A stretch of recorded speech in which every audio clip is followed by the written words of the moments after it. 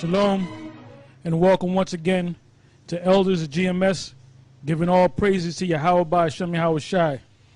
Today's topic is another breakdown, because I see we have to go into these breakdowns so the people that watch us out there, the brothers that watch us out there and so forth, can get these breakdowns correct instead of going on their own, letting them demons jump on them and thinking they know how to break down the scriptures, man. You know? So we're going to go to the book of Genesis. We're going to go to the second chapter because you can catch the Genesis, the first chapter breakdown that I did years ago.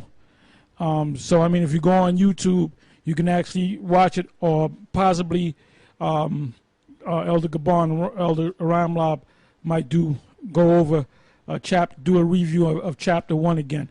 But you should know chapter 1. We're going to go into chapter 2. And this is most likely going to be no more than about an hour long on this particular show that we're doing. And we're going to go through most of the books, or the chapters of Genesis. Most of them are easy to understand, but there's some that you need breakdowns on. The second chapter is one of them. So let's start. Genesis chapter 2 verse 1. Thus the heavens and the earth were finished, and all the host of them. And on the seventh day Read that again. Thus the heavens and the earth were finished, and all the host of them. Now let's go right here to the is that 2-1? 2 and 4. That's 2 and 4. Okay, so you're gonna have to go to the blue letter. Go to the blue letter, the second chapter in the first verse, and read that in the English, and then go to the Hebrew. I don't know how well your Hebrew is. Yes, we're in the Blue Letter Bible, Genesis 2 and 1. The English says this. It says, "Thus the heavens and the earth were finished, and all the host of them." Now in the Hebrew it says... Just pick out the key words. You don't have to read the top. Okay. Key words right there. Okay. Well, one of the key words would be the heavens, which the Hebrew word there is shemayim. Another key word would be earth, which the Hebrew word there is aratazah. And I guess that's it. Yeah, basically I wanted to pick out some of those words like shemayim. The word shemayim is actually from the word, an extension of the word mayim, which means waters. Water, waters, water, plural. And the yum makes it plural. Just like when you go to Genesis, the first chapter, in the first verse, it's the word there is God. Well, the word that should be there when you go to the Hebrew is halalyam. The word Allah means power, judge, God, and the yum makes it plural. So it's not one God, it's many gods, which represent the Lord, Yahawashi, and the angels. All right? Now let's read on. Right, it says, "Thus the heavens and the earth were finished, and all the host of them. And on the seventh day the powers ended his work which he had made." It should be the powers ended their work, because the word there is halalyam. Go ahead. "And he rested on the seventh day from all his work." Read again. They rested. "And on the seventh day the powers ended their work which they had made. And they rested on the seventh day from all their work which they had made." Yeah, because they keep putting he, him. It's not he and him. It's not singular. It's plural. How do you know? By going back to the Hebrew. Go ahead. "And the powers said," then the powers blessed the seventh day and sanctified it, because that in it they had rested from all their work which the powers created and made. Yeah, because you go to church, they're going to read it like it's God. The Most High, Yahawah himself, is not even mentioned. He gave the charge to Yahawashi and the angels. Give me St. John 1 and 1. That's why these churches are all messed up. That's why these cats in Islam is all messed up. That's why you got a lot of Israelite groups that are all messed up. because they don't understand the root words. They don't understand word roots. Root word meaning where the word came from. Word roots means this word could go many different roots. With one word, you can make many words. Go ahead. St. John chapter 1, verse 1. In the beginning was the Word, and the Word was with... Want me to read it verbatim? Read it verbatim. Okay. In the beginning was the Word, and the Word was with God, and the Word was God. The same was in the beginning with God. All things were made by him, and without him was not anything made that was made. I read again. Hold the mic. Okay. Read it again and read it and break it down. Con. This is, in the beginning was the Word, and the Word was with the powers, should be there. The word, the powers, or halalyam. So it says, in the beginning was the Word, which the Word we know is Yahawashi, according to Revelation, the 19th chapter. It says, and the Word was with the powers, or with halalyam. Now, when you read the Greek, in the Greek portion of it, right, when you read the Greek, the word that appears there in the Greek is theon, right? Now, the word theon is the plural form of the word theos. The word theon is plural, like you have the word pantheon. Now, the word pantheon, pan is all, and theon is gods. All gods. So the pantheon was a place where they had all the gods. So when you read that in the Greek, the word there's theon. Then it says, in the beginning was the Word, and the Word was with the God, which really is supposed to be the gods. It says, and a God was the Word, which that's correct. This was in the beginning with the gods, should be. So it says, in the beginning was the Word, which is Yahawashi, and the Word, Yahawashi, was with the powers, and the Word was a power, or a God. Yeah, so now you understand John, the very first book in John. John was referring back to Genesis, the first chapter. All right? All right, go ahead. It says, the same was in the beginning with the powers. All things were made by him, and without him was not anything made that was made. So Yahawashi goes back to the beginning of time. All right? Give me, I believe it's Hebrews, the first chapter, and start from the very top again. Go ahead. Hebrews chapter 1, verse 1. The Most High, who at sundry times and in divers manners spake in time past unto the fathers by the prophets, hath in these last days spoken unto us by his Son, whom he hath appointed heir of all things, by whom also he made the worlds. Yeah, he who made the worlds is Yahawashi. When did he make the worlds? Go back to Genesis 1 or go back to John 1. Now let's go back to Genesis, the first chapter, second chapter where we left off. Genesis chapter 2, verse 3. And the powers blessed the seventh day and sanctified it. So the Most High didn't bless anything. He gave this charge unto his Son and the angels. Go ahead. Because that in it they had rested from all their work which the powers created and made. These are the generations of the heavens and the earth when they were created, and the day that Yahawah's powers made the earth and the heavens. Read that again. Yes. These are the generations of the heavens and of the earth when they were created, and the day that Yahawah's powers made the earth and the heavens. Read it one more time. These are the generations. Now, years ago, you had these Muslims that was under Dr. York, Iman Isa. At one time, he was called Iman Isa. He had these different names. Chief Black Eagle, all these different names. And basically, they were going around saying that the word generations is talking about the angels had genealogy. All right? So now let's go to the Hebrew and look up the word generations. Yeah, in Genesis 2 and 4, the word there for generations, the Hebrew word is thawaladwaf, which means descendants, or they have here descendants, results, proceedings, generations.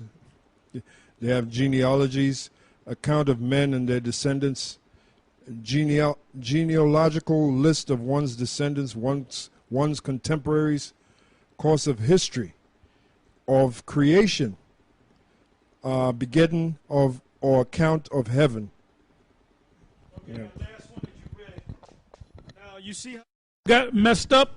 Read that again. Read it to me loud, and I'll speak it. Read it to me. Oh, okay. Number 1 is descendants. Descendants. It's not talking about the descendants of the angels. So that's not talking about the genealogies of the angels, like the angels had sex. Give me that in Matthew's, in the spiritual world. The angels don't have sex, all right? Also give me 1 Corinthians, the 15th chapter. Read the next one. Results. Result is a good word. This is the result after the order of the heavens, the sun, the moon, the stars, the earth, the firmament, the grass, the animals, and man. This is the results of that. Or this is the records of that. That's what that word means. Because you got people out there that'll take one word and look the word up and say, oh, it means that because of that definition. Well, it goes deeper. All right? Just like the word stigmata. The word stigmata means on a literal sense is when you stick something in you. Like that's for the number 6 in Greek, in the Greek language. Stigmata, in a social sense, can mean if a woman slept around with a lot of guys, she got the stigma or the stigmata of a slut. So nothing was actually stuck on her, but socially things were stuck on her. Because when they saw her, they said, oh, there goes that slut. And she don't have to wear a shirt or have a sign on it saying she's a slut. You just know her by her reputation. Okay? So, all right, go back and read it again. Yeah, the Hebrew word there is thawaladwaf, and they have here descendants, which is incorrect, results, which is correct, proceedings, generations, genealogies, generations and genealogies, that's incorrect. Account of men and their descendants, that's incorrect. Genealogical list of one's descendants, that's incorrect.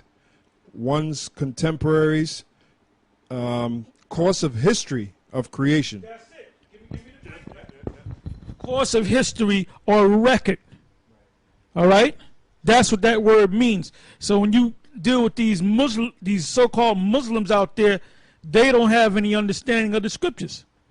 All right, go ahead. This is Matthew chapter 22, verse 29. Yahawashi answered and said unto them, ye do err, not knowing the scriptures, Yeah, and there's a lot of guys out there that err and not knowing the scriptures. Go ahead. nor the power of the Most High. For in the resurrection they neither marry nor are given in marriage, but are as the angels of the Most High in heaven. But they neither what?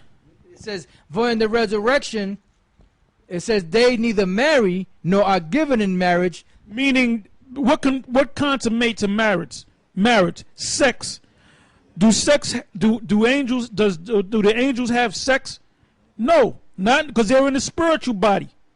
Go ahead. But are as the angels of the Most High in heaven. So what does that mean? When you die, you go into the spirit world and you become what? An angel. You're in the spiritual realm. So you don't have sex in the spiritual realm. So when do you have sex again? When you come back in this physical body. So you got these idiots, you got the Muslims and certain Israelites saying that the Most High put the seed in Mary, or the Most High came down and had sex with Mary, or Gabriel had sex with Mary. That's total madness. That's why the Lord said what he said before he made that statement. Ye err in not knowing the scriptures.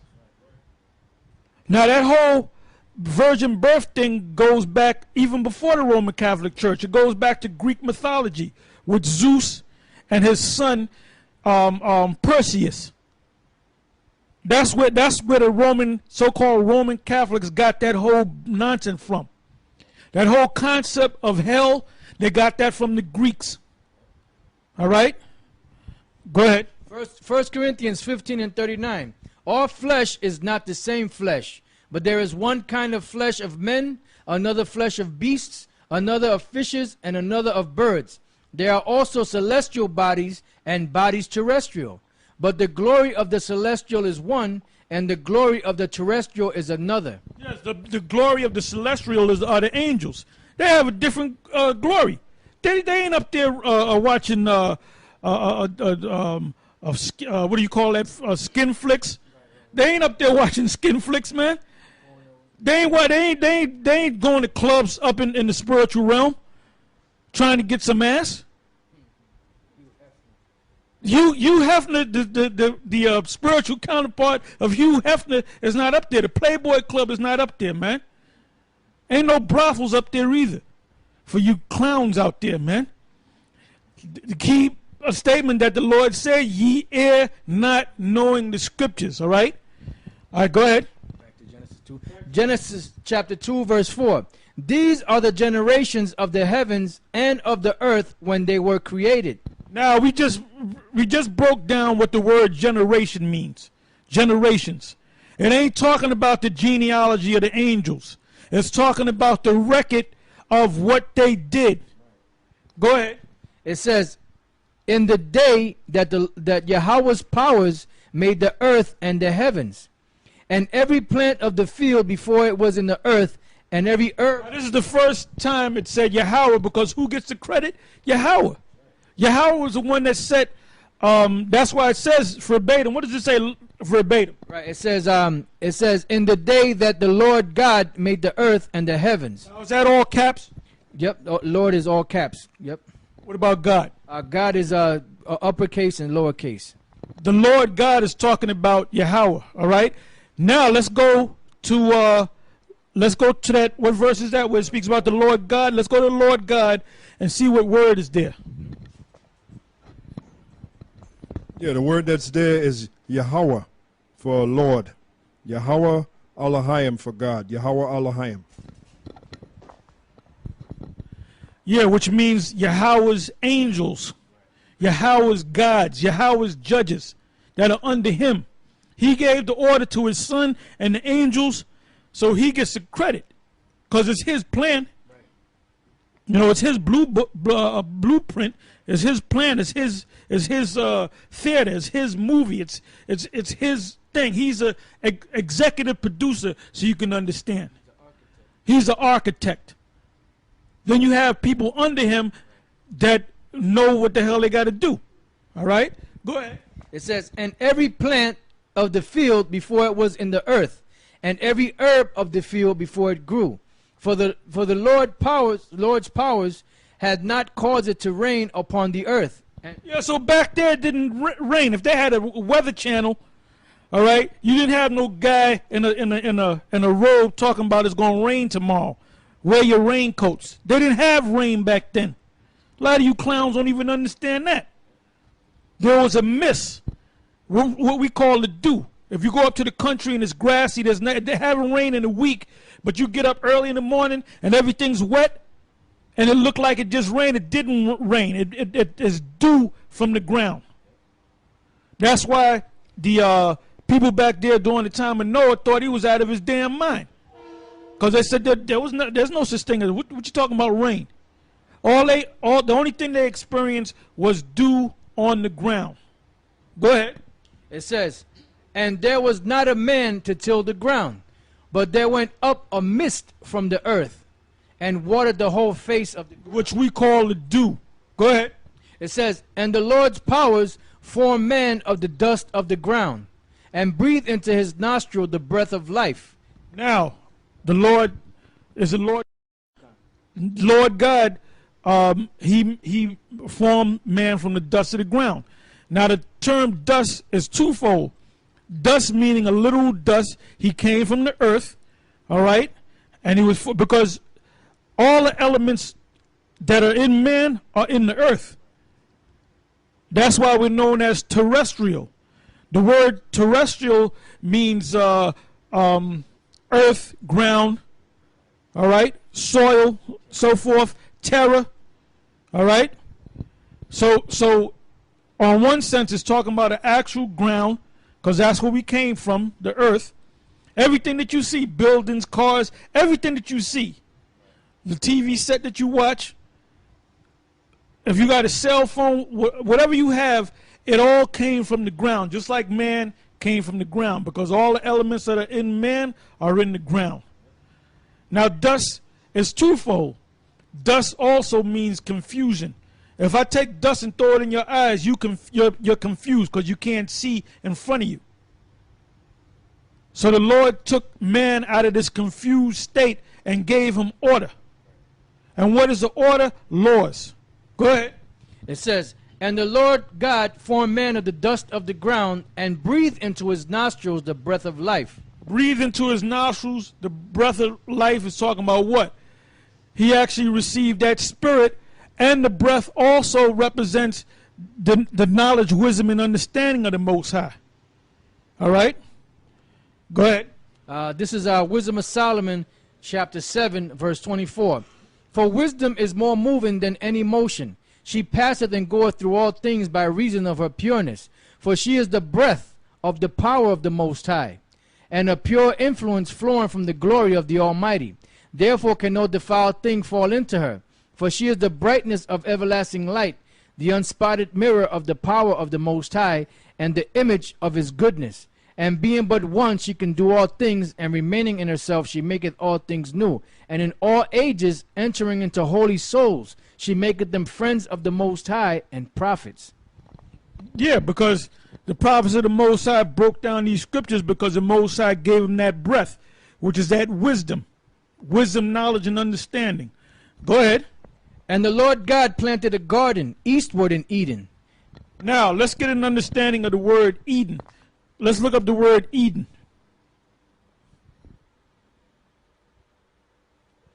Read it in the Hebrew, then read it in the translation. Yeah, the word Eden in the Hebrew is Aidan. Aidan, which means, it says pleasure, the first habitat of man after the creation, site unknown, a Gershonite Levite, son of Joah, in the days of King Hezekiah of Judah. So the first definition is pleasure. Yeah, that's synonymous with the word joy, paradise, pleasure. Because when the earth was created, it was created for the enjoyment of man, for the pleasure of man.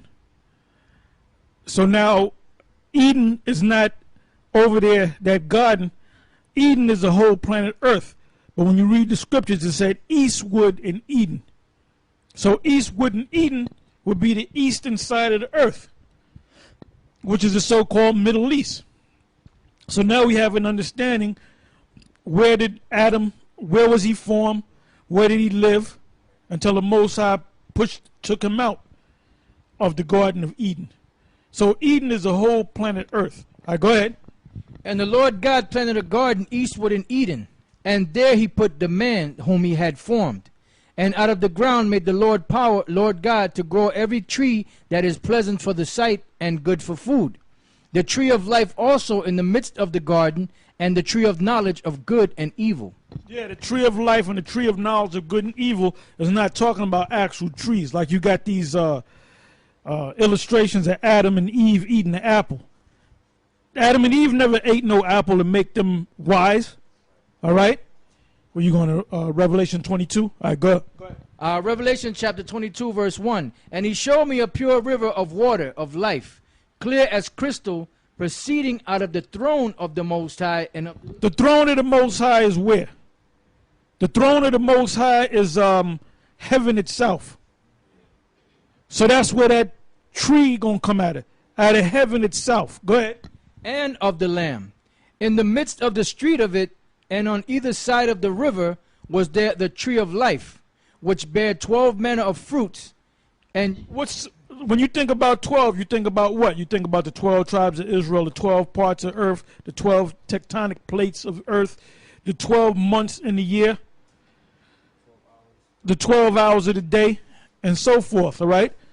So now, what is this talking about? If it's not talking about an actual tree, it's talking about the formation of the heavens, the stars, the formation of the stars, and so forth. Because at one time, you had Issachar was able if you know the scripture offhand, I believe it's in Chronicles.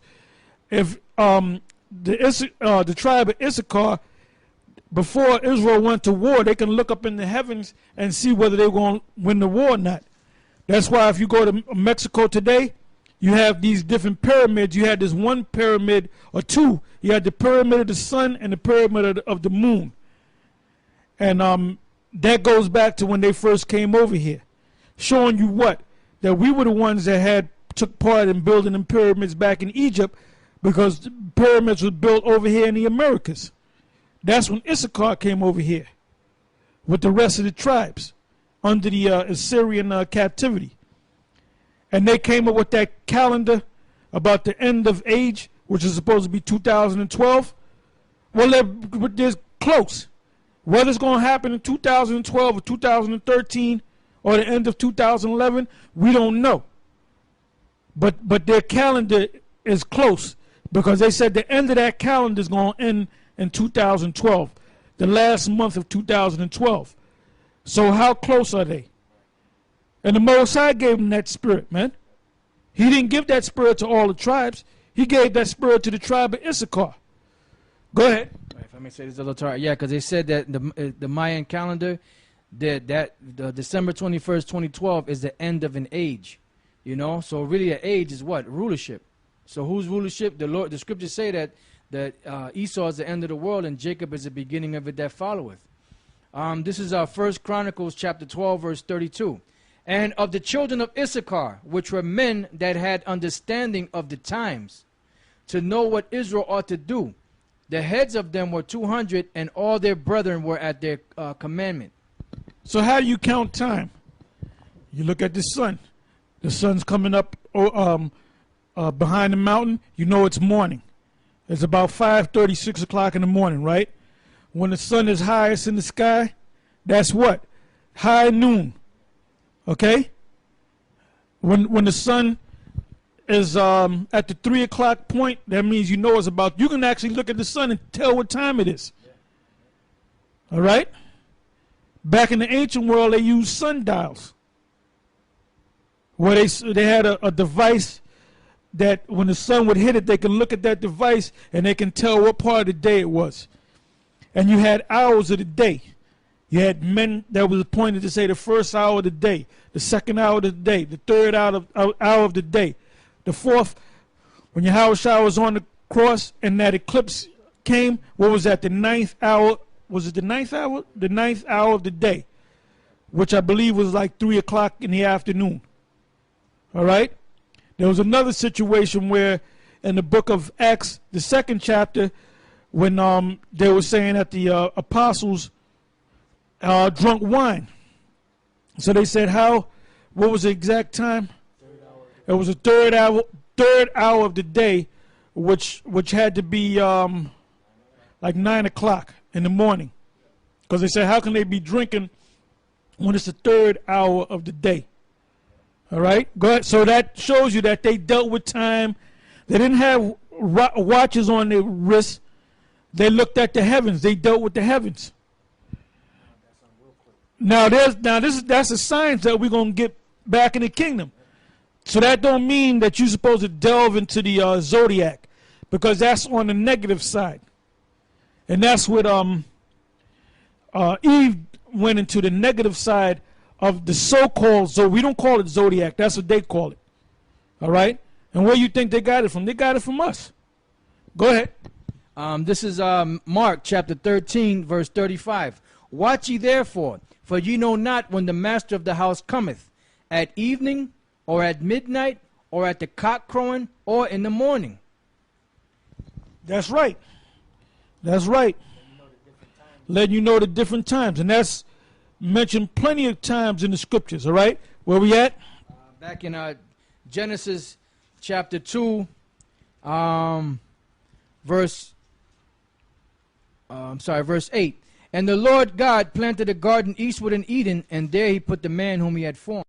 Out of the ground made the Lord God to grow every tree that is pleasant for the sight, and good for food, the tree also of life also in the midst of the garden, and the tree of knowledge of good and evil. And a river went out of Eden to water the garden. and from thence it was parted and became into 4 heads.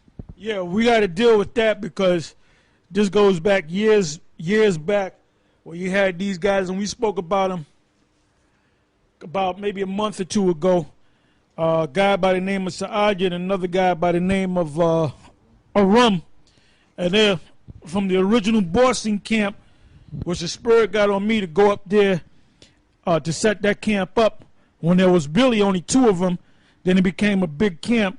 And then basically what happened was they all went back into the world. But now they see that the prophecies are coming to pass. They're trying to sneak back in there and trying to get back in the position that they were in back then. And you'll still put up a couple of videos here and there. And you see a lot of these guys that you see popping up that you never seen them before. We know all these guys, man. They're from the old school. They go back to the 1992 Israelites, man. See these guys popping up all over the damn place because they're trying to get.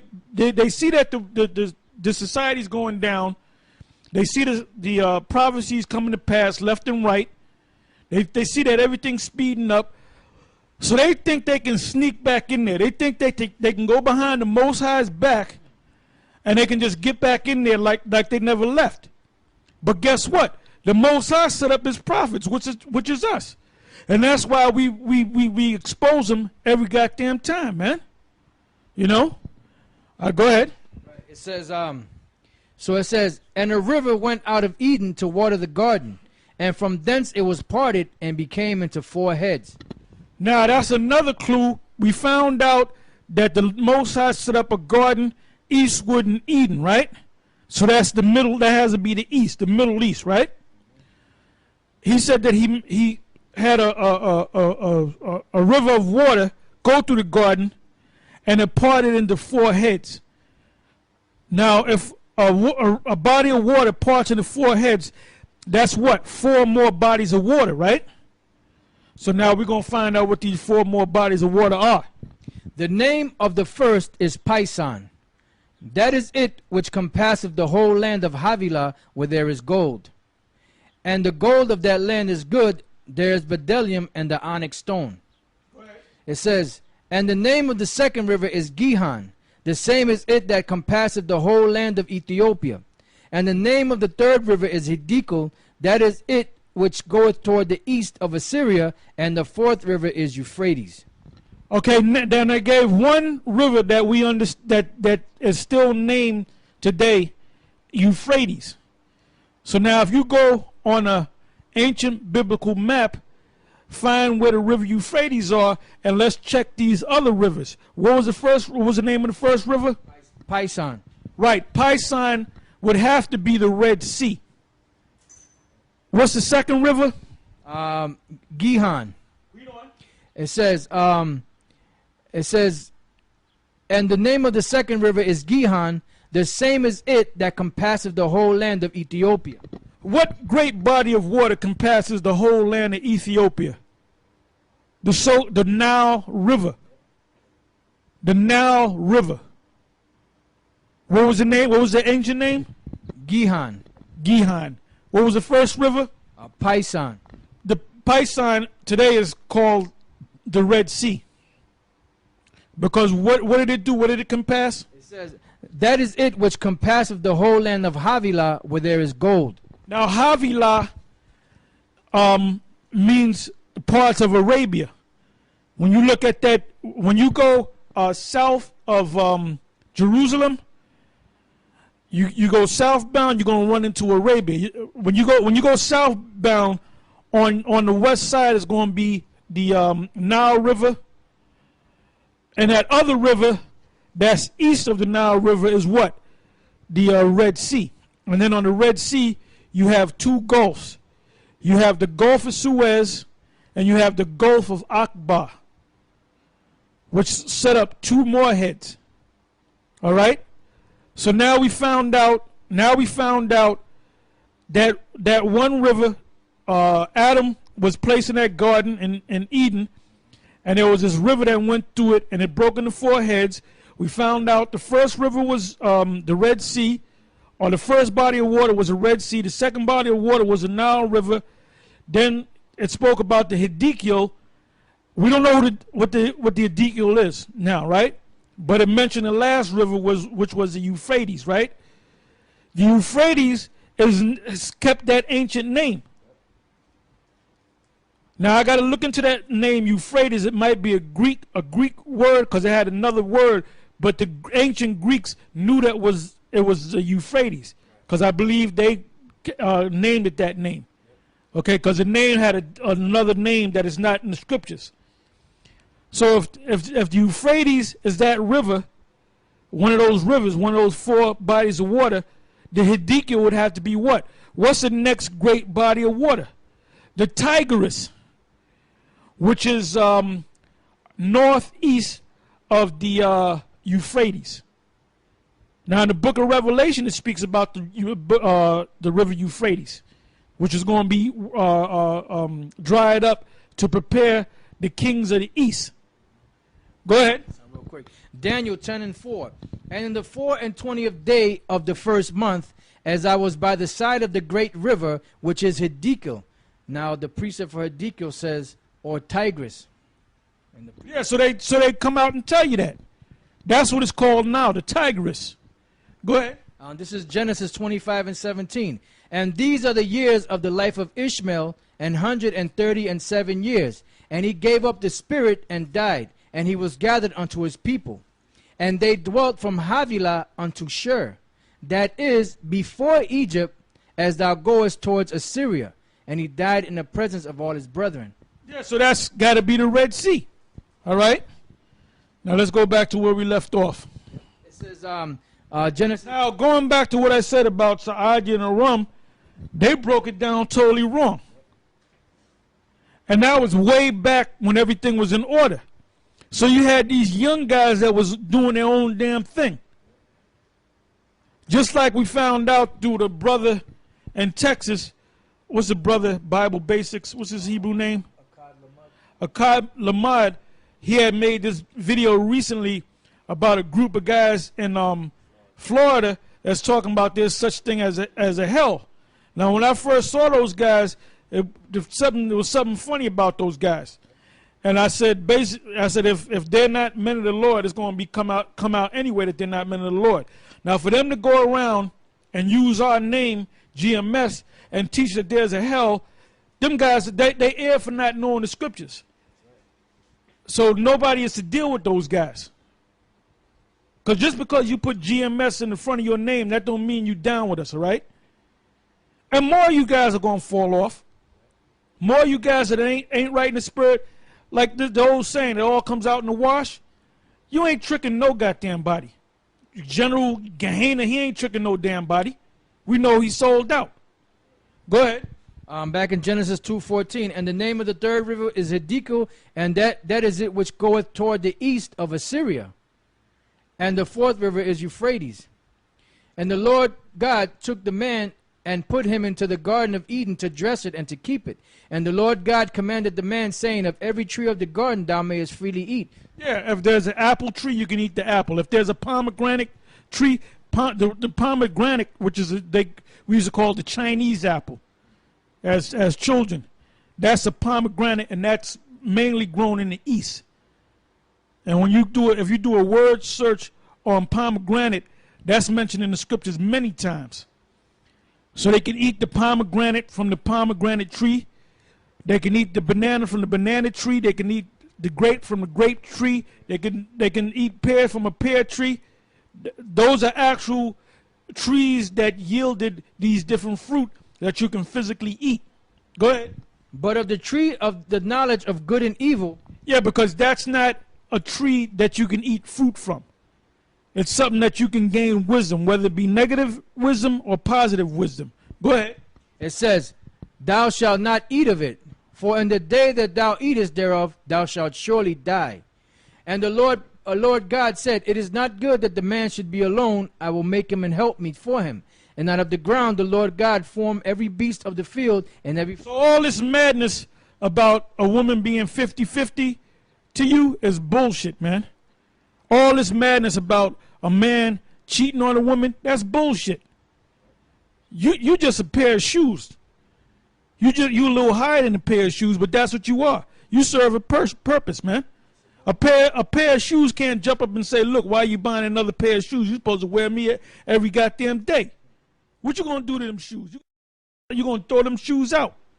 If they can talk, well, guess what? The Most High set up the woman, created the woman for us. We're the lords over the woman. And I look around at these women, they're completely out of order, man. Man, I saw this one damn woman, she had shorts on, and you can see half the cheek of her fucking ass, man. Women got their titties all out because they got these laws where if you say something negative against a woman, the cops come along, they'll lock you up for looking at it the wrong way. You can be across the street, you look at it the wrong way, that's stalking. They can lock your ass up. That's why there's going to be mass riots. All hell is going to break loose in this country. You going around thinking that everything's okay. Like I passed by Yankee Stadium earlier today, all right, and you had nothing but crackers all up in there because they're going to watch Derek Jeter, which is a Jake. He trying to hit that 3,000 home run. And there ain't nothing but damn crackers, man. And that's right there in the middle of the Bronx, where you know what you got in the middle of the Bronx that live around there? You got Jake, which is Judah, you got Ephraim, you got Benjamin, and something's gonna happen where they're gonna go after them devils, man, during the game. It may just happen that way. Now there was this video up on YouTube with this Issacharite dude going out just cursing crackers out left and right, man. They're calling him a damn hunky, man. So this fire is getting lit. This fire is beginning to this thing is beginning to brew, man. And everybody, every dark person or people that are not Edomites, they know that this man's a damn devil, man. All hell is getting ready to break loose. Go ahead. And out of the ground the Lord power formed every beast of the field and every fowl of the air, and brought them unto Adam to see what he would call them. And whatsoever Adam called every living creature, that was the name thereof. Like for example, the first character of the Hebrew, the Lashwan Kodash, is for alap, which means a cow or cattle. It means cattle. Ba represents Bayath, which is house, which was a tent, and so forth and so on. Lamad is a law, which is a snake. Go ahead. It says, and Adam gave names to all cattle, and to the fowl of the air, and to every beast of the field. But for Adam there was not found an helpmeet for him. And the Lord power caused a deep sleep to fall upon Adam, and he slept and took one of his ribs and closed up the flesh instead thereof. Now, that ain't talking about he went and did an operation. The Most High didn't put no whites on and got the nurses and said, give me the scalpel and let me cut him open and take one of his ribs out. That's parabolic talk for the Most High chose a woman for him, of his people. Because when man was placed upon the earth, just like animals, they were placed upon the earth innumerable amount of people. Somebody get me the book. I mean, you get me the book of Genesis, the 5th chapter. All right? And you can start from the top. Genesis chapter 5, verse 1. This is the book of the generations of Adam. In the day that the powers created man, in the likeness of the powers made he him. In this case, it's talking about the history of Adam, the record of Adam, and the genealogy of Adam. Go ahead. Male and female created he them, and blessed them, and called their name Adam. Yeah, so it really wasn't no one man, Adam. And then the Most High had to make this woman. Adam had parents. All right? Adam came from the group of people called Adam. And the word Adam means Adama, which means of the earth, all right, or of the ground. Go ahead. And called their name Adam in the day when they were created. Right, called their name Adam in the day that they were created. So did the Most High create one man? No. He said in the day that they, plural, man and woman, plural, were created. So where does that go back to? Genesis, the first chapter, I believe, is the 26th verse. Go ahead. Genesis chapter 1, verse 26. And the power said, let us make man in our image. Now, wait a minute. This is the God, right? This is God right here speaking. Which, when you go to the first chapter, the word is halalyam. The yum makes it plural. Allah meaning God, power, judge. Yum meaning more than one. And it says he did this and he did that. And him. Now, when you come down to the 26th verse, you notice it said, let us. So who was God talking to? It was Yahawashi and the angels, and they were speaking to each other. Let us make man. Go ahead. It says, and God said that us make man in our image. Now, when was man made? Go back to the 21st verse. Genesis 1:21. And God created great whales and every living creature that moveth, which the waters brought forth abundantly after their kind, and every winged fowl after his kind, and the powers saw that it was good. So, is not man and woman a creature? Were they not created? Read it again. It says, and the powers created great whales, and every living creature that moveth, which the waters brought forth abundantly after their kind, and every winged fowl after his kind, and the power saw that it was good. So man was created with the whales and the rest of the animals.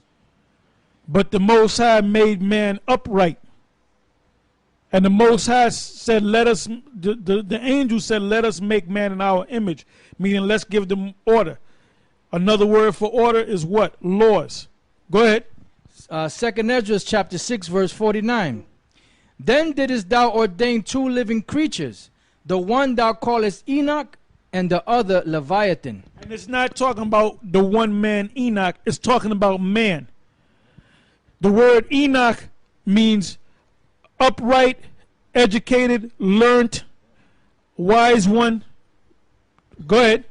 It says, and the other Leviathan, and didst separate the one from the other, for the seventh part, namely where the water was gathered together, might not hold them both. Unto Enoch thou gavest one part, which was dried up the third day, that he should dwell in the same part wherein are 1,000 hills. But unto Leviathan thou gavest the seventh part, namely the moist, and hast kept him to be devoured, of whom thou wilt and when. Yeah, so you still have the Leviathan, the great sea serpent down there that the Most High haven't released. Now, if you go back to Greek mythology, they made a movie where Zeus, which is a black man, all right, which is supposed to be the Most High, got mad and said, release the Kraken. Now, the Kraken goes back to the Leviathan. They call it the Loch Ness Monster. So basically, the Greeks take these biblical stories and put their own name to it, man. And who's the only one that can release the Leviathan? The Most High. Go ahead. Back in Genesis 2:21. And the Lord God caused a deep sleep to fall upon Adam, and he slept, and he took one of his ribs, and closed up the flesh instead thereof. And the rib which the Lord God had taken from man made he a woman, and brought her unto the man. And Adam said, this is now bone of my bones, and flesh of my flesh. She shall be called woman, because she was taken out of man. I got one. Genesis 29:12. And Jacob told Rachel that he was her father's brother, and that he was Rebekah's son. And she ran and told her father. And it came to pass, when Laban heard the tidings of Jacob his sister's son, that he beat him and embraced him and kissed him and brought him to his house. And he told Laban all these things. And Laban said unto him, surely thou art my bone and my flesh. And he abode with him the space of a month. By the way, those were distant relatives going back to Abraham and to Terah, but they were in Haran. They were known as Syrians. All right. So but they were really Hebrews. So when you go back to Deuteronomy 23:7, a born not an Edomite, the word there is a born not Aram, which is the Syrians, because you had our people from the line of Terah, Abraham, Haran, and so forth, that they moved up there and they were being called Syrians. So you got clowns out there saying they're going to use that one scripture saying we got to love an Edomite. You err and not knowing the scriptures. Go ahead. We got to do a topic on that. You err and not knowing the scriptures, and just bring out all these scriptures that they err and not knowing. Go ahead. All right, back in Genesis 2:23, and Adam said, "This is now bone of my bones and flesh of my flesh. She shall be called woman, because she was taken out of man. Therefore shall a man leave his father and his mother, and shall cleave unto his wife, and they shall be one flesh. And they were both naked, the man and his wife, and were not ashamed." Yeah, the naked part is talking about what? The naked part is really talking about naked to the truth. Naive. All right? All right, go ahead. This is the book of Romans chapter 16, verse 17. "For your obedience is come abroad unto all men. I am glad therefore on your behalf. But yet I would have you wise unto that which is good, and simple concerning evil." That's right, and that's what they were. All right, let's go back. It says, "And they were both naked, the man and his wife, and were not ashamed." And we're not ashamed. Okay, now that's the end of the second chapter, right? Now let's go to the third chapter. We'll read part of the third chapter. Go ahead. Genesis chapter 3, verse 1. "Now the serpent was more subtile than any beast which the Lord power had made." Now who's the serpent? Let's go to Revelation 20, verse 1. This is this damn devil, man. Esau, but he wasn't called Esau back then. See, Esau came in many forms and many guises. The last time he came as Esau. The sons and daughters that he had were known as Edomites, and it stuck like that. The Most High never changed their name no more. At one point, he was called Cain. But when he came back the last time, in Genesis, Genesis the 25th chapter, that was Esau, and that name stuck. And they call themselves under different names, and they don't want the stigma of Esau on them. That's why there's guys out there that make videos and documents saying that they're not Edomites. Because what does it say in the Bible? You got the Bible dictionary? Let's go to Esau. It's either Edom or Esau. I think it's the last sentence. We're dealing with Esau. So this is what the scholars came up with concerning Esau. And they know that they're Edomites. Go ahead. This is under Edom. It says, "Edom figures prominently in the prophetic scriptures as the scene of great future judgment." So this destruction didn't take place of Esau because you would have known about it. You would have been taught, like Sodom and Gomorrah took place. We talk about it thousands of years in the future, because that was a great destruction. That's why people are able to talk about it. That's why they make specials on it on the History Channel and the Discovery Channel and all these different document type channels. But where's the document or the show on History Channel where they speak about the destruction of the infamous Edomites, or the destruction of the nation of Esau? And then they'll go to the place, this is where it took place. This is where Esau was finally destroyed. Let's go into see who Esau is. The remnants of them live in the Carpathian Mountains, and they have reds. It don't mean that, man. This thing did not happen yet. This thing is getting ready to happen, and the elite know. And the elite are fucking stupid. You know why? Because they're paying off guys like Comfy, and they're paying off guys like General Gehenna or General Yahanna. You wasted your money because you're not going to add 1 second, and those guys are not sharp, man. Them guys ain't sharp. Comfy's not sharp. There wasn't nothing sharp about him. General Yahanna's not sharp. He mangles the scriptures, man. So you ain't gonna get none of the GMS guys out there because they've been trained right. They've been taught right. So anybody that comes up with some nonsense, you're gonna get cut, man. So all them GMS brothers, they sharp as hell. So you can't run no games on them, man. The Most High used us to train them brothers well. That's why you don't see Comfy no more, because he failed. Go ahead. Edom figures prominently in the prophetic scriptures as the scene of great future judgments. See notably Isaiah 34, 5 and 6, and Isaiah 63 and 1. She is the only neighbor of the Israelites who was not given any promise of mercy from God. So they know that. And they're trying to do everything to upset the prophecies with their space program back in 61. They set up their damn space program to try to search out the heavens to destroy the nation of Israel. But guess what? You had your last flight yesterday, which was the, what was that, the 8th, July the 8th? You had your last flight going up into the heavens, and now you got to piggyback off of the Russians, which the Russians are going to destroy your ass. So you failed. You're finished. It's done. Everything's in place for you to go down. Go ahead. Revelation 20 and 1. And I saw an angel come down from heaven, having the key of the bottomless pit and a great chain in his hand. And he laid hold on the dragon, that old serpent, which is the devil and Satan, and bound him 1,000 years. So is it talking about an actual serpent? Because you had one of the pictures set up of this guy Zimmer from Bizarre Foods, and he got a damn snake around his neck, and he's petting the damn snake. It ain't talking about that snake. It's not talking about a actual serpent. It's talking about this damn devil, man. He's also known as a dragon. So this devil, this dragon, from the very beginning, is what? That serpent that's talking to Eve. All right? Go ahead. Psalms chapter 58 verse 3. The wicked are estranged from the womb. They go astray as soon as they be born, speaking lies. Their poison is like the poison of a serpent. And what is their poison? Their philosophy. That's why you got these women walking around with short, they get short pants and they cut them even shorter. They got half the cheek, they got 3/4 of the cheek of their ass showing. They wear these tight ass jeans, and they got a thong on, and then they'll put a damn tattoo.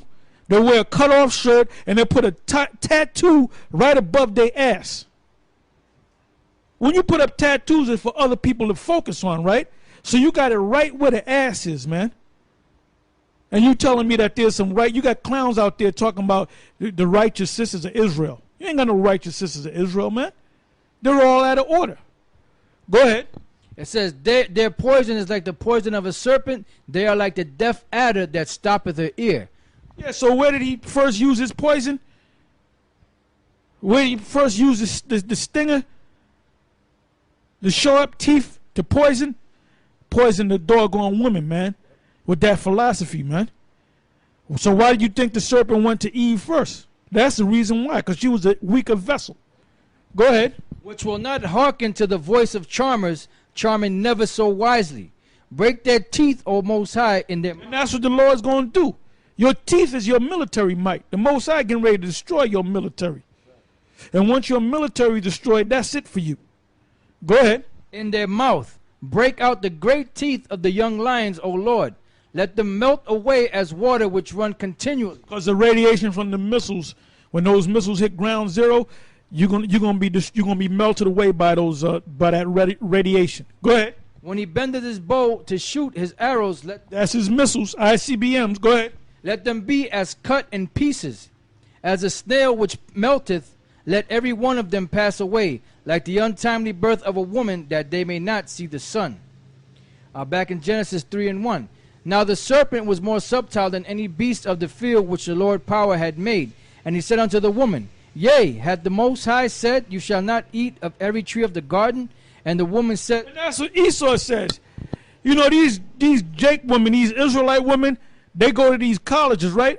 Jake man ain't really going to no damn college unless he's a flaming faggot, man. Ain't no hardcore Jake out there. He ain't going to no damn trying to get a better himself. Because he knows how to go out there and hustle, man. You can go out there and hustle and make your living. But these our women, go to any damn university where you live at, man, and see them people going into college.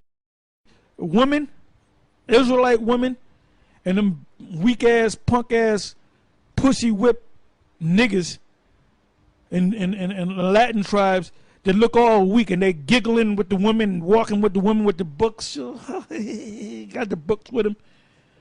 And that shit don't, like my daughter, she had went to this fucking, she got a fucking degree, and she haven't found a job in fucking a year and a half. And her damn unemployment done, she's a 99er, so you can understand. Her damn unemployment been ran out. So she's hustling. I told her, as I said, that fucking college is a waste of fucking time.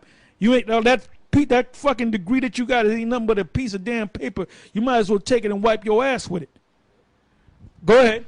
And the woman said unto the serpent, We may eat of the fruit of the trees of the garden, but of the fruit of the tree which is in the midst of the garden, the Most High have said, You shall not eat of it, neither shall ye touch it, lest ye die.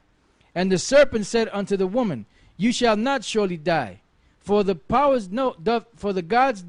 God doth know that in the day you eat thereof, then your eyes shall be opened, and you shall be as gods, knowing good and evil. Yeah, so what did Esau tell you? He said, look, you don't got to listen to the Most High. Listen to me. If you do what I tell you to do, you're going to be over the Most High. The Most High can't tell you nothing. And that's what these black-ass women in these Latin tribes are getting in their head, man. And Esau is telling them that in their institutions of learning. That's why certain guys, like I said, Comfy and General Yahawashi is sold out. Because Esau got to their head and said, don't worry, the Most High ain't coming. We're going to give you X amount of money. Everything going to be all right. And because they didn't have faith and they didn't believe, they took that damn money. Because if you had faith, you would have never sold out. Go ahead.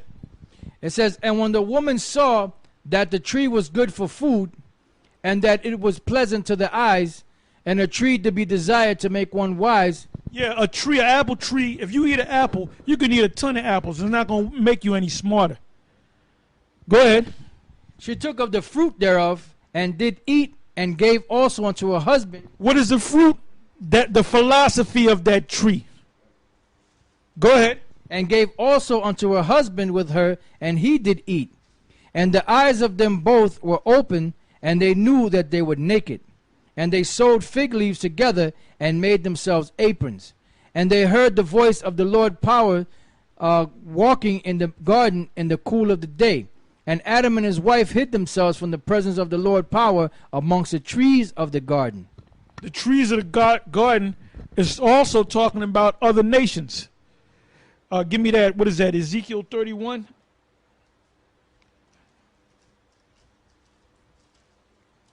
You have regular trees that bear fruit. You have the tree of knowledge and good and evil. You have the tree of life. And also you have other people, other nations, which are referred to as trees. Go ahead. This is the book of Ezekiel 31 and 6. It says, All the fowls of heaven made their nests in his boughs, and under his branches did all the beasts of the field bring. Now, I know boughs, it's in Genesis 49. I don't know if it's in this translation, but when you read about Ephraim, it says the word Ephraim means fruitful. So that's not talking about a tree. That's talking about a tribe of the nation of Israel. Now, it spoke about the boughs, and I believe the boughs and the branches. And if you look the word up, matter of fact, go to the blue letter, give them the verse. Ezekiel 31 and 6. Now, let's see what those words mean, because it could be a different Hebrew word. Go to the one in Genesis, the 49th chapter, on the tribe of Joseph, on Joseph or Ephraim. I think it's under Joseph. It mentions boughs and branches. Okay, what word comes up? Boughs and branches, right? Boughs. Where you at? 31 and 6. Ezekiel 31 and 6. Go ahead. Ezekiel 31 and 6. I'm going to look up the word bow, then branches. The Hebrew word there for bow is, it looks like saipah. Saipah, which means bow, branch. Down here, branches. Okay. Because it's something different. Now go to name the other scripture. Genesis 49 and 22. Go to Genesis 49 and 22.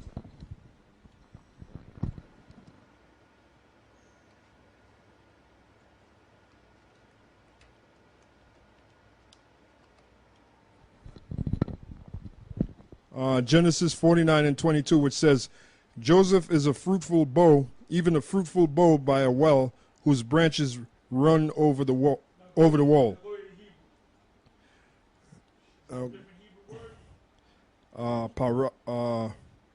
Bath. The Hebrew word there for branches is bath, and fruitful they have para.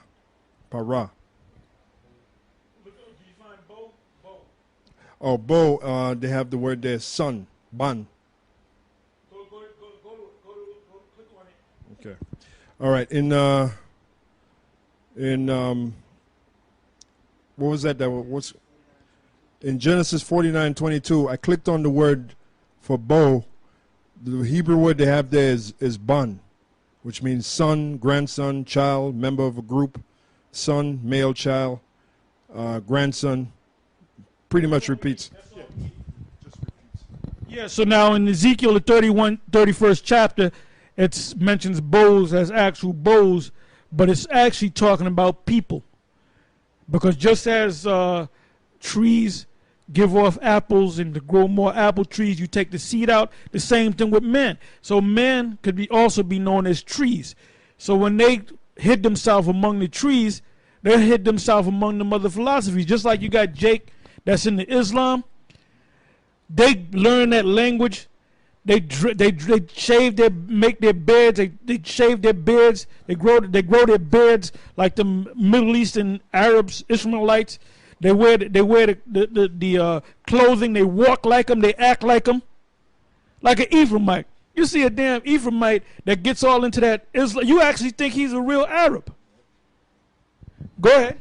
It says, and all the fowls of heaven made their nests in their boughs, and under his branches did all the beasts of the field bring forth their young, and under his shadow dwelt all great nations. Thus was he fair in his greatness, and the length of his branches, for his roots was by great waters. This is talking about Adam, or the Adamites, because he was greater than all the trees. Go ahead. The cedars in the garden of the Most High could not hide him. What garden is it talking about? Wasn't they kicked out of the garden? So why is a garden written in the book of Ezekiel when they got kicked out of the garden so many thousands of years ago? Because Ezekiel is referring back to the garden and to Adam. He's not mentioning Adam.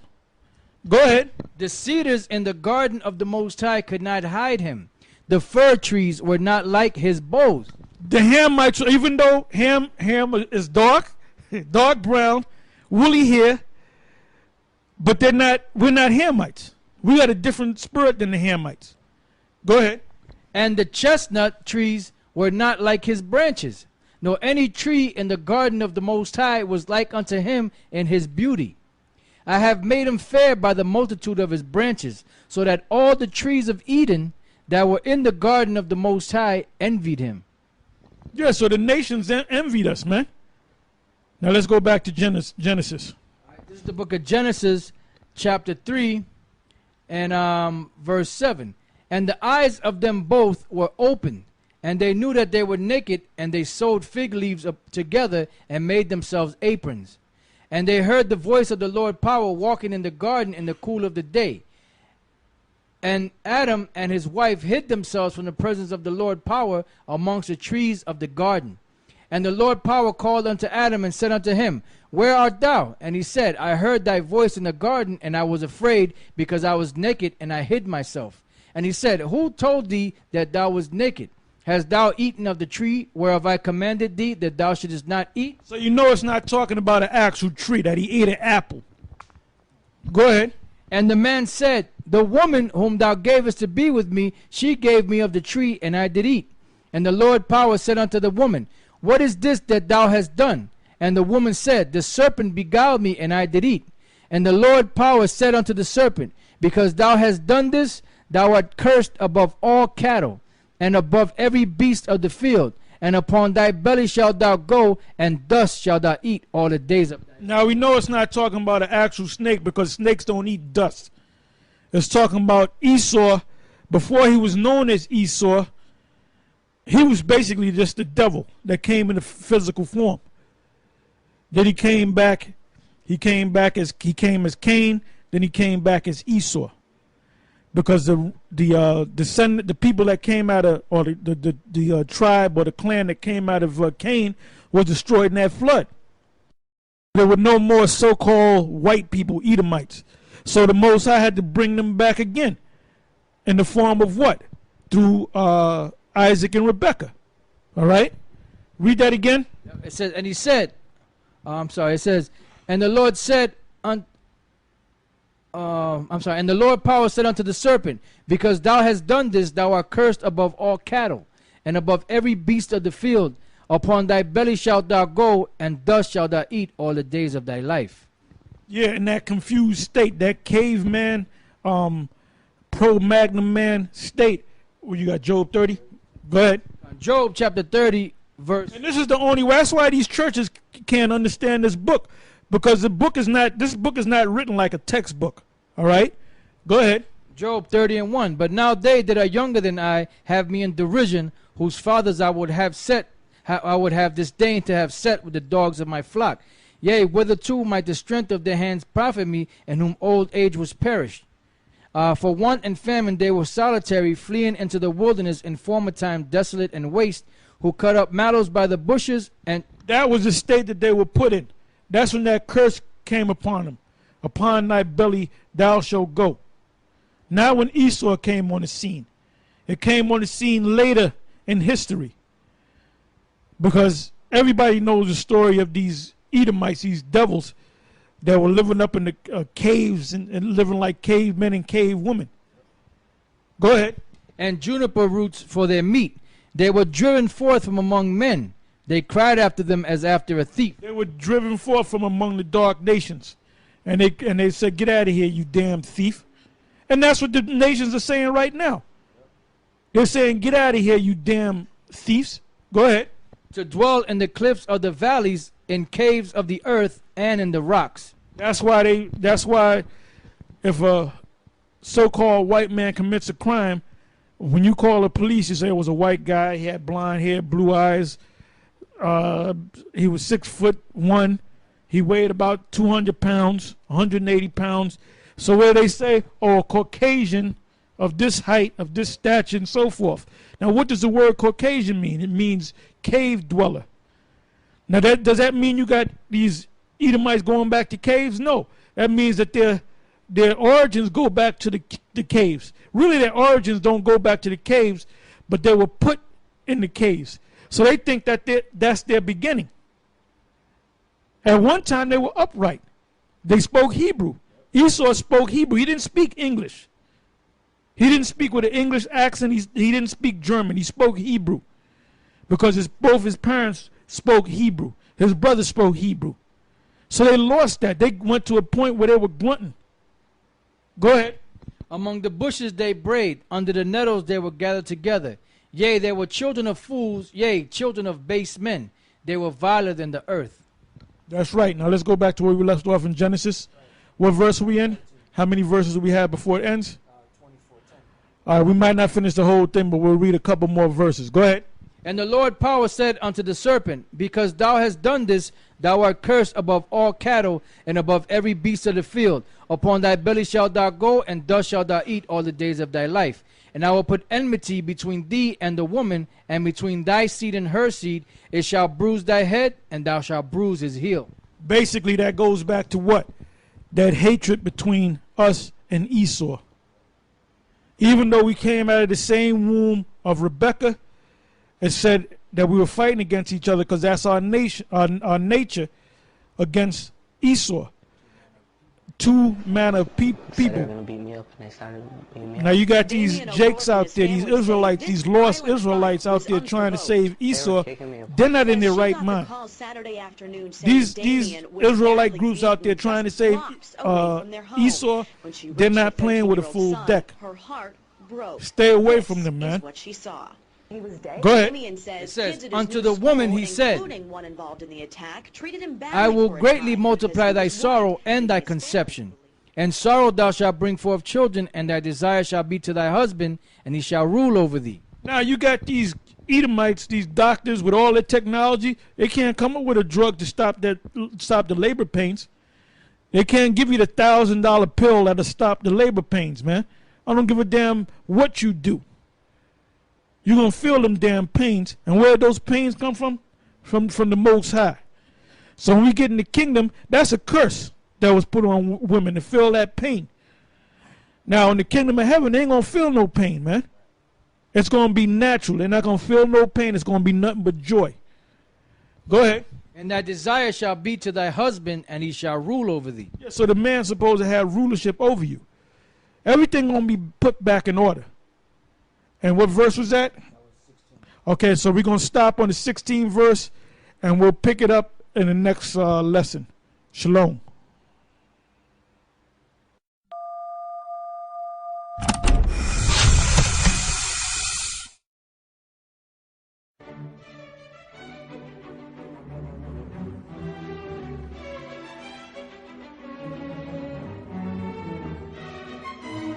Shalom, and welcome once again to Elders GMS, giving all praises to Yahawah, bahasham, Yahawashi.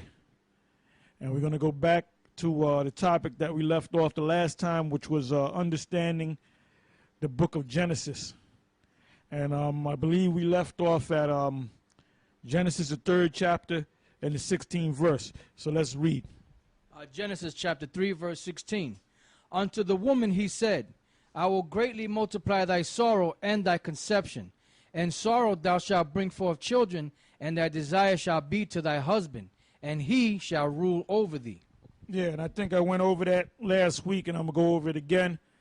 Basically, that's talking about when a woman is pregnant, she goes through her labor pains.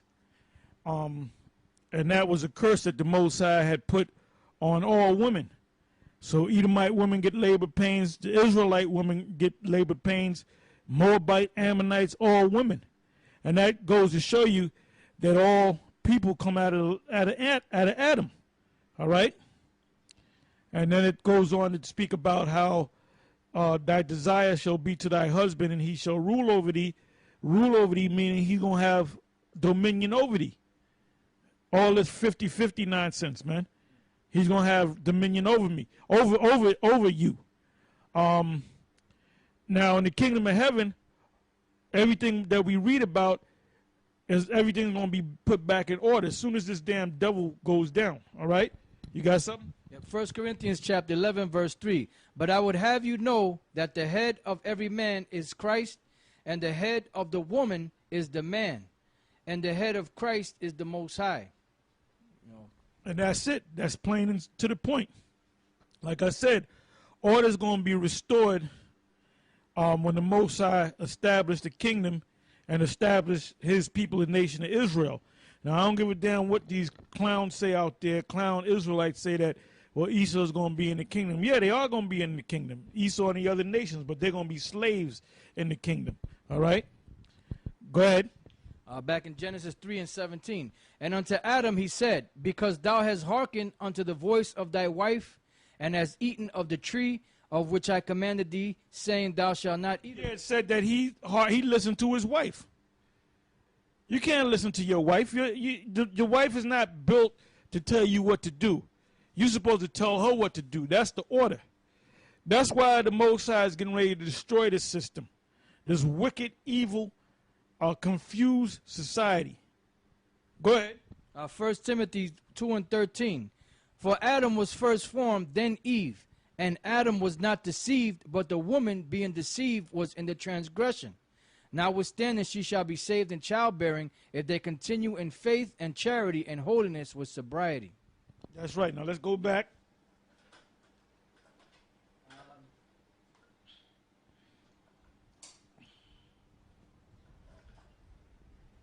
Go ahead. Okay.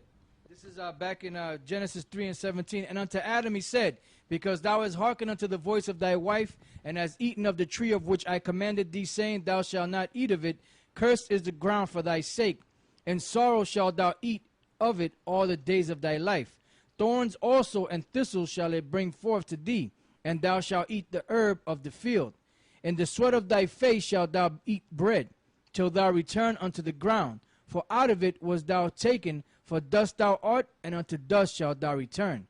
And Adam called his wife's name Eve, because she was the mother of all living. Unto Adam also and to his wife did the Lord power make coats of skins and clothe them. And the Lord power said, The coats of skin and clothed them is really talking about their identity. Now, they weren't being called Hebrew Israelites, but when they came back in the reincarnation, they came back in the line of Israel. Because during the time of Adam, they were called the sons of Adam, or Adama, which means the sons of the ground. Then they were called Hebrews, because you had different families of the Hebrews, and then you had a separation among the Hebrew families. And give me that one, and I believe it's in Philippians 3, if I'm not mistaken. I believe it's Philippians 3 and 5, if I'm not mistaken. Hebrew of the Hebrews. Is that it? All right, go ahead. This is Philippians 3 and 5. Circumcised the 8th day of the stock of Israel, of the tribe of Benjamin. You know what? Start at the very top. Philippians 3 and 1. Finally, my brethren, rejoice in the Lord. To write the same things to you, to me indeed is not grievous, but for you it is safe. Beware of dogs, beware of evil workers, beware of the concision. Right. Beware of dogs, beware of evil workers, beware of the concision. Like, I'm going to give you some examples. Patak, Sarge, James, Tony, guys that we got nicknamed for a lot of these guys, and many others that have, came into the fold, but then they had showed that they were wicked, and either they left or they were kicked out. All right, go ahead. For we are the circumcision which worship the Most High in the Spirit, and rejoice in Yahawashi, and have no confidence in the flesh, though I might also have confidence in the flesh.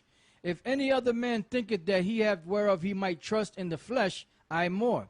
Circumcised the 8th day, of the stock of Israel, of the tribe of Benjamin, and Hebrew of the Hebrews. Right, and Hebrew of the Hebrews. Now, when you go back to the families of the Hebrews, you had more than one family of the Hebrews, all right? Out of Ibar came these different families, and then these families his sons, and out of his sons came other sons, and then out of that lineage, out of that line, you had that one Hebrew family that eventually became what? Israelites, because Esau is a Hebrew. Elam is a Hebrew. Elam he's a Hebrew too. I believe he came from Shem. He's from Shem. All right. Right. Ishmael is a Hebrew. Moab, Ammon are Hebrews. So you had the sons of Torah are Hebrews. The two brothers of Abraham are Hebrews. So you had a lot of Hebrew families.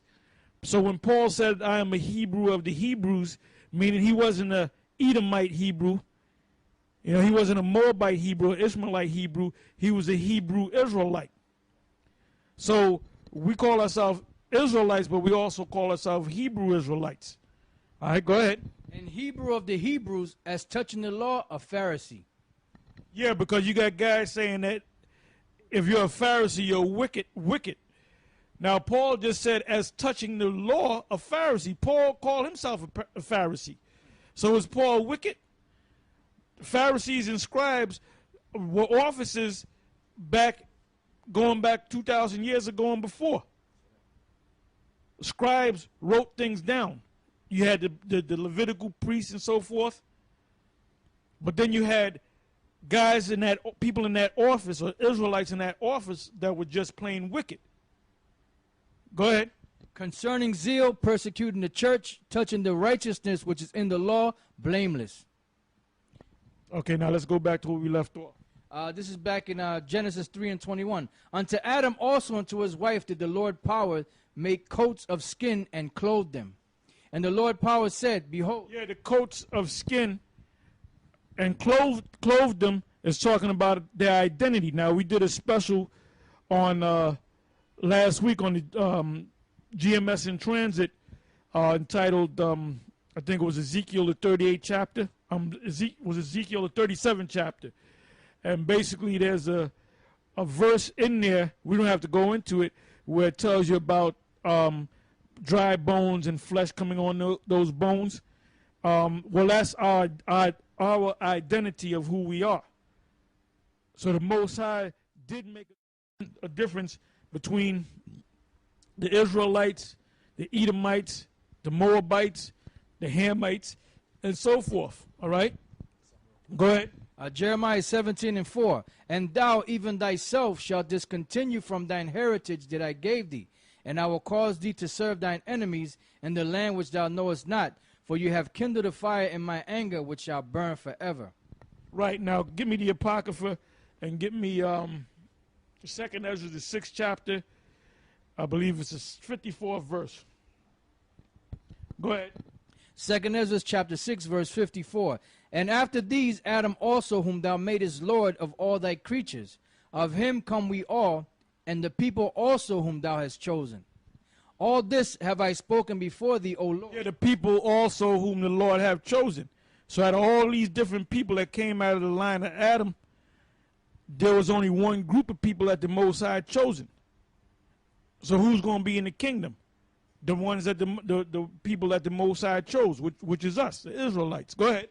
And this have I spoken before thee, O Lord, because thou madest the world for our sakes. Our sakes is talking about who? The Israelites, the chosen. The Most High made the world for our sakes. Go ahead. As for the other people, which also... How can you not understand that? As for the other people, who are the other people? The Edomites, the Moabites, the Ammonites, the Hamites, the Japhites, the Elamites, right, the Ishmaelites, and all the other nations. Go ahead. As for the other people which also come of Adam, thou hast said that they are nothing, but be like unto spittle, and hast likened the abundance of them unto a drop that falleth from a vessel. And now, O Lord, behold, these heathen, which have ever been reputed as nothing, have begun to be lords over us, and to devour us.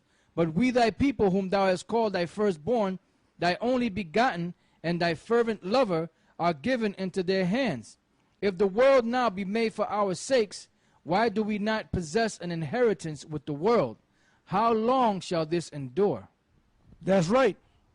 That's right. Go ahead. Back in Genesis chapter 4, verse 22. And the Lord power said, Behold, the man is become as one of us, to know good and evil. And now, lest he put forth his hand, and take also of the tree of life, and eat and live forever. Therefore the Lord power sent him forth from the Garden of Eden, to till the ground from whence he was taken. So he drove out the man, and he placed at the east of the Garden of Eden cherubims, and a flaming sword which turned every way to keep the way of the tree of life. Yeah, when you look up the word cherubims, a matter of fact, look it up.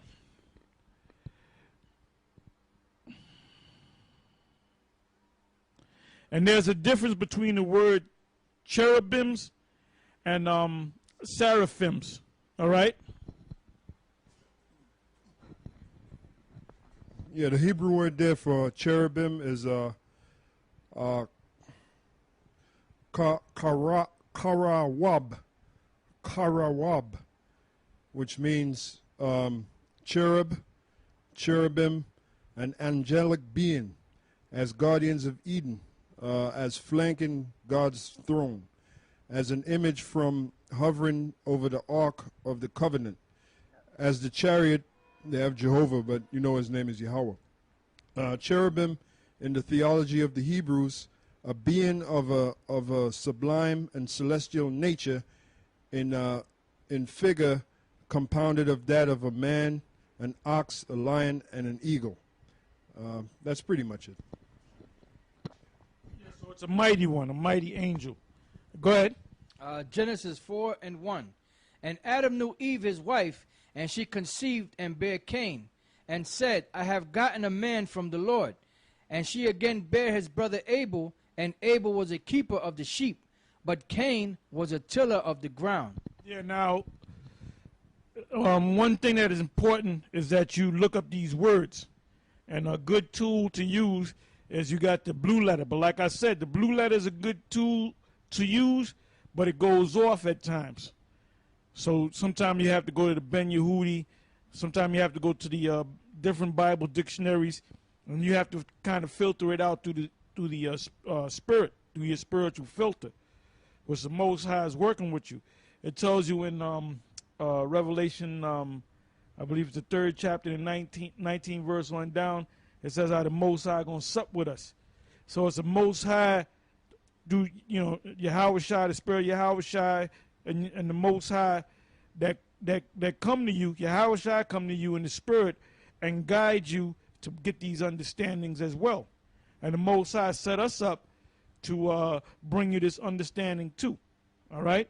Read that again. Right, it says, Genesis 4:1, and Adam knew Eve his wife, and she conceived and bare Cain, and said, I have gotten a man from the Lord. Now when you look up that word Cain, it means like a dagger, the head of a spear, something that sticks you and kill you, thrusts you and kill you. Go ahead. It says, and again bear his and she again bare his brother Abel. And Abel was a keeper of the sheep, but Cain was a tiller of the ground. And Abel, when you look that up, they'll give you a couple of different definitions. And loosely translated, it means transitory. Now, when you go to the blue letter, I think it's a different definition. What was the other definition? Well, breath is somewhat close, because what is a breath when you break it down? A breath comes out of your mouth in the cold. You see it through the cold in the air, and then it disappears. So breath is what? Also transitory. That's where you get the word transit, like the bus system, the train system. They're all called transit because you're waiting to get on this train or this bus, and it comes for a couple of seconds. You get on there and it goes. That's why if you run, you'll miss the bus or you'll miss the train, because it's transitory. All right. Excuse me, to back up Elder Tar, it's in the blue letter too, and you'll see it. It says commonly used of anything transitory, evanescent, frail. So both of these names that Adam gave both of his sons, and by the way, Adam was a dark-skinned man, Eve was a dark-skinned woman, so both of the sons were dark-skinned children. Now the spirit that's in Cain was the spirit of the damn devil. So when Cain came back, or his line came back, because his line was killed during the flood, his spirit came back in the form of Esau. But when he came back as Esau, the mark was already on him. When he was born as Cain, he was a dark man. He looked just like his parents and his brother, and he looked like everybody else on the planet at that time, because all people were dark. Not like this bullshit that they teach you in the Mormons. You got these idiots in the Mormons. Speak for a minute while I get this. Yeah, so the bottom line is, that them Mormons, the reason why they put this stuff that they put in that crap that they call the Book of Mormons is because they're trying to say that the Israelites are white, that the Most High is white, that Yahawashi is a white man, which is all a bunch of lies. That's why when you see certain maps that they set up, there's certain maps that they have that they'll say that there was Hebrew found here and all these other relics of Israel, but they'll say that Kukulkan was a white god and all this other crap. And the reason why is because they know that the tribes came over here, but what they try to do is they try to say that they're the tribes, So they got one part of it right, but then they try to mix it in and try to say that they're the Israelites. This to show you how much of the devil they are. Yeah, I got this right here. This is 2nd Nephi, the 5th chapter.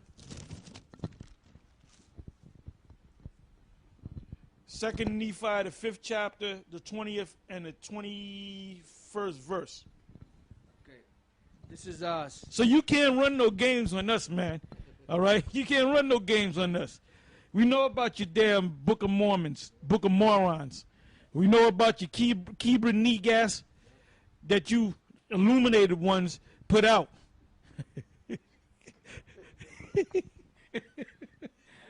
Yeah. 2 Nephi 5:20.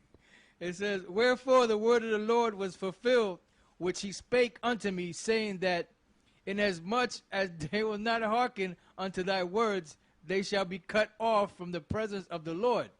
And behold, they were cut off from his presence. And he had caused a cursing to come upon them, yea, even a sore cursing, because of their iniquity. For behold, they had hardened their hearts against him, and they had become like unto a flint.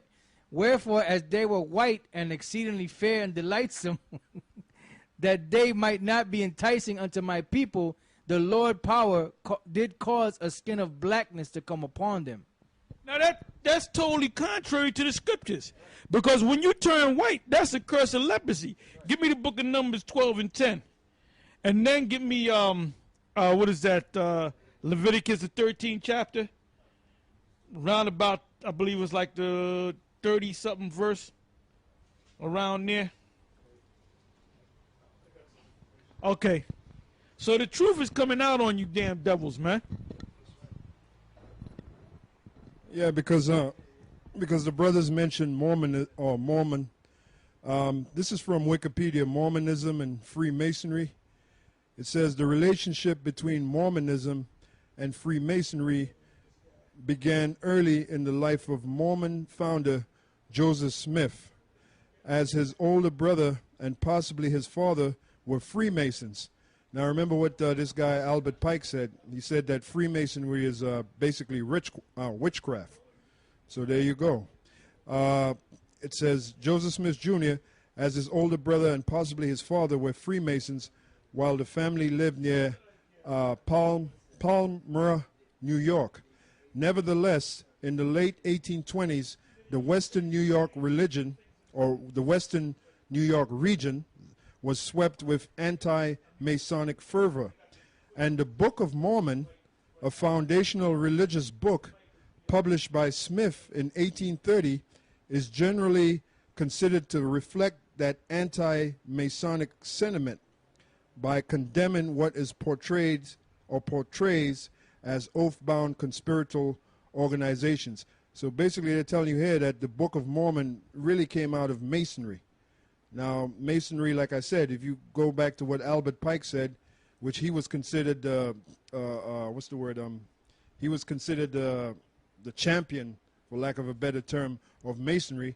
He said that Masonry is witchcraft. So this book, the Book of Mormon, came out of Joseph Smith, who Joseph Smith himself was a Freemason. So there you go.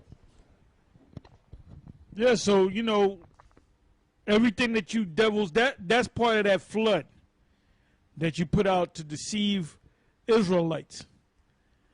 Because you got a lot of the Latin tribes and a lot of simple-ass Negroes that's down with that nonsense, the Latter-day Saints, which they don't even know their book. You know, you can deal with any of those clowns out there, whether they Jehovah's Witness, Seventh-day Adventists, Mormons, the Rastafarians, Islam, and you can destroy them with their own knowledge because they're not even deep in their own book. All right? But we'll find that later, you know, unless you got it. You got it? All right, go ahead. Mark it down, brother. Give me a pen. Mark it down. Put down God made more niggas.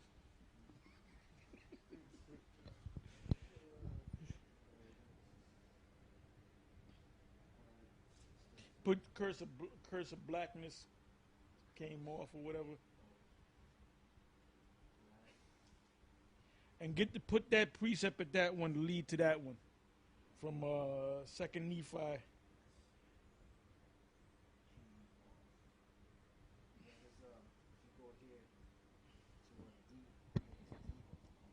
It's that's one thing about that book. They put the precepts up in there. All right. All right, go ahead and read that. All right, this is 3 Nephi chapter 2 verse 14. And it came to pass that those Lamanites who had united with the Nephites. First of all, there's no such thing. Look up put the word Lamanites in there.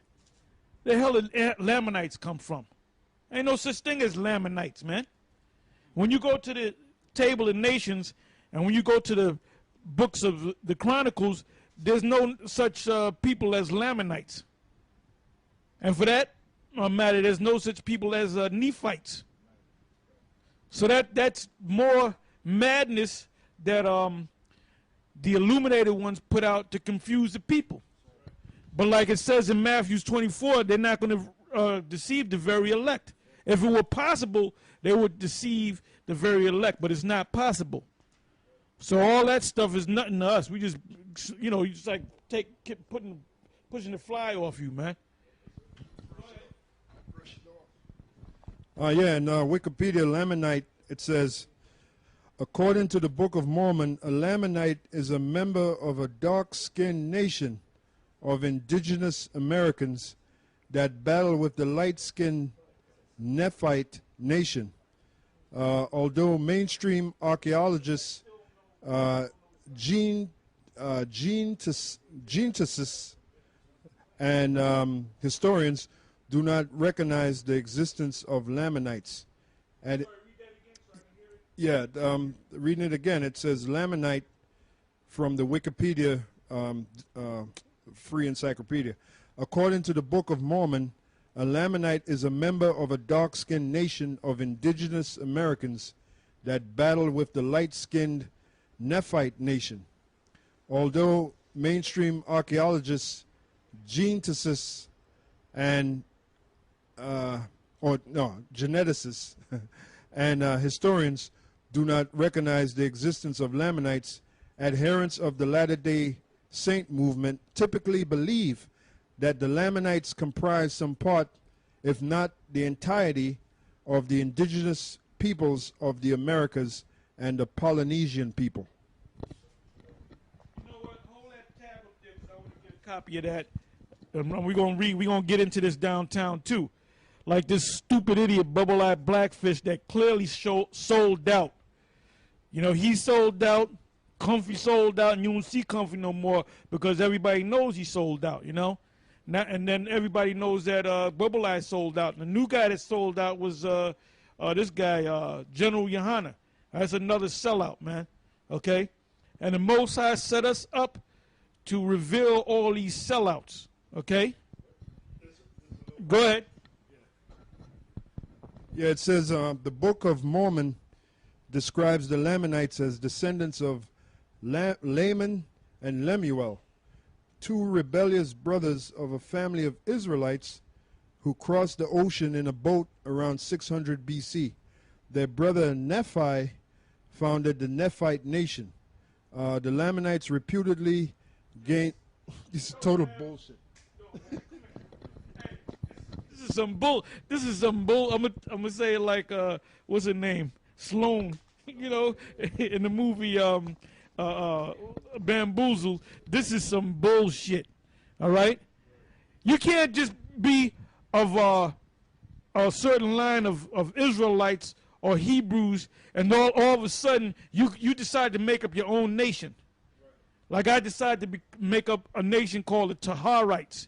You can't do that. The nations are already established. So this book here, the Book of Mormon, is a joke, man. That's a real joke. Okay? We don't got to do no more reading on that, man. I'll probably get a copy of it, and we'll go into it later today. And then we'll get the icon books. You got to bring them icon books out, too. Go ahead. This is 3 Nephi 2 and 14. Boy, them Edomites, they better get out of town, man, because we're going to get them today. Go ahead. It says, and it came to pass that those Lamanites who had united with the Nephites were numbered among the Nephites, and their curse was taken from them, and their skin became white like unto the Nephites. And their young men and their daughters became exceedingly fair, and they were numbered among the Nephites and were called Nephites, and thus ended the 13th year. Basically, they were cursed with blackness, but when they got their act together, the Most High brought them back to being crackers all over again, right? Were you holding? All right, go ahead. Numbers chapter 12, verse 10. And the cloud departed from And behold, Miriam was leprous, white as snow. And Aaron looked upon Miriam, and behold, she was leprous. And Aaron said unto Moses, Alas, my Lord, I beseech thee, lay not the sin upon us, wherein we have done foolishly, and wherein we have sinned. And let her not be as one dead, of whom the flesh is half consumed when he cometh out of his... Yeah, so he didn't praise the Lord. Oh my goodness, she became a Nephite. That was a curse. Go ahead. He said, let her not be as one... And now, who both came against Moses? Aaron and Miriam, right? But who received the curse? Miriam. Why do you think Miriam got the curse put on her ass? Because she's a woman. Go ahead. It says, let her not be as one dead, of whom the flesh is half consumed when he cometh out of his mother's womb.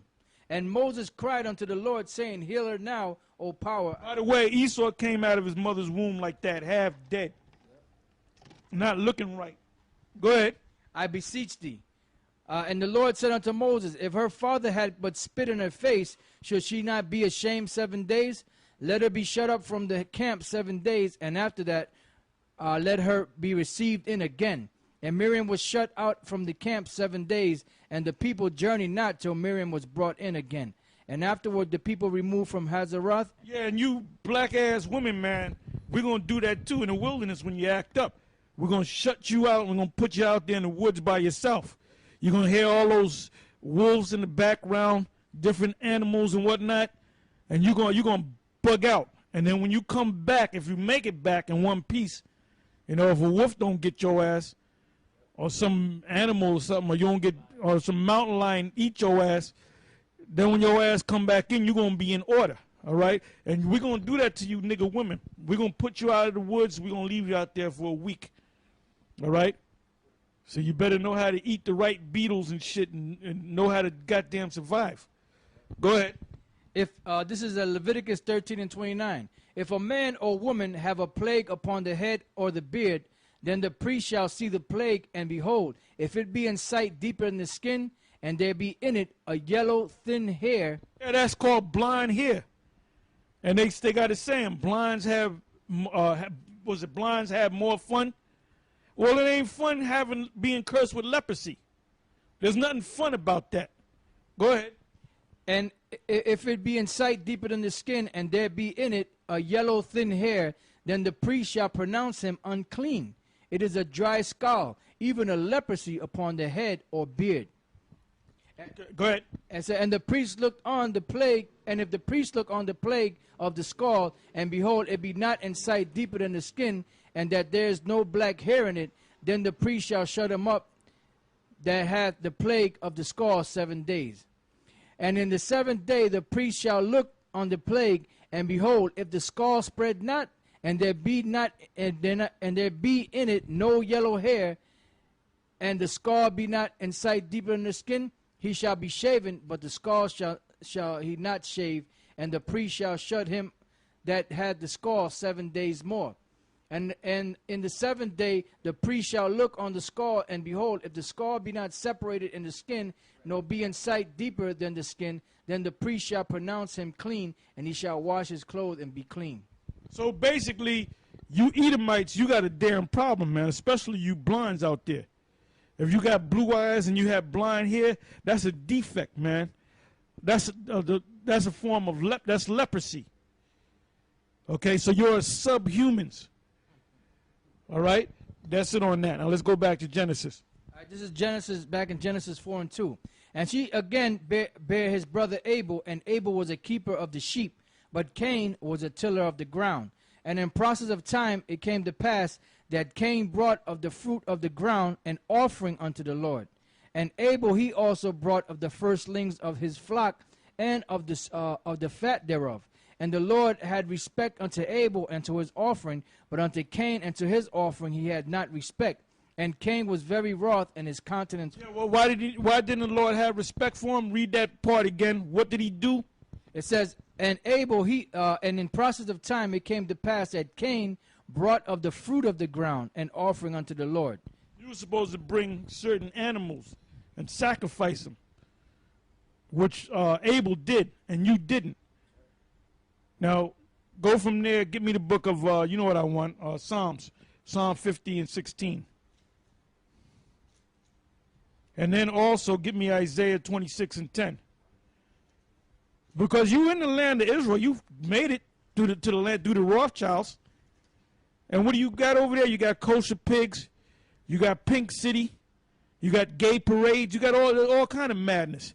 So you got the land, you have the whole world thinking that you're the real Jews, and that you in the land, you calling yourself the Israelites or the Jews, but then look at what you're doing over there.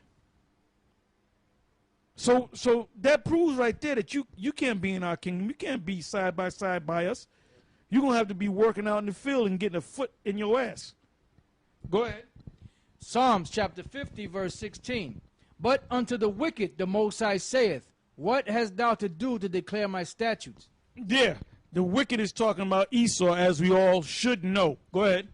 Or that thou shouldest take my covenant in thy mouth. Yeah, because you go to these temples and you bring out the Torah, right? And you read from the Torah and you get the Torah blessing, and you do the Shemais and all that. Shemai, Eloheinu, the way your idiots do it. But you know what? You ain't getting no blessing from the Most High. Because you first of all, you're devils. That's in your spirit.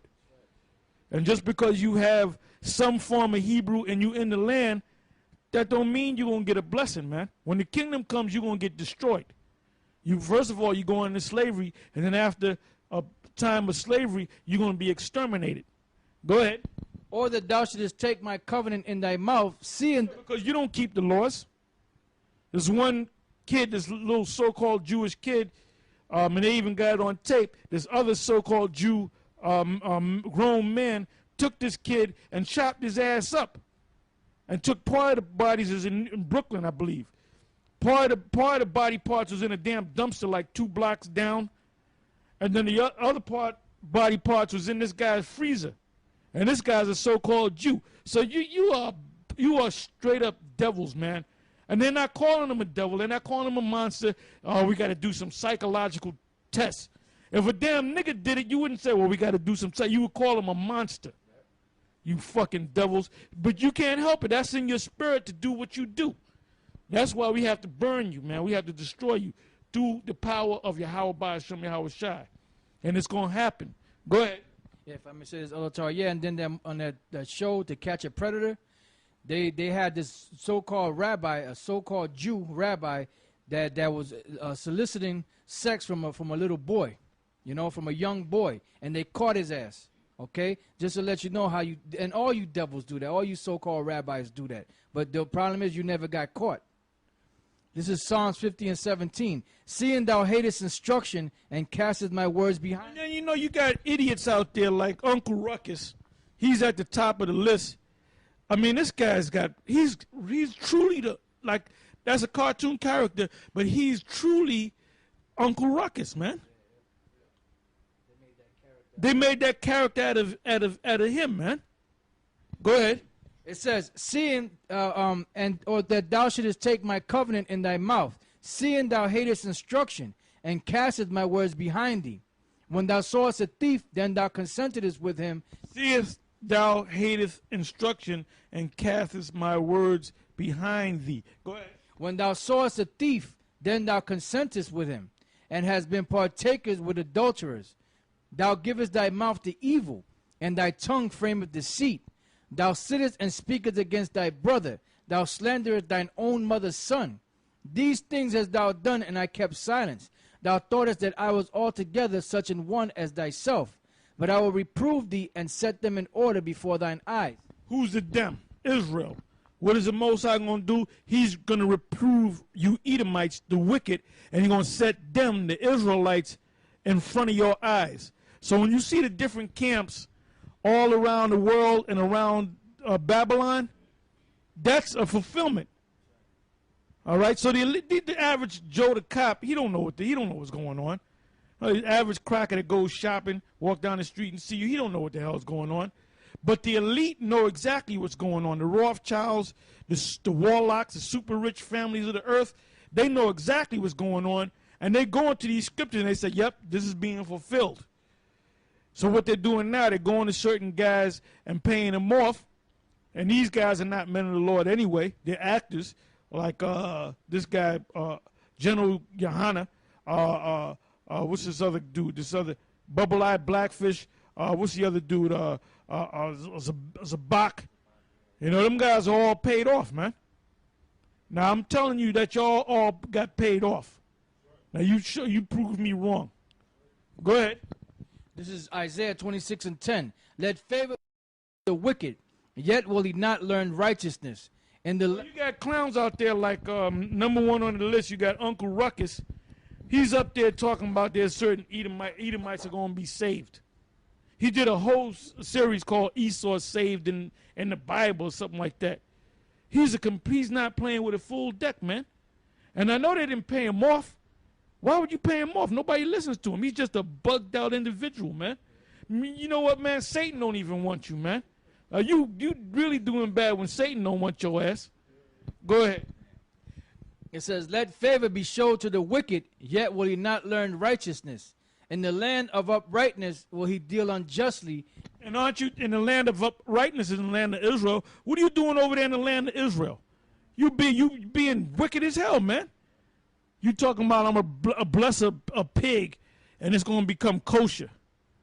And then you got these gay parades. You got sex change operations over there. You got transvestites. You got all manner of, and then a lot of them rabbis, or I'll say all of them, they have sex with little boys, just like your Roman Catholic priests. Go ahead. It says, and will not behold the majesty of the Lord. Lord, when thy hand is lifted up, they will not see. But they shall see and be ashamed for their envy at the people. Yea, the fire of thine enemies shall devour them. And that fire is what? Them nuclear missiles, those lasers coming out the ships that the Lord's going to come back in. Now let's go back to where we left off.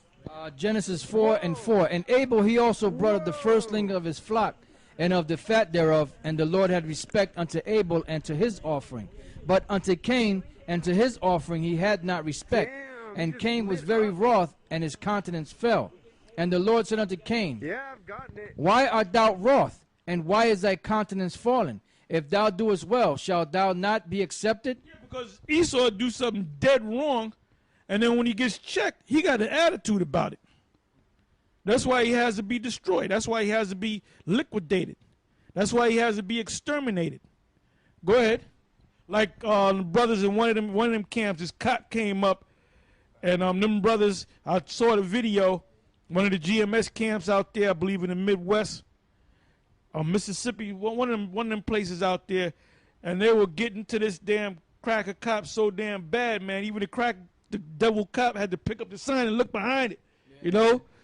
And he was getting all messed up. He said, you know, I'm going to really listen to these guys and show them that they going off. And them brothers were getting into that damn devil. I know when that devil went home, he couldn't go to sleep. He couldn't go to sleep. Go ahead. It says, if thou doest well, shalt thou not be accepted? And if thou doest not well, sin lieth at the door. And unto thee shall be his desire, and thou shalt rule over him. Yeah, thou shalt rule over him is talking about the spiritual demon Satan. That's your daddy, man. The spiritual demon Satan. Go ahead. And Cain talked with Abel his brother. And it came to pass, when they were in the field, that Cain rose up against Abel his brother, and slew him. And the Lord said unto Cain, where is Abel thy brother? And you know, you always like to talk about the first man on the top of the Himalaya mountains, the first man in space, the first man to hit so far on the bottom of the sea, the first man that did this. Well, guess what? You're the first damn murderer, man. Go ahead. And the Lord said unto Cain, where is Abel thy brother? And he said, I know not. Am I my brother's keeper? And he said, what hast thou done? The voice of thy brother's blood crieth unto me from the ground. And now art thou... Now what does that mean? What does that mean? Give me Revelation, the 6th chapter, and I believe it's the 9th verse. Go ahead. Revelation chapter 6, verse 9. And when he had opened the 5th seal, I saw under the altar the souls of them that were slain for the word of the Most High. So when did that happen? Go back 2,000 years ago. when they slain the apostles. When they slain the apostles, they when they went into the spirit world, they complained to the Most High for justice. So the same thing happened when Cain slew Abel. When he went into the spiritual realm before the Most High, he complained for justice. Go ahead. It says, and for the testimony which they held, and they cried with a loud voice, saying, How long, O Lord, holy and true, dost thou not judge and avenge our blood on them that dwell on the earth? Yeah, because now were they out of order for saying that? No, they wasn't out of order. So are we out of order for asking the Most High to destroy this place? Hell no. Now where do we leave off at? Genesis. Go ahead. Genesis 4 and 11. I'm sorry, 10. And he said, What hast thou done? The voice of thy brother's blood crieth unto me from the ground, and now art thou cursed from the earth. And blood means the spirit. It ain't actually talking about blood that comes out your body. It's talking about the spirit. Go ahead. It says, And now art thou cursed from the earth, which hath opened her mouth to receive thy brother's blood from thy hand. When thou tillest the ground, it shall not henceforth yield unto thee her strength. Yeah, that's why now you have to use them damn GMOs,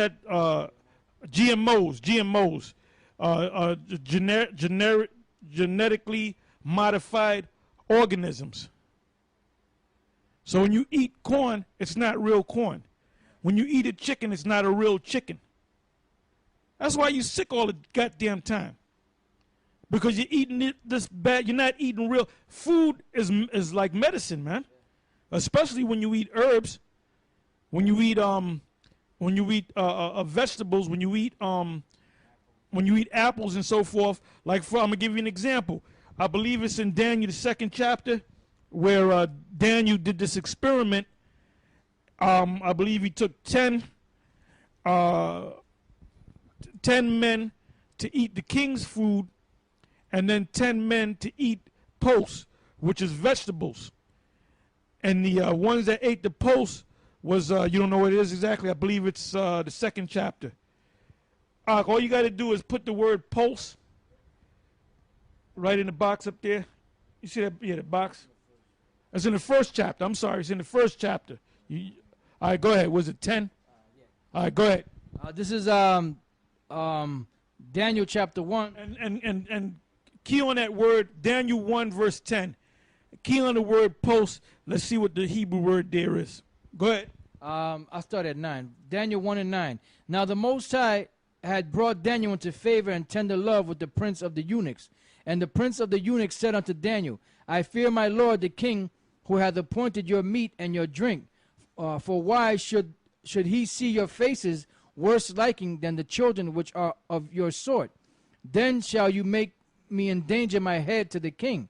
Then said Daniel to Melzar, whom the prince of the eunuchs had set over Daniel, Hananiah, Mishael, and Azariah. Which is their Babylonians' names was Shadrach, Meshach, and Abednego. Go ahead. Prove thy servant, I beseech thee, 10 days, and let them give us pulse to eat and water to drink. Then let our countenances... That's why I'm always drinking water. And I never get sick, you know? And I eat a lot of vegetable. I eat that meat too, but I like to eat a lot of vegetables, man. You know? You never get sick. Go ahead. It says, Then let our countenances be looked upon before thee, and the countenance of the children that eat of the portion of the king's meat. And as thou seest, deal with thy servants. So he consented to them in this manner, and proved them 10 days. And at the end of the 10 days, their countenances appeared fairer and fatter in flesh than all the children which did eat the portion of the king's meat. Thus Melzar took away the portion of their meat and the wine that they should drink, and gave them pulse. Yeah, so they were eating that rich food. You know, the king got that money and that power. He's going to eat that rich food. Royal dainties. All right? Go ahead. Yeah, in Daniel 1 and 12, we're going to look at the word pulse in the Hebrew. The word there is zara'ain. Zara'ain, which means vegetables. Vegetables, herbs, vegetable food. Yeah, that's pretty much it. That's it. You know, and Jake, they have a lousy diet, man. You know, they eating that crap, nothing but goddamn crack, man. Crap all day. And that's why these niggas is always in the damn hospital, man. That's why you see a lot of Jakes out there limping down the street, bent over, back with a cane, back all messed up, man. You know? Go ahead.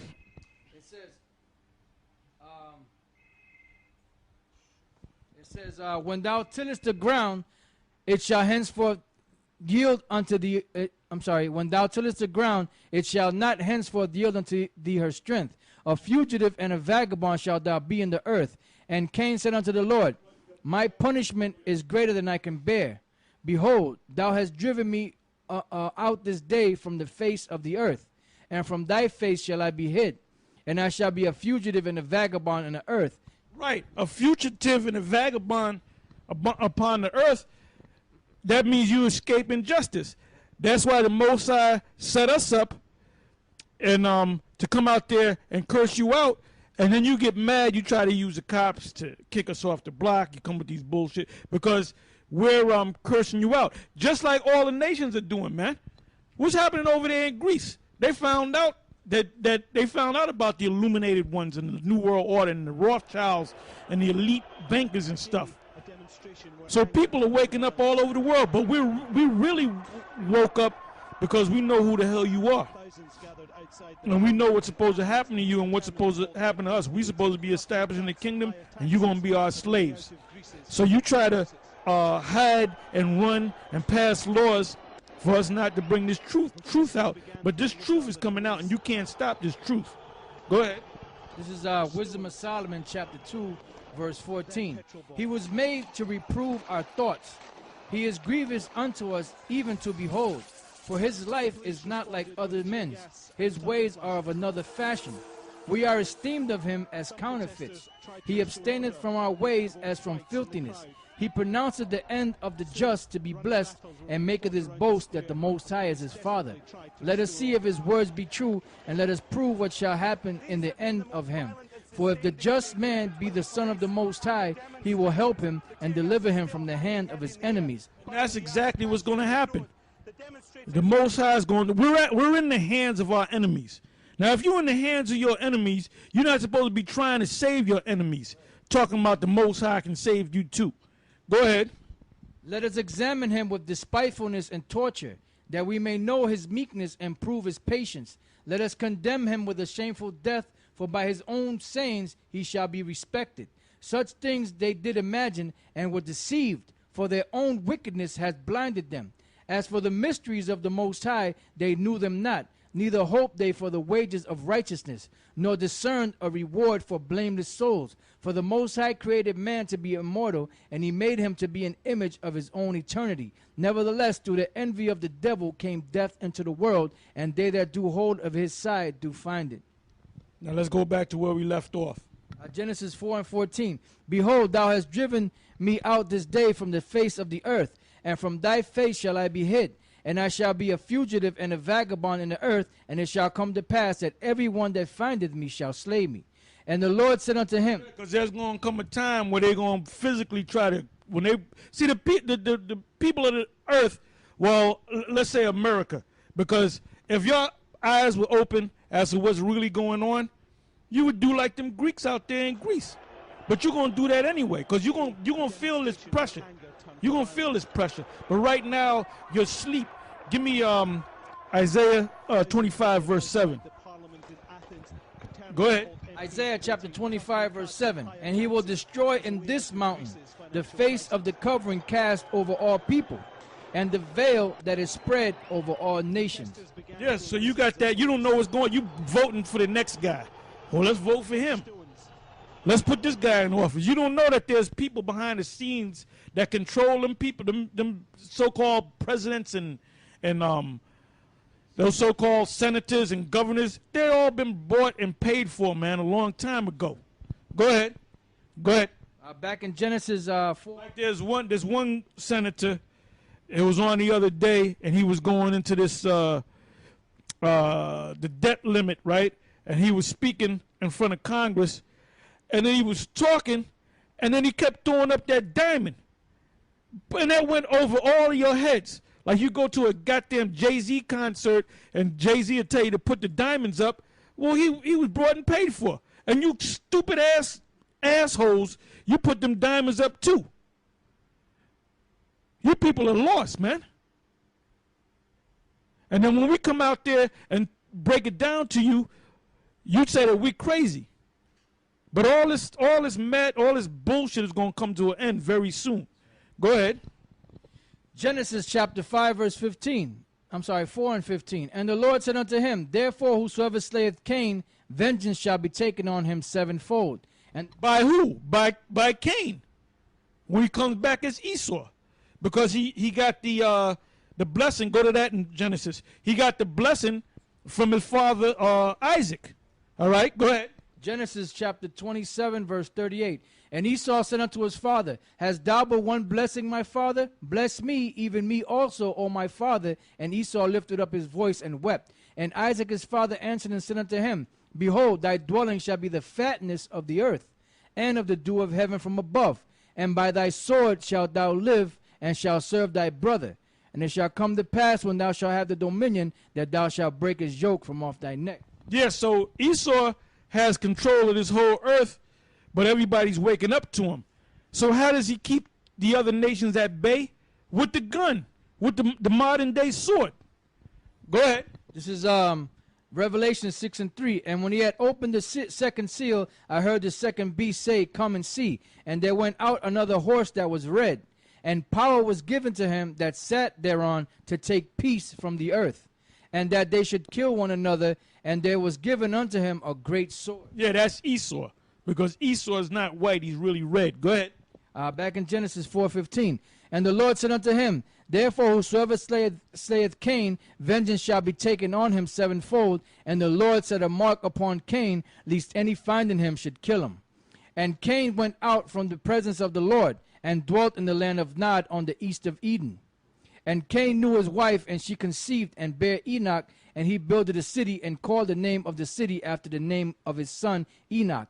And unto Enoch was born Irad, and Irad begat Methujael, and Methujael begat Methusael, and Methusael begat Lamech. And Lamech took unto him two wives. The name of the one was Adah, and the name of the other Zillah. And Adah bare Jabal. He was the father of such as dwell in tents, and of such as have cattle. And his brother's name was Jubal, and he was the father of all such as handle the harp and organ. And Zillah, she also bare Tubal-Cain, an instructor of every artificer in brass and iron. And the sister of Tubal-Cain was Naamah. And Tubal-Cain, the word Tubal means, now I don't know what the blue letter is going to say, but the word Tubal means like a traveler, a mercenary. And the word Cain means killer, dagger, killing instrument. So Esau, before he takes over a nation, he sends his covert side of his system, which is the CIA, which now they're the fifth branch of the military. Now they're all merging, and they send their covert people in, and then they try to take certain people out. They'll set them up for assassination and so forth, and then the major military comes in with the big artillery. But sometimes it takes a small group of CIA mercenaries or mercenaries that they paid for to go up in there and cause trouble or assassinate the ruler of that land. All right? Yeah, which they changed their name. All right? Go ahead. This is verse 23. And Lamech said unto his wives, Adah and Zillah, Hear my voice, ye wives of Lamech. Hearken unto my speech. For I have slain a man to my wounding, and a young man to my hurt. If Cain shall be avenged sevenfold, truly Lamech 70 and sevenfold. And Adam knew his wife again, and she bare a son, and called his name Seth. For the Most High, said she, hath appointed me another seed instead of Abel, whom.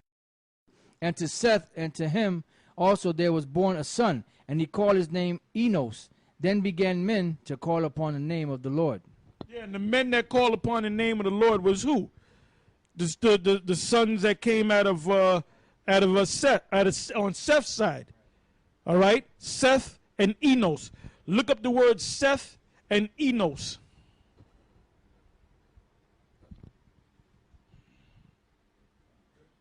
Go ahead. All right, the Hebrew word for Seth is Shaf, which means compensation.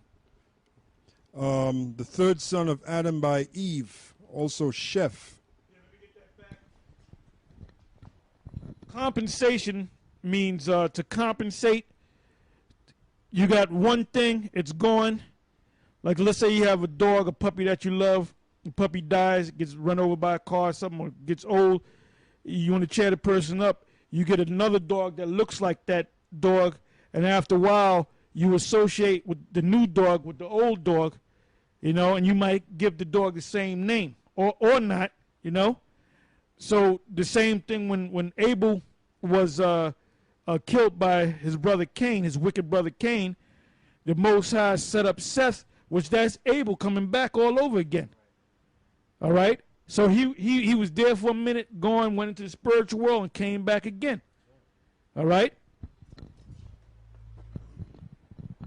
Yeah, now the word Enos, the Hebrew word there is anawash, which means Enos, man, son of Seth, or man, basically. Yeah, and these sons that came out of Adam began to call on the Most High. And that wasn't talking about Esau.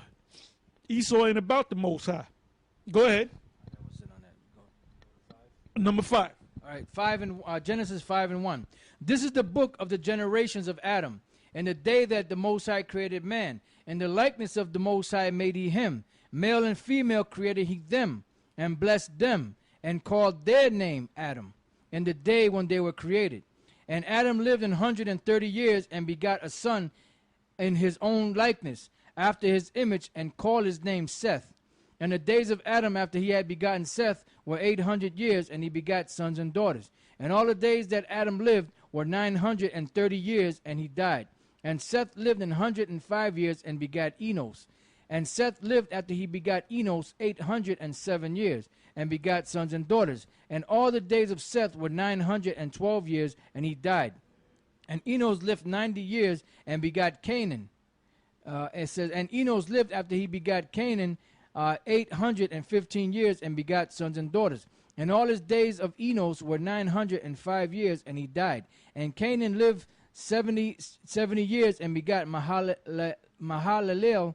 And Canaan lived after he begat Mahalalel 840 years, and begat sons and daughters. Yeah, so there's nothing really to break down. They're just giving you the genealogy, and then they're telling you how long they lived.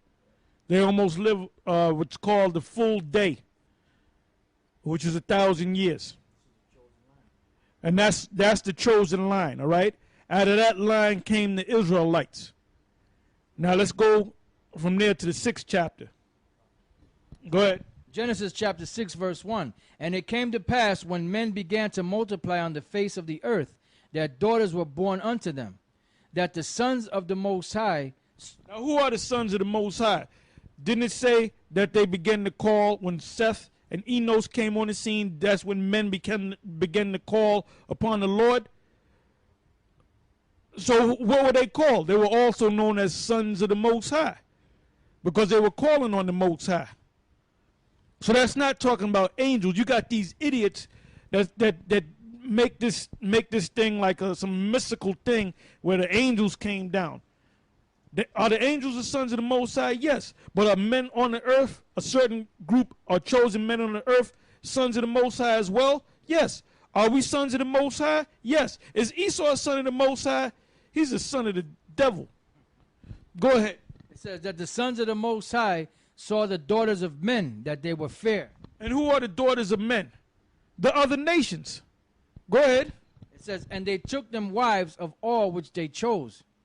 And the Lord said, my spirit shall... Now, because this thing was done, I believe that's Ezra, the 9th chapter, and you can start from the very top. Because you can have concubines of the other nations. You just can't marry them, man. Go ahead. Ezra chapter 9, verse 1. And in the kingdom, we're going to have concubines. Did not, when Esau had us in slavery, sleep with our women? And we knew about it? So you think we ain't going to sleep with them Edomite women? We're going to sleep with them Edomite women, man. Go ahead. Ezra 9 and 1. Now when these things were done, the princes came to me, saying, the people of Israel and the priests and the Levites have not separated themselves from the people of the lands, doing according to their abominations, even of the Canaanites, the Hittites, the Perizzites, the Jebusites, the Ammonites, the Moabites, the Egyptians, and the Amorites. And they have taken of their daughters for themselves and for their sons, so that the holy seed have mingled themselves with the people of... Hold on, there's a separation right there. The holy seed. Who's the holy seed? The children of Israel. Can Esau be of the holy seed? No. Moab? No. Ammon? No. Ham? No. Ishmael? No. Go ahead. So that the holy seed... That's why the Lord is going to destroy. There's going to come a time where the Most High is going to destroy guys like Uncle Ruckus, General Yohana, Comfy, Bubble-Eyed Blackfish, and many others. Zabak, the Most High is going to destroy them guys. And then when you start seeing the Most High destroying them, then you're going to know who are the chosen, just like the fulfillment in the Apocrypha and 2nd Ezra, the 16th chapter. You're going to see who the chosen are, man. Because this thing is, like I said, what's going on in Greece is coming to America. And all hell's going to break loose in America. And then you're going to see them guys for who they are, the guys that I mentioned. Go ahead. It says, so that the holy seed have mingled themselves with the people of those lands. Yea, the hand of the princes and rulers hath been chief in this trespass. And when I heard... Yeah, the top leaders, they were chief in this thing. Like I said, I'm going to say it again. You can have concubines of the other nations, but you can't marry them. Go ahead. And when I heard this thing, I rent my garment and my mantle and plucked off the hair of my head and of my beard and sat down astonished. Then there were assembled unto me every one that trembled at the words of the Most High power of Israel, because of the transgression of those that had been carried away, and I sat astonished until the evening sacrifice. Yep, so he was mad as hell. All right, now let's go back to where we left off. All right, Genesis chapter 6, verse 2. That the sons of the Most High saw the daughters of men. The sons of the Most High are Israel. How do we know that? Yahsha'Allah. Yahi, Shah, prince. What is another name for a prince? Son of a king. Who's a king? The Most High. Allah is power, God. Son of God. Prince of God. Go ahead. Saw the daughters of men, that they were fair, and they took them wives of all which they chose. And the Lord said, my spirit shall not always strive with man, for that he also is flesh, yet his days shall be 120 years. There were giants in the earth. Now remember when we read in the 5th verse, 5th chapter, that Adam lived to be 930. We didn't read about Methuselah. Methuselah lived to be 969. Some of them lived to be 900, 905, 850, 890, so forth and so on. So the Most High cut that down. There's something inside of your body, a gland in your body, or organ in your body that the Most High can tap into and make you live to be 900 years old, make you live to be 1,000 years old. So the Most High, Yahawah, bahasham, Yahawashi, tapped into that body and switched it to 120. Now this devil Esau, he trying to make it with his science to have people live to be 500. People can't live to be 500, man. Only the Most High can do that. The Most High can tap into your body and make you live to be 500 years old. and be in health too. And be 349 years old and being perfect and run up a daggone hill. So this devil Esau is trying to be like the Most High. He ain't going to be like the Most High. Your science is not going to come to the level of the Most High. Go ahead. Yeah, Noah didn't start having children until 500 years old. There were giants in the earth in those days, and also after that, when the sons of the Most High came in unto the daughters of men, and they bare children to them, the same became mighty men, which were of old, men of renown. And the Most High saw that the wickedness of man was great in the earth, and that every imagination of his heart was only evil continually. And it repented the Lord that he had made man on the earth, and it grieved him at his heart. And the Lord said, I will destroy man whom I have created from the face of the earth, both man and beast and creeping things and fowls of the air, for it repented me that I have made them. But Noah found grace in the eyes of the Lord.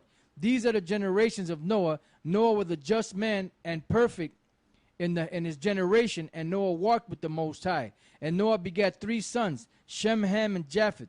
The earth also was corrupt before the Most High, and the earth was filled with violence. And the Most High looked upon the earth, and behold, it was corrupt, for all flesh. What time are we living now? History repeating itself. This is a violent world, and this is a corrupt world, man. Go ahead. For all flesh had corrupted his way upon the earth. And the Most High said unto Noah, the end of all flesh is come before me, for the earth is filled with violence through them. And behold, and that's happening right now in the earth, man. You see riots all over the place. So the Most High took this at that time period, took the world out, the people out by water. When he comes this time, he's going to take the world out by fire. Go ahead. And behold, I will destroy them with the earth. Make thee an ark of gopher wood. Room shalt thou make in the ark, and shalt pitch it within and without with pitch. And this is the fashion which thou shalt make it of. The length of the ark shall be 300 cubits, the breadth of it 50 cubits, and the height of it 30 cubits. A window shalt thou make to the ark, and in a cubit shalt thou finish it above. And the door of the ark shalt thou set in the side thereof. With lower, second, and third stories shalt thou make it. And behold, I, even I, do bring a flood of waters upon the earth to destroy all flesh, wherein is the breath of life from under heaven. And everything that is in the earth shall die. It says, but with thee will I establish my covenant, and thou shalt come into the ark, thou and thy son and thy wife and thy sons' wives with thee. And of every living thing of all flesh, 2 of every sort, shalt thou bring into the ark, to keep them alive with thee. They shall be male and female, of fowls after their kind, and of cattle after their kind, of every creeping thing of the earth after his kind. 2 of every sort shall come unto thee, to keep them alive. And take thou unto thee all of the food that is eaten, and thou shalt gather it to thee, and it shall be for food for thee and for them. Thus did Noah according to all that the Most High commanded him, so did he. Yeah, and with that was the end of the 6th chapter, and we'll continue with the 7th chapter. And some of these chapters we're going to skip because it's not too hard to break down, but there's some chapters that are hard to break down. All right? So with that, I'm going to say shalom.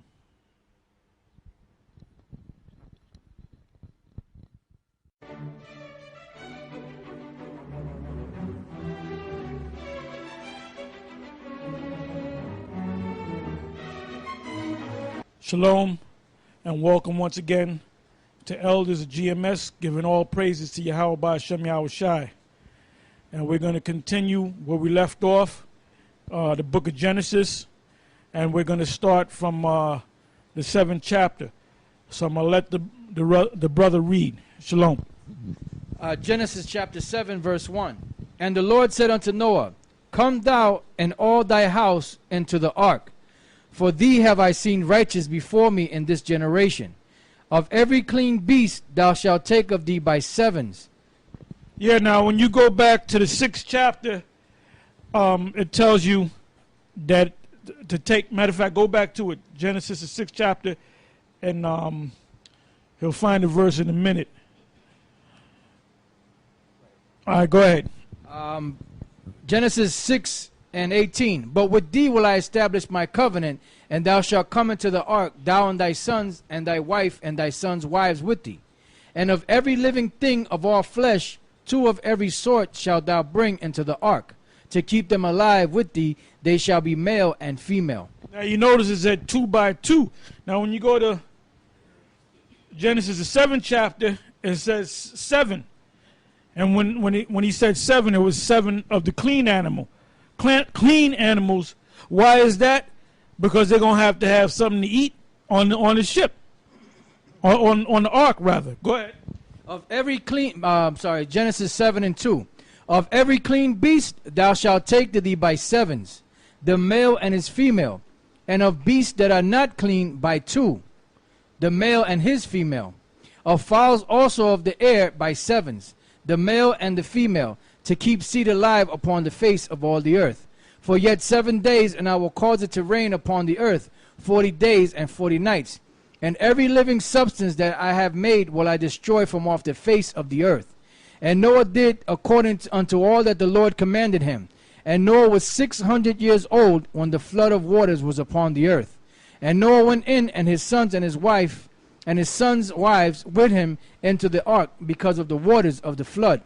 Of clean beasts and of beasts that are not clean, and of fowls, and of everything that creepeth upon the earth, there went in 2 and 2 unto Noah into the ark, the male and the female, as the Most High had commanded Noah. And it came to pass after 7 days that the waters of the flood were upon the earth. In the 600th year of Noah's life, in the 2nd month, it says, the 17th day of the month, the same day were all the fountains of the great deep broken up, and the windows of heaven were open. And the rain was upon the earth 40 days and 40 nights. It said, read that part again, broken up. It says, the same day were all the fountains of the great deep broken up, and the windows of heaven were opened. Yeah, because the earth looked different prior to the flood. That's why if you take out a world map and you look at the world map as a whole, it looks like a jigsaw puzzle that was broken up. So if you condense all the pieces of land together, it will come into one mass. Just look, like I said, just look at a world map, and you can see how the pieces, like South America, fits exactly, almost exactly, to Africa, the continent of Africa.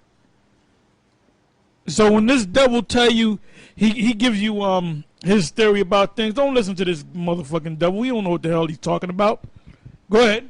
They had a term called Pangea, which Pangea was when the whole earth was together as one, which the word pan means all and Gea means earth, all earth. That was before the flood, like Elder Tar was telling you.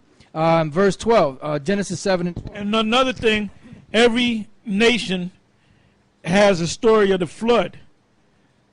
Why? Because all these people that you see around the earth, they came out of one of Noah's sons, Ham, Shem, or Japheth. Go ahead. And the rain was upon the earth 40 days and 40 nights.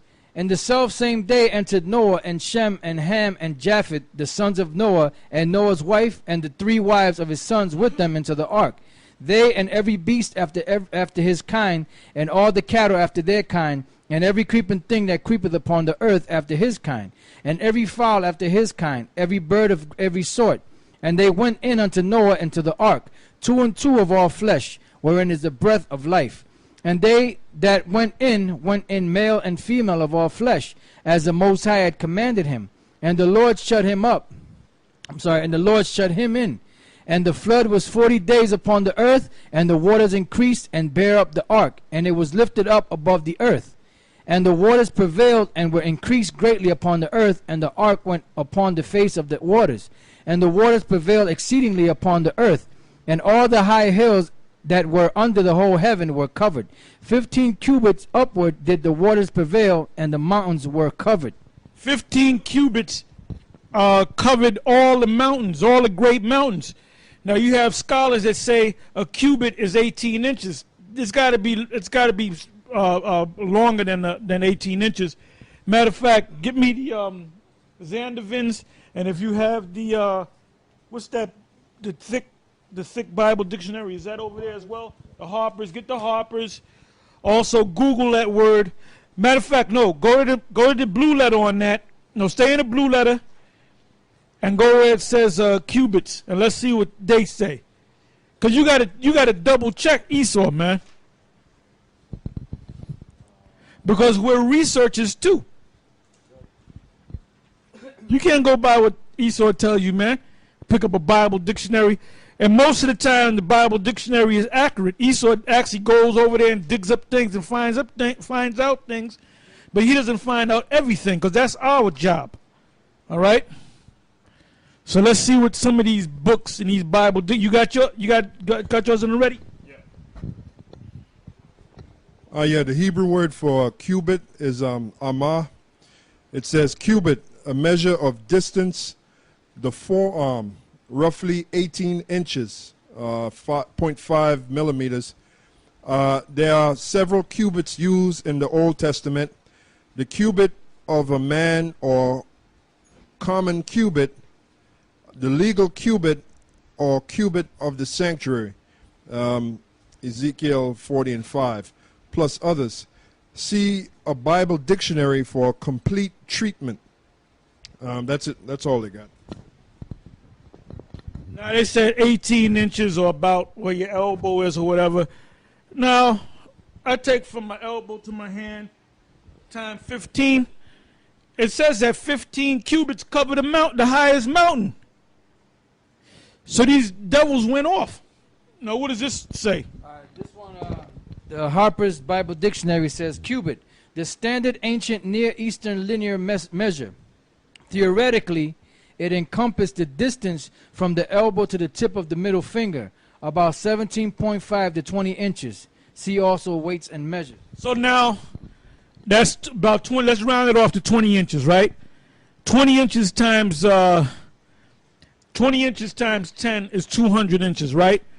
And five more cubits would be what is it? 200, 300 inches, which when you break it up into yards, that's about 10 yards, something like that. When you go into the inches, I think it's about 10 yards, if I'm not mistaken. So you're telling me 10 yards? Let's say it's 100 yards. 100-yard height. The 100 yards can cover the highest mountain. There's certain mountains that you climb up on, and then it tells you that the ark landed on Mount Ararat. And Mount Ararat is here to this very day. And you had scientists and archaeologists that went over to Mount Ararat and took pictures of the ark. So we know that they went off totally on what a cubit measurement is. All right. Go ahead. Back in Genesis 7:20, 15 cubits upward did the waters prevail, and the mountains were covered. Flesh died that moved upon the earth, both of fowl and of cattle and of beasts, and of every creeping thing that creepeth upon the earth, and every man, all in whose nostrils. Oh, and another thing, when you read the dimensions of the ark itself, it was measured by a cubit. So now you're going by Esau, 18 inches to 20 inches per cubit. That's a big ark, but it has to be a lot bigger, a lot longer than 18 to 20 inches. So that ark was gigantic. That ark was massive, because you had giraffes in there, you had elephants in there, you had lions in there, you had tigers in there. You had all types of animals that were in there. So you needed a gigantic ark to put all those animals up in there. So that 18 inches per cubic is BS. Go ahead. It says, and all flesh died that moved upon the earth, both of fowl and of cattle and of beasts and of every creeping thing that creepeth upon the earth, and every man, all in whose nostrils was the breath of life. Of all that was in all of whose nostrils were the breath of life. That's twofold. The breath of life is you actually breathe, and the breath of life is also, which Adam received, was the knowledge of the Most High. He gave him the knowledge of a man, to know, eventually to know good from evil. Now, all the creatures were destroyed. Man was destroyed too. So that proves to you, when you go back to Genesis, the first chapter, about all the creatures that moveth, is talking about man too, and the animals. Go ahead. Of all that was in the dry land died, and every living. Yeah, because what about did he bring whales on the ship? Did he bring any type of fish on the ship? No, because they were doing just fine in the water. Ain't no flood gonna mess with them. They live underwater. Go ahead. And every living substance was destroyed, which was upon the face of the ground. Which was upon the face of the ground, not in the waters. Go ahead. Both man and cattle, and the creeping things, and the fowls of the heaven, and they were destroyed from the earth. And Noah only remained alive, and they that were with him in the ark. And the waters prevailed upon the earth 150 days. Genesis 8:1. Which is about 3 months. Go ahead. I'm sorry. 5 months. All right, it says, and the Most High remembered Noah and every living thing and all the cattle that was with him in the ark. And the Most High made a wind to pass over the earth, and the waters assuaged. And the fountains also of the deep and the windows of heaven were stopped. There's under the ocean. There's bodies of water inside when you go to the bottom of the ocean. There's bodies of water that the Most High can allow to come up on the earth. So that's one thing that flooded the earth. And then it said, when you gather a bunch of clouds and it rains, it brings a lot of rain. But the Most High opened up the windows of heaven, so the Most High caused waters from the heavens, from space, to come down on the earth. Go ahead. And the windows of heaven were stopped, and the rain from heaven was restrained, and the water. Like this devil, this so-called white man, this cracker, this piece of shit, this Edomite. You know, he likes to say that there's no such thing as the Most High, and you know everything has a logical explanation, and you know science is over the Most High in the Bible. Well, when there's a major flood, Esau can't do a damn thing. Esau hasn't found the technology to stop a tornado. He didn't, with the Japs, with all that they can do, they couldn't stop that tsunami and that earthquake. Can you devils raise the dead? So you ain't doing shit, man. You ain't doing nothing. The knowledge that you have is, first of all, the Most High gave you that knowledge, first and foremost. Go ahead. It says, and the waters returned from off the earth continually, and after the end of the 150 days, the waters were abated. And the ark rested in the 7th month on the 17th. And another thing about you devils, you know, you like to say that there's no, the Bible is a book of fairy tale and the Most High doesn't exist. And there's all type of evidence of these actual stories that we're reading. Like I said a few minutes ago, they have photographs of the ark, Noah's ark, on top of Mount Ararat, man. Go ahead. And the ark rested in the 7th month on the 17th day of the month upon the mountains of Ararat. Upon the mountains of Ararat. Is there such a place called the Mount? Put that in there, the mountain of Ararat. Matter of fact, Google it, man, and go to Google's map, and let's see what comes up. It says, until the waters. Look at you damn devils. I pity you fools, man. I look at you devil. I was getting some gas, and I seen devils getting gas, and I was looking at them. I was shaking my head. I said, you devils don't even realize that America's going to be destroyed, and you're going to be our slaves. And I even tell devils now. I told this guy, Eddie, you know him very well. He's talking about, yeah, America's coming back. In 5 years, everything's going to come back. I said, look, Eddie, I said, America's finished. Nah, you're wrong. You're wrong. I said, because that's how that devil speaks. I said, Eddie, man, you better forget about your future, man. I said, because America's done. Yeah, well, I'll see you. And the waters decreased continually unto the 10th month. And the 10th month, on the first day of the month, were the tops of the mountains seen. And it came to pass at the end of 40... You have anything to read? Yeah, this is Wikipedia. It says searches for Noah's Ark from at least the time of Eusebius, circa 275 to 339 AD to the present day. The search for the physical remains of Noah's Ark has held a fascination for many people. Despite many rumors, evidence, sightings, and expeditions, no scientific evidence of the Ark has been found. You know, that's what Esau says. It says, according to Genesis 8 and 4, the Ark came to rest on the mountains of Ararat. Early commentators such as Josephus and authorities quoted by him, Berosus, Hieronymus, the Egyptian Manasses and Nicolaus of Damascus record the tradition that these mountains of Ararat are to be found in the region then known as Armenia, roughly corresponding to eastern Anatolia.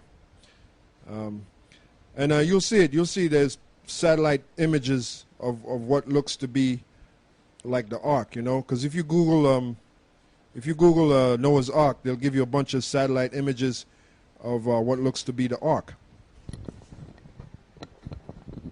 Click on images just to see what go back to Google Ark and then click on images and let's see what comes up. Go ahead. And the waters decreased continually unto the 10th month. And the 10th month, on the first day of the month, were the tops of the mountains seen. And it came to pass at the end of 40 days that Noah opened the window of the ark which he had made.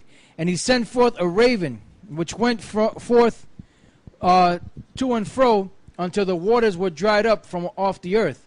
Also he sent forth a dove from him, to see if the waters were abated from off the face of the earth. But the dove found no rest for the sole of her foot. Excuse me. And she returned unto him into the ark, for the waters were on the face of the whole earth. Then he put forth his hand and took her and pulled her in unto him into the ark. And he stayed yet other 7 days, and again he sent forth the dove out of the ark. And the dove came into him in the evening, and lo, in her mouth was an olive leaf plucked off. So Noah knew that the waters were abated from off the earth. And he stayed yet other 7 days, and sent forth the dove, which returned not again unto him any more. And it came to pass in the 601st year, in the first month, the first day of the month, the waters were dried up from off the earth, and Noah removed the covering of the ark. And looked, and behold, the face of the ground was dry. And in the second month, on the 7th and 20th day of the month, was the earth dried. And the Most High spake unto Noah, saying, Go forth of the ark, thou and thy wife and thy sons' wives with thee. Bring forth with thee every living thing that is with thee of all flesh, both of fowl and of cattle and of every creeping thing that creepeth upon the earth. And that they may breed abundantly in the earth, and be fruitful and multiply upon the earth. And Noah went forth, and his sons and his wife and his sons' wives with him, every beast, every creeping thing, and every fowl, and whatsoever creepeth upon the face, upon the earth, after their kind, went forth out of the ark. And Noah builded an altar unto the Lord, and took of every beast and of every clean fowl, and offered burnt offerings on the altar. And the Lord smelled a sweet savor. Now, y'all say that, the law was given to Moses, but the law was established. They knew about sacrificing of animals, building altars, and so forth. They knew this, but now the full established law was given to Moses, which was like codified in the commandments. But they knew certain laws. They knew not to be a faggot. They knew that in the law. They knew that to kill somebody was against the law. Go ahead. And the Lord smelled a sweet savor, and the Lord said in his heart, I will not again curse the ground any more for man's sake, for the imagination of man's heart is evil from his youth. Neither will I again smite any more everything living as I have done. While the earth remaineth, seed time and harvest, and cold and heat, and summer and winter, and day and night shall not cease. Genesis 9:1. And the Most High blessed Noah and his sons, and said unto them, Be fruitful and multiply and replenish the earth. Now that statement right there shows you that this Edomite is a damn devil. And the elites are major devils, because they got this thing called a Georgia Guidestone, but the so-called I guess the author of it, the builder of it, there's a man by the name of R.C. Christensen, which they say that's not even a real name. All right? Now, I don't know what the R.C. represent, but the word Christensen comes from the word Christian, because the elite claim to believe in the Most High. They claim to be Christians and Jews. Now, for them to establish that Georgia Guidestone, and if you notice, the Georgia Guidestone we keep bringing that up.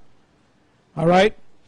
If you go to the Georgia Guidestone, and if you have any camps down there, you know, that's down there in Georgia, you should go to the Georgia Guidestone and do a little thing on it, man. Because if we were down there, we'd have been went down there and did a documentary on that, man. All we have is the pictures, all right? But if you look at these current pictures, which shows you that a lot of people woke up, it'll say F, you know, FU or F the New World Order, and it'll say other things on there damning the New World Order and the elite, all right? So now, going back to what he just read, the Most High said, be fruitful and multiply. So now for you to say to maintain humanity under 500 million, that's totally going against the Most High. The fact that people are rioting in the streets in Greece and around the world, and soon to be in America, all right, because Obama's talking about cutting the Social Security, Medicaid, Medicare. He's going to totally destroy it. You ain't gonna have all these benefits that you get, these entitlement programs. They're gonna eventually phase all that out, man. You're just gonna be on your own, and that's when you're gonna start rioting in the streets like they've been doing in Greece for the last 13 months. And it's all based upon debt. Now, if the elite claim to be Christians and Jews and men of the Most High, all right, men of God, it tells you about two things. It tells you about the year of release, which comes about once every 7 years. Whatever debts that you're supposed to receive, anybody that's indebted to somebody else, this come the 7th year, all your debts are absolved, forgiven, whatever you want to call it. All right, that's where you get the term statute of limitation. Then you have the the Jubilee, and that comes once every 50 years. Now let's say you lent something to somebody in the 45th year. If he doesn't pay it in that 5 years, when the Jubilee comes in, it's forgiven, because you had a law and you said don't wait until the 7th. You know that the 7th year is coming of the year of release. And you're not going to lend the person money. You're supposed to lend the person money anyway. That's why the whole world is out of course, because of these damn Edomites, man. Because they claim to use the scriptures, but they go dead set against the scriptures, man. That's why you have riots all over the place. And like I said, those Greek riots, that's coming to America. They're going to be rioting in America. When they cut welfare, when they cut food stamps, when they cut Social Security, when they raise the retirement age to 70 or 72 or 75, when they cut all these entitlement programs and you can't get to nothing, You're gonna start rioting in the street. You think that it's not coming to you. It's coming to you. It's coming to America. Go ahead. This is Psalms chapter 82, verse 3. Defend the poor and fatherless. Do justice to the afflicted and needy. And that's what those devils are not doing. So that's why we call. So you get people that get mad because we call them devils. Well, they're doing exactly what a devil does. Go ahead. Deliver the poor and needy. Yeah, because you got the Rothschilds, which are supposedly their wealth is estimated at 500 trillion with a T dollars. I don't know how true that is, but I know that's old money. So you got these new guys that Bill Gates and Warren Buffett that's supposedly worth over 50 billion. Well, look, you can among the Rothschilds, you can take $1 trillion, a couple $1 trillion, and you can cure hunger all over the world, man. You can make everything prosperous, but their plan is not to make everything prosperous. Their plan is to destroy. What is it? 6.5 billion people on the planet Earth, so they can have 500 billion. Then it's easy to spread the wealth, and their plan is to destroy Israel. Go ahead. Deliver the poor and needy. Rid them out of the hand of the 82 and 4. Deliver the poor and needy. Rid them out of the hand of the wicked. They know not, neither will they understand. Yeah, so who's going to rid them out of the hand of the wicked? Let's find out who the wicked is first. The wicked are the elite, really, and it's the rest of you Edomites. But it starts with the elite. And the needy are the rest of the people. But we're not concerned about the rest of the people. We're only concerned about the children of Israel. And right now, we're only concerned about the elect of the nation of Israel. Go ahead. They know not, neither will they understand. They walk on in darkness. All the foundations of the earth are out of course. Yep. All right, now let's go back to where we left off. Genesis 9 and 1. And the Most High blessed Noah and his sons and said unto them, Be fruitful and multiply and replenish the earth. And the fear of you and the dread of you shall be upon every beast of the earth, and upon every fowl of the air. Yeah, because when the kingdom comes, I believe that's in Isaiah. Is that in Isaiah 11? The little child shall put. When the kingdom is established, at one time, if you walked in the forest or in the jungle and a lion rolled up on you, the lion would fear you. The elephant would fear you. The serpent would fear you. You do that today, man.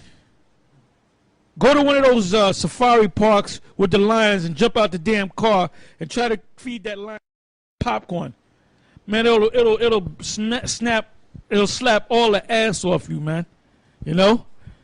Now, in the kingdom of heaven, the lion is going to fear us. The elephant's going to fear us. The serpent is going to fear us. The adder is going to fear us. All these animals are going to fear us. Go ahead. Isaiah 11 and 6. The wolf also shall dwell with the lamb, and the leopard shall lie down with the kid, and the calf and the young lions and the fatlings together, and a little child shall lead them. By the way, that little child is a little Israelite child, not no little devil Edomite child, or Hamite child, or Canaanite child. Go ahead. And the cow and the bear shall feed. Their young ones shall lie down together, and the lion shall eat straw like the ox. And the suckling child shall play on the hole of the asp, and the weaned child shall... What does it mean by a suckling child? A child that's sucking on his mama's titties. An infant. Because in the kingdom, you don't have to worry about taking care of your child. You can just let your child go. The Most High is going to protect him. We ain't gonna have no situation in the kingdom where you got a milk carton. First of all, we ain't gonna have milk cartons. We're gonna get our milk from cows. You ain't gonna have no milk carton with no little kid on it missing. Not among Israelite children. Go ahead. It says, and the sucking child shall play on the hole of the asp, and the weaned child shall put his hand on the cockatrice den. They shall not hurt nor destroy in all my mountain, For the earth shall be full of the knowledge of the Lord as the waters cover the sea. That's when the kingdom of heaven is established. That's when this devil, Esau, is destroyed. And he's getting ready to be destroyed. It's that close. It's that close that this devil's going. So you got clowns out there. Oh, well, you don't know when this man gonna go down. Well, you ain't woken up to nothing, man.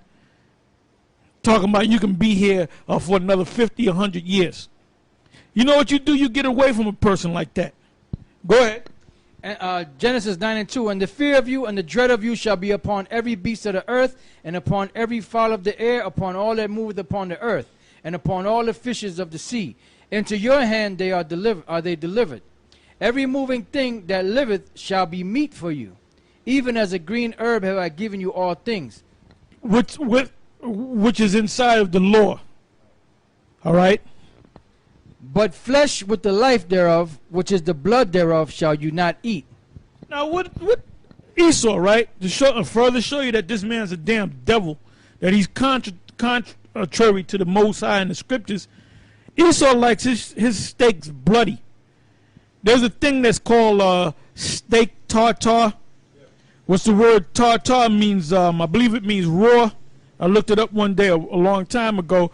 Basically what you do is you take some raw meat, you throw it on the pan for 1 second, you flip it for 1 second, you throw it on the plate, and you give it to the person, they eat it. Raw meat.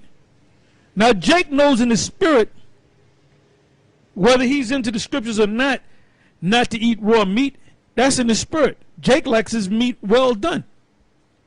Esau likes it medium rare, steak tartare. So this is not, so you look at this guy, Uncle Ruckus, that's trying to save Esau. You can't say Esau's not built to be saved, man. Esau's built to get a foot stuck dead up in his ass sideways, man, and working out in the field and getting his ass whipped. That's what he's made for, man. Go ahead. Exodus chapter 12, verse 8. And they shall eat the flesh in that night, roast with fire and unleavened bread, and with bitter herbs they shall eat it. Eat not of it raw. So what are them so-called Jews doing over there in the land of Israel, man? When the Passover come,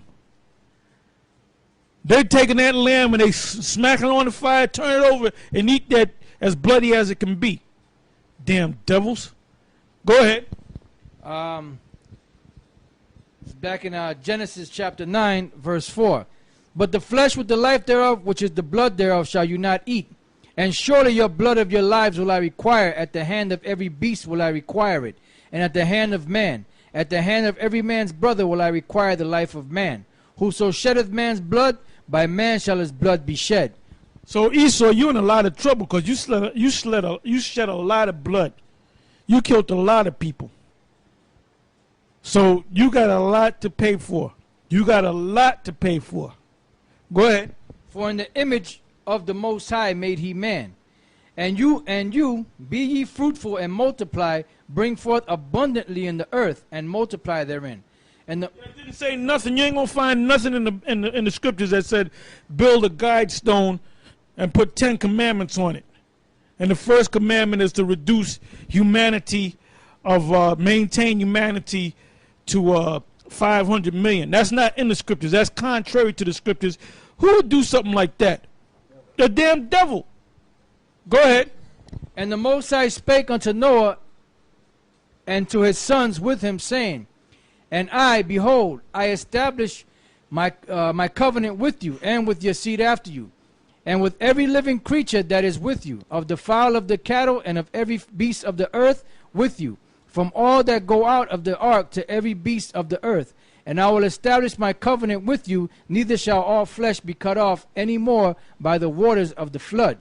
Neither shall there any more be a flood to destroy the earth.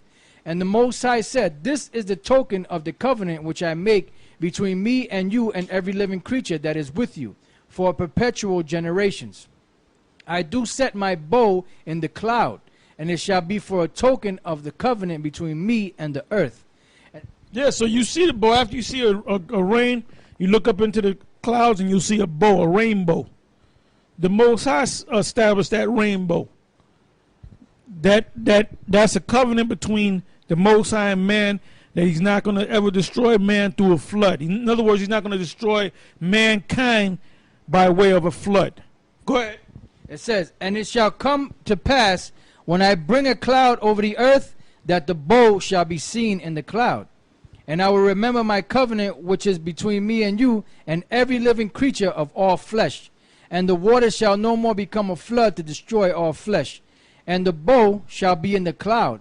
And I will look upon it, that I may remember the everlasting covenant between the Most High and every living creature of all flesh that is upon the earth. And the Most High said unto Noah, this is the token of the covenant which I have established between me and all flesh that is upon the earth. And the sons of Noah that went forth of the ark were Shem and Ham and Japheth, and Ham is the father of Canaan. These are the 3 sons of Noah, and of them was the whole earth overspread. And Noah began to be an husbandman, and he planted a vineyard, and he drank of the wine and was drunken. And he was uncovered within his tent. And Ham, the father of Canaan, saw the nakedness of his father, and told his 2 brethren without. And Shem and Japheth took a garment, and laid it upon both their shoulders, and went backwards, and covered the nakedness of their. So they knew the law of not looking upon their father's nakedness. But Ham, he wanted to be an asshole and look at his father's nakedness and make mockery of him because he was drunk. But the Most High showed, as you read on, the Most High showed Noah that, you know, Ham was looking at you butt-ass naked and basically making mockery of you, laughing about it. So who did he curse? As we read on, he didn't curse Ham. He cursed one of his sons, Canaan. Go ahead. And Shem and Japheth took a garment and laid it upon both their shoulders, and went backward and covered the nakedness of their father. And their faces were backward, and they saw not their father's nakedness. And Noah awoke from his wine, and knew what his younger son had done unto him. And he said, cursed be Canaan, a servant of servants shall he be unto his brethren. Now, you got these stupid Edomites out there that claim that they know the Bible. And they say, well, the curse of Canaan is when the Most High turned them into black people, because Noah and all his sons and his wives were white people. Where science shows you that dark genes are dominant, stupid. So all the children of Noah were dark-skinned children. They were all dark-skinned. There was no white people during that time. Now the curse that was put on him was the fact that, as you read down, it's going to tell you that land that they're living in, the land of Canaan, that Israel is going to get that land, including America, which is also the land of Canaan. So that's the curse, that they're going to be servants unto us, and anything that your servant finds becomes yours because you're the master. Go ahead. It says, and he said, blessed be the Lord, power of Shem, and Canaan shall be his servant. And the Most High shall enlarge Japheth, and he shall dwell in the tents of Shem. And Canaan shall be his servant. And Noah lived after the flood 350 years, and all the days of Noah were 950 years, and he died. Genesis 10:1. Now these are the generations of the sons of Noah, Shem, Ham, and Japheth. And unto them were sons born after the flood. The sons of Japheth, Gomer, and Magog, and Madai, and Javan, and Tubal, and Meshach, and Tyrus. The sons of Gomer, Ashkenaz, and Riphath, and Togarmah. And the sons of Javan, Tarshish, Kittim, and Dodanim. By these were the isles of the Gentiles divided in their lands, every one after his tongue, after their families and their nations. And the sons of Ham, Cush, and Mizraim, and Put, and Canaan. And the sons of Cush, Seba, and Havilah, and Sabta, and Ra'amah, and Sabtekah. And the sons of Ra'amah, Sheba, and Dedan. And Cush begat Nimrod. He began to be a mighty one in the earth. He was a mighty hunter before the Lord. Wherefore it is said, even as Nimrod, the mighty hunter before the Lord. Yeah, hunter means conqueror. Go ahead. And the beginning of his kingdom was Babel, and Erech, and Akkad, and Calneh, in the land of Shinar. Out of that land went forth Ashur, and builded Nineveh, and the city of Rehoboth, and Calah. And Rezin between Nineveh and Calah, the same is a great city. And Mizraim begat Ludum, and Anamin, and... By the way, Mizraim, Martezayim, is the so-called Egyptians. The term, they wasn't calling themselves Egyptians. That was a Greek term. When the Greeks went over into that part of the world, he referred to them as Egyptians. That's a Greek word. Go ahead.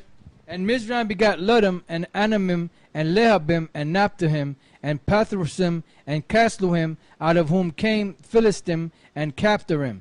And Canaan begat Sidon, his firstborn, and Heth, and the Jebusites, and the Amorites, and the Girgashites, and the Hivites, and the Archites, and the Sinites, and the Arvadites, and the Semarites, and the Hamathite, and afterward were the families of the Canaanites spread abroad.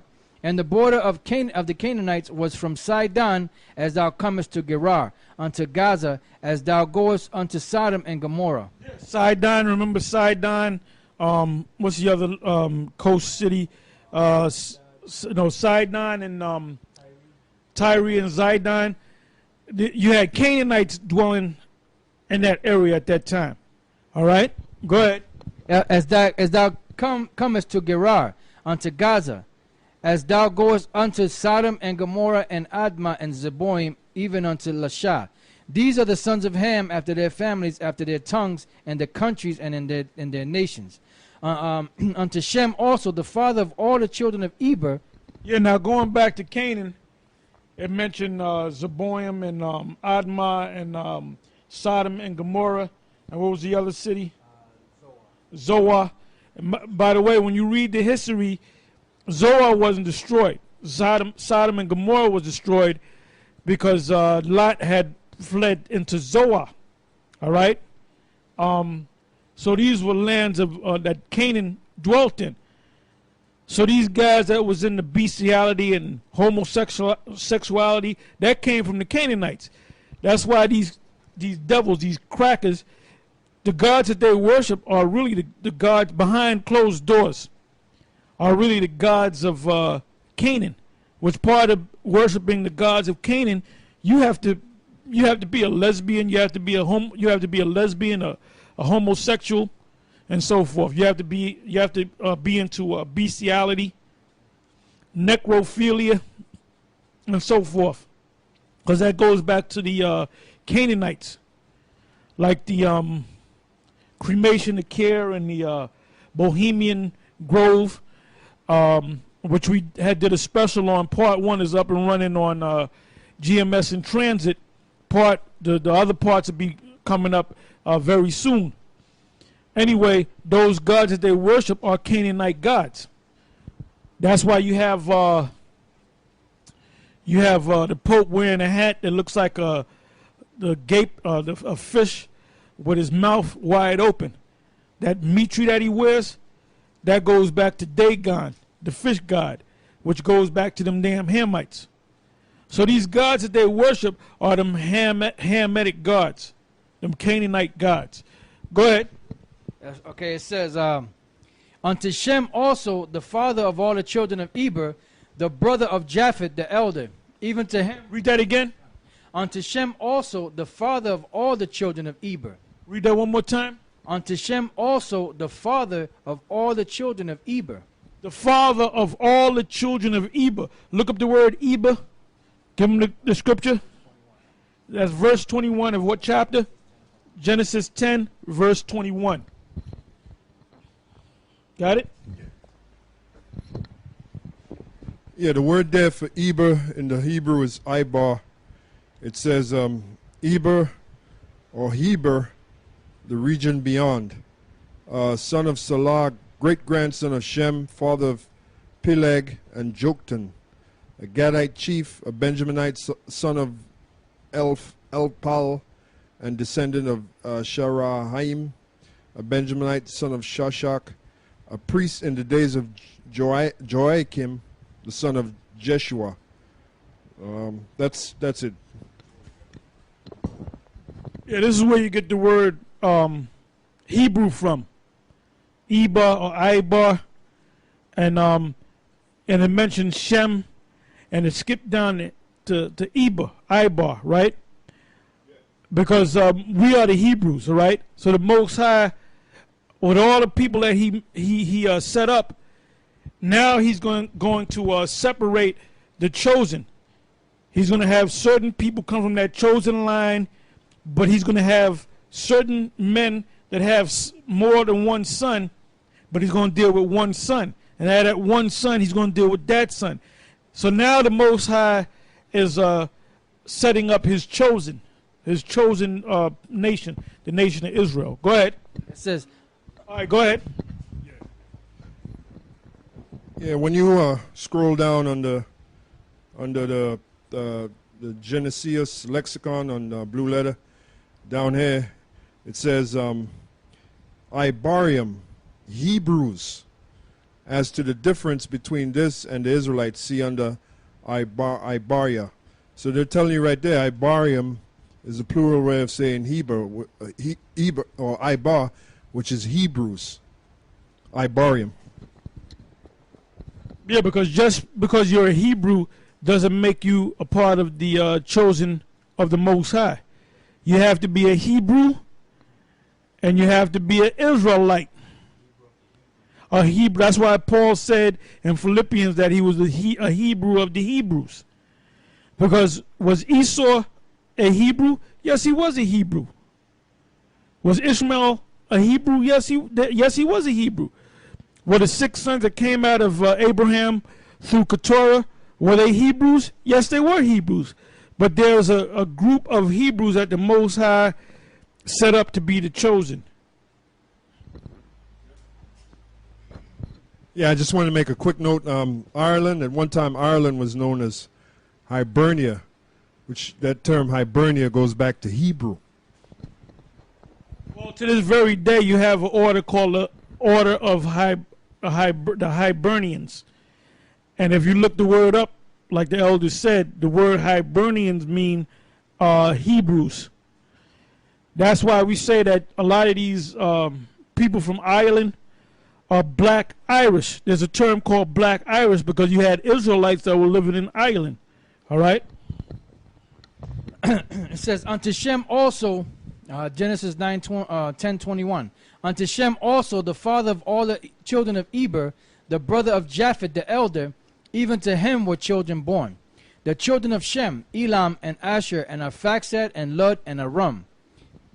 Arphaxad was that line. From Shem to Arphaxad, that was that line. So the other sons, the other 4 sons, the Lord ain't dealing with Elam. The Lord ain't dealing with Aram. The Lord ain't dealing with, what's the other 2? Ashur and Lud. The Lord was dealing with Arphaxad. Go ahead. And the children of Aram, Huz and Hul and Gether and Mash. And Arphaxad begot Selah, begot Eber. And unto Eber were born 2 sons. The name of the one was Peleg, for in his days was the earth divided, and his brother's name was Joktan. And Joktan began Almodad and Shelef and Hazarmaveth and Jerah. And so the line went from him to Joktan. All right, am I correct? I'm sorry, to Peleg. I'm sorry, to Peleg. So from Joktan was pushed out. So Peleg, that's where the line kept going. All right, go ahead. Let me say this other time. And then the word Peleg means division, because when he was born, that's when the Most High really divided all the nations. Yeah, because when you read the 11th chapter, that was during the time of the confounding of the languages. All right. Yeah, to back up Elder Aramlab, you look the word up, Peleg, the Hebrew word there is palag, which means division. Go ahead. It says, and unto Eber were born 2 sons. The name of the one was Peleg, for in his days was the earth divided, and his brother's name was Joktan. It says, and Joktan begat Almodad and Shelef and Hazarmaveth and Jerath and Hadaram and Uzal and Diklah and Obal and Abimael and Sheba and Ophir and Havilah and Jobab. All these were the sons of Joktan, and their dwelling was from Mesha as thou goest unto Sephar, a mount of the east. These are the sons of Shem after their families, after their tongues, and their lands after their nations. These are the families of the sons of Noah after their generations in their nations. And by these were the nations divided in the earth after the flood. Genesis 11:1. And the whole earth was of one language and of one speech. And it came to pass as they journeyed from the east that they found a plain in the land of Shinar, and they dwelt there. And they said one to another, Go to, let us make brick and burn them thoroughly. And they had brick for stone, and slime had they for mortar. And they said, Go to, let us build us a city and a tower, whose top may reach unto heaven. And let us make us a name, lest we be scattered abroad upon the face of the whole earth. So that was that first concept of a new world order, a one world society. So that was first spoken about in Genesis the 11th chapter. So you got this devil to this day trying to establish this new world order, this one world religion, one world government, eventually they want one language, all right, one world system. So that's an old idea, and the Most High confounded that. Go ahead. And the Lord came down to see the city and the tower, which the children of men builded. And the Lord said, Behold, the people is one, and they have all one world order. Go ahead. And they have all one language. And this they begin to do. And now nothing will nothing will be restrained from them, which they have imagined to do. Go to, let us go down, and there confound their language, that they may not understand one another's speech. So the Lord scattered them abroad from thence upon the face of all the earth, and they left off to build the city. Therefore is the name of it called Babel, because the Lord did there confound the language of the earth, and from thence did the Lord scatter them abroad upon the face of all the earth. These are the generations of Shem.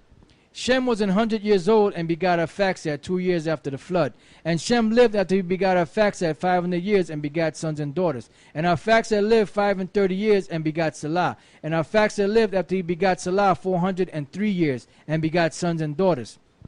And Salah lived 30 years and begot Eber.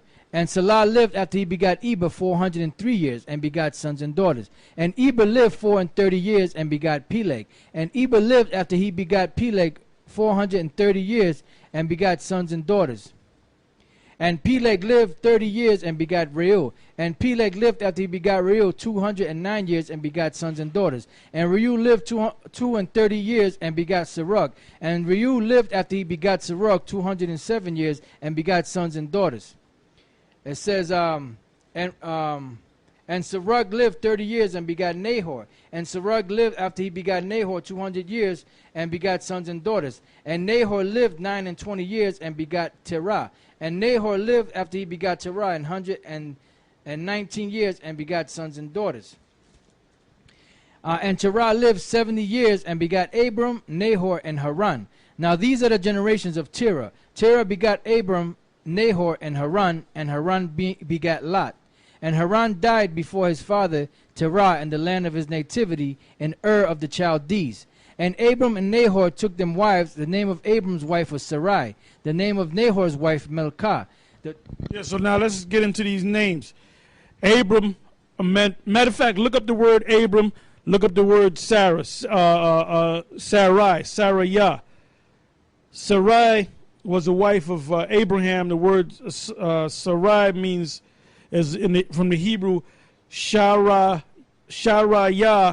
It's the feminine way of saying prince, so her name means princess, and the yah at the end makes it my princess. So instead of saying Shah, which is prince, you say Shara, which is princess, and the yah, like I said, makes it my princess. Whose princess was it? Abraham's princess, or Abram's princess. Now Abram's name was Abba Ram. Ram means, that's where you get the word ram from. Ram is usually on the top of the mountain. So the word ram means exalted or high. So Abba Ram means father exalted, high father. All right? And you notice that his name was changed to Abraham, Abraham, and his wife's name was changed from Sarai to Sarah, which means princess. So let's get these names together. Yeah, dealing with Abraham or Abram first. the Hebrew word there is Abaram. Abaram, which means exalted father. It says original name of Abraham. And down here it says the founder and father of the Jewish nation, the son of Terah, born in Mesopotamia, and sojourned in the land of Canaan with his flocks in a kind of nomadic life. Now I'm going to go to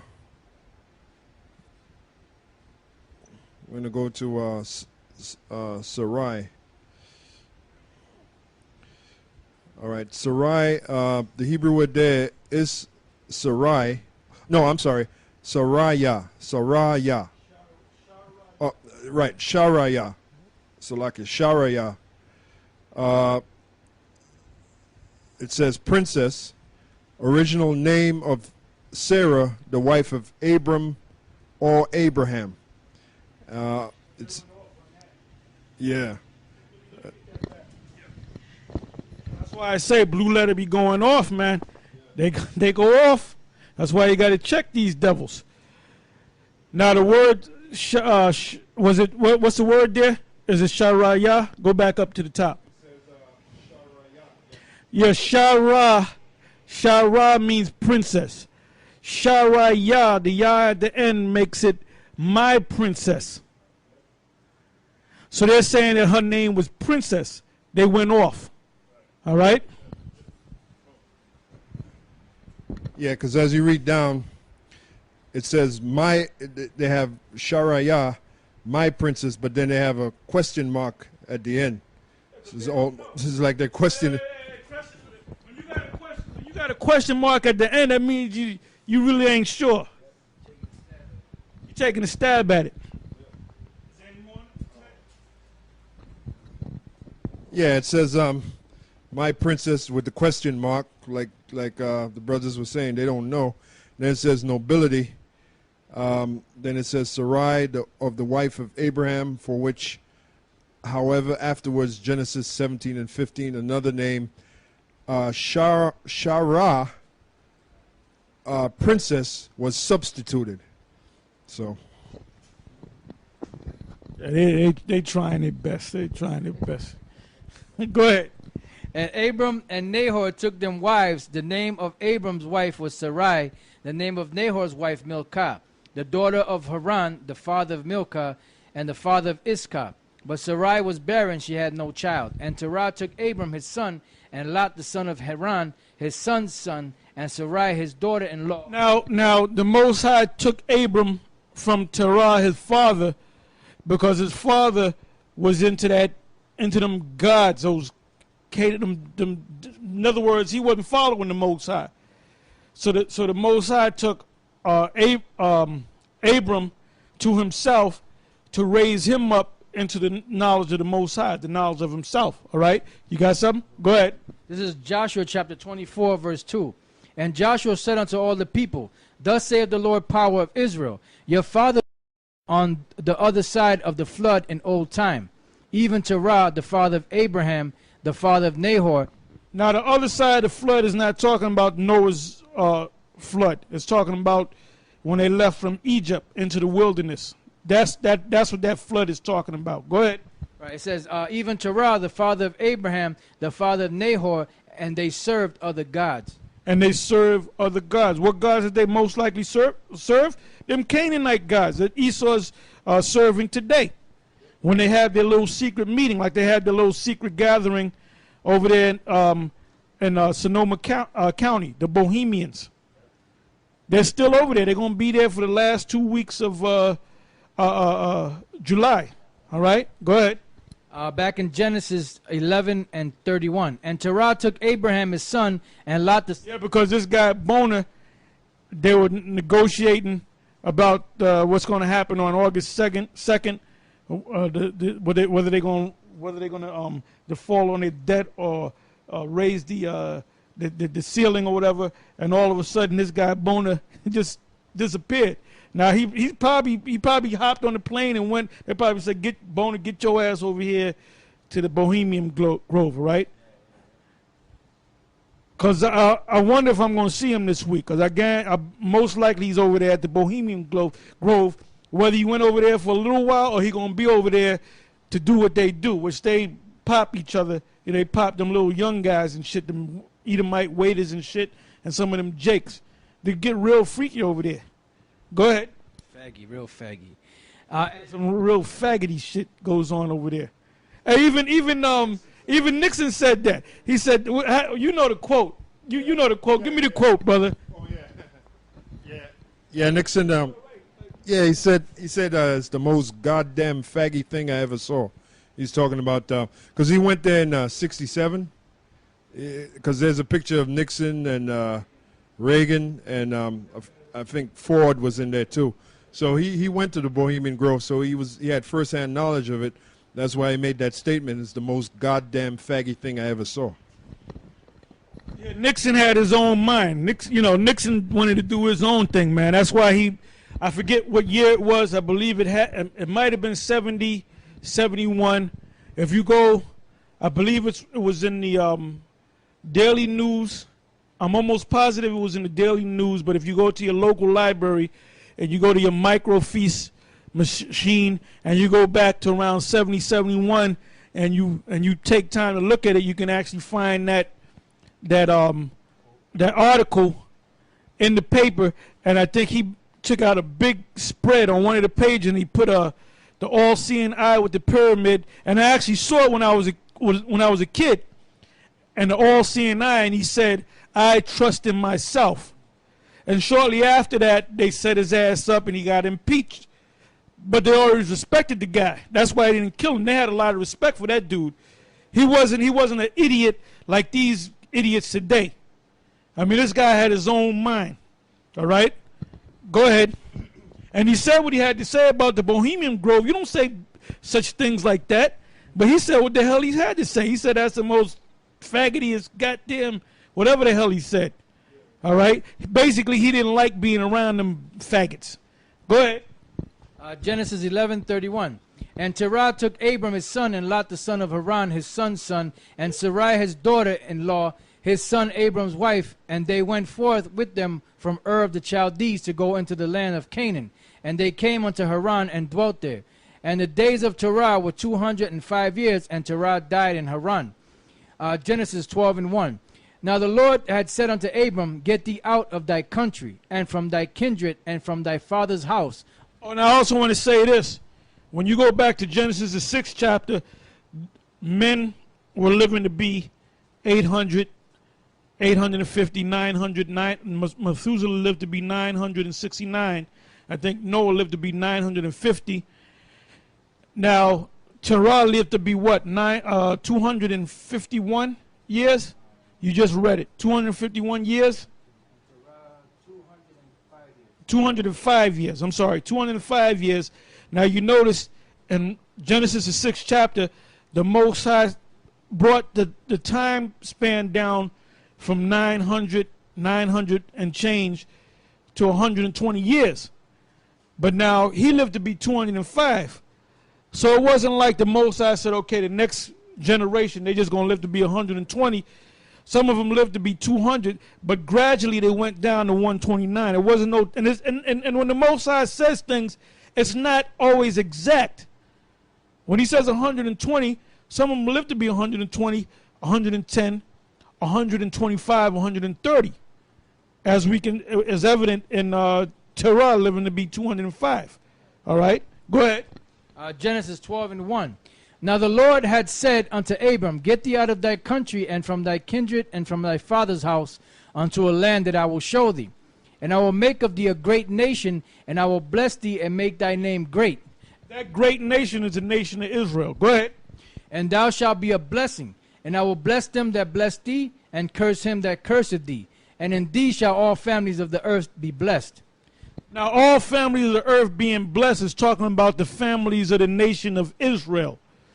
That line is Abraham, Isaac, and Jacob. Go ahead. It says, And so Abram departed as the Lord had spoken unto him, and Lot went with him, and Abram was 75 years old when he departed out of Haran. And Abram took Sarai his wife, and Lot his brother's son, and all their substance that they had together, and the souls that they had gotten in Haran. And they went forth to go into the land of Canaan, and into the land of Canaan they came. And Abraham passed through the land unto the place of Sychem, unto the plain of Moreh, and the Canaanite was then in the land. And the Lord appeared unto Abram and said, Unto thy seed will I give this land. And there builded he an altar unto the Lord who appeared unto him. Now, why would the Lord give that land to the seed of Abraham when you had the Canaanites already there? Because when you go back to Genesis, the 6th chapter, and the 25th verse, it said, a servant of servants shall he be unto Shem. All right, so we were justified in taking that land because the Canaanites were our servants anyway. Go ahead. And he removed from thence unto a mountain on the east of Bethel, and pitched his tent, having Bethel. And by the way, the word Bethel means house of the power. Bayath Allah. Bayath meaning house, which is the second character of the ancient Hebrew, which looks like a tent with a hook going into the ground, and El meaning Allah, meaning power or God. Go ahead. And he removed from thence unto a mountain on the east of Bethel, and pitched his tent, having Bethel on the west and Hai on the east. And there he builded an altar unto the Lord, and called upon the name of the Lord. And because he knew the name of the Lord.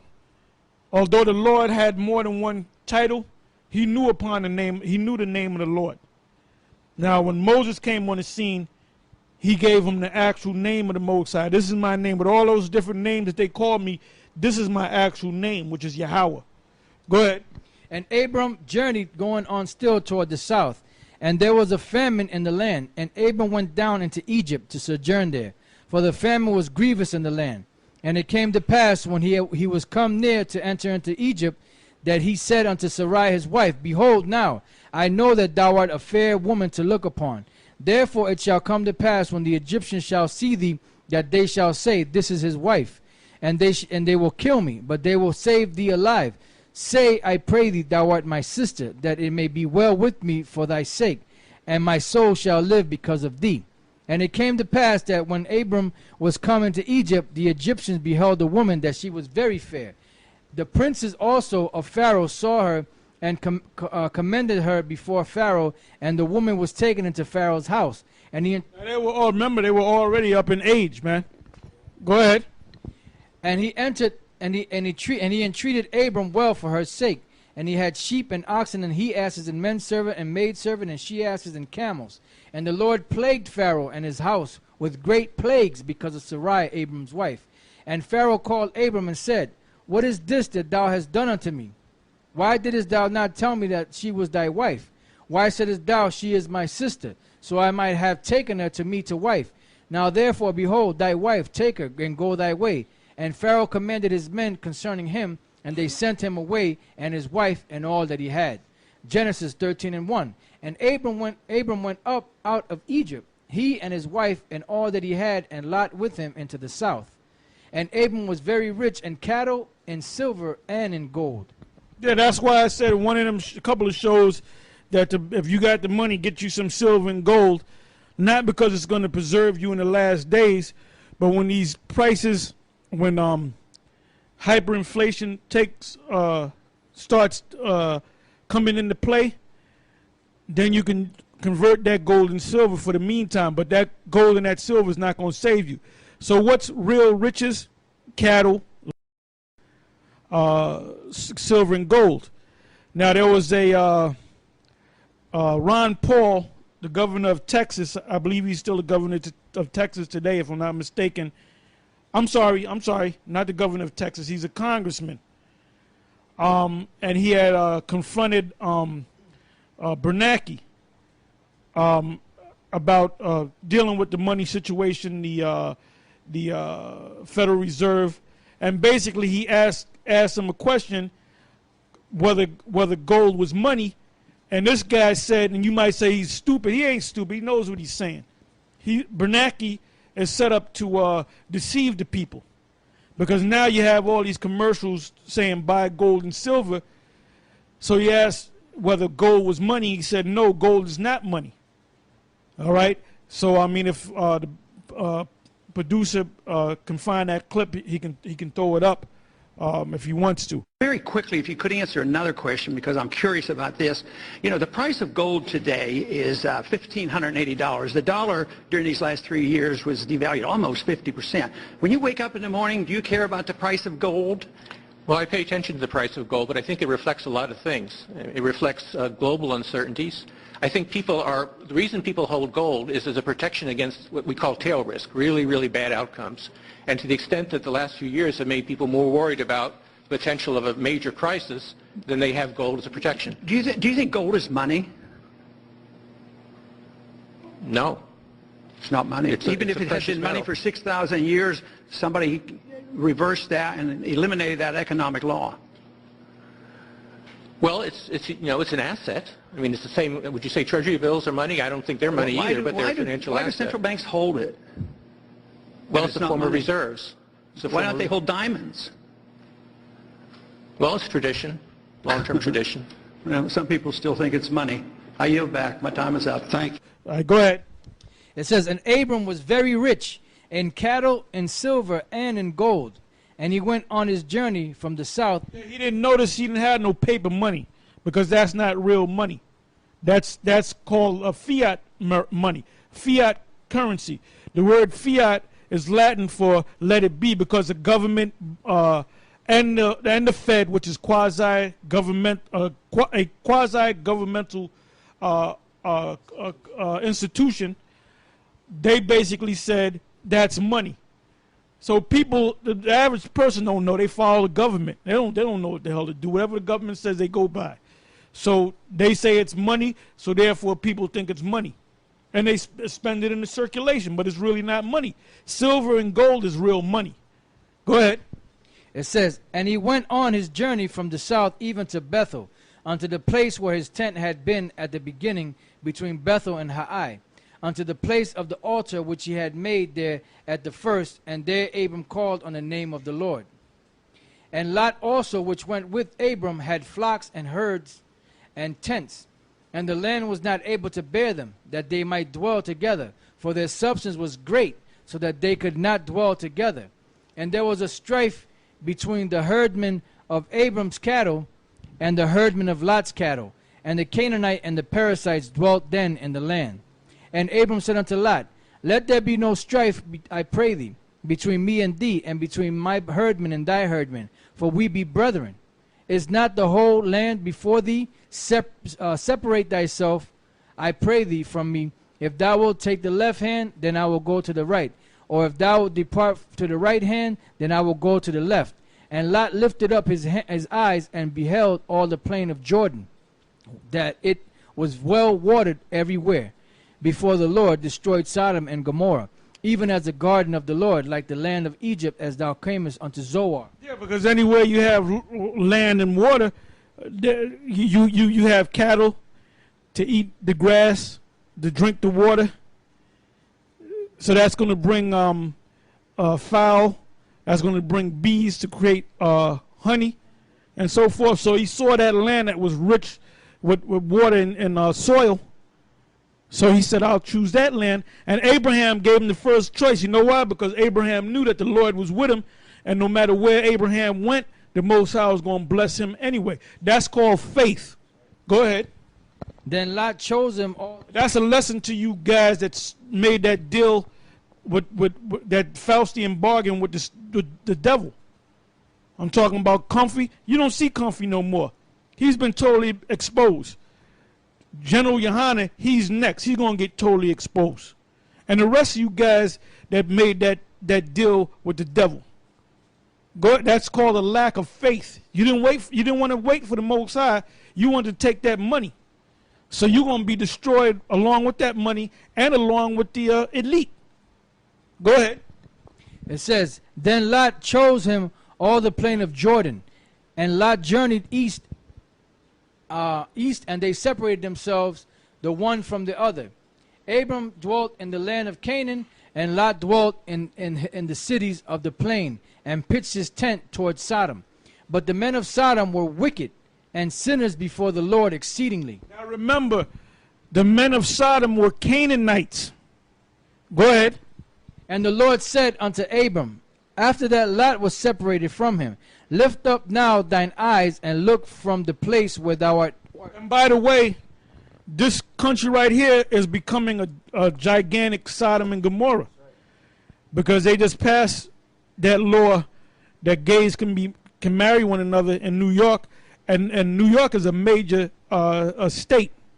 So now they're going to have this big thing supposedly come tomorrow, where you're going to have all these lesbians and these homosexuals getting married on Sunday.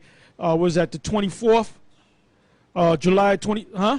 6, 24, 2 and 4, 6. Right, that's right, 2 and 4 and 6, which can be the devil's number. And they're making a big deal about it. And then they were talking about the other day taking Jones Beach and making part of it a nude beach. So basically they're corrupt. The leaders are corrupting the people. So you have people now accepting it, saying it's all right to be a homosexual and it's all right to get married. They're corrupting the people. The elite are corrupting the people so the people can be destroyed. All right? Go ahead. And then they had this thing on the news where the first people that they showed that were going to go get married was 2 black women and 2 black men. That was the first people they showed, with this so-called law they just passed, that were going to get married.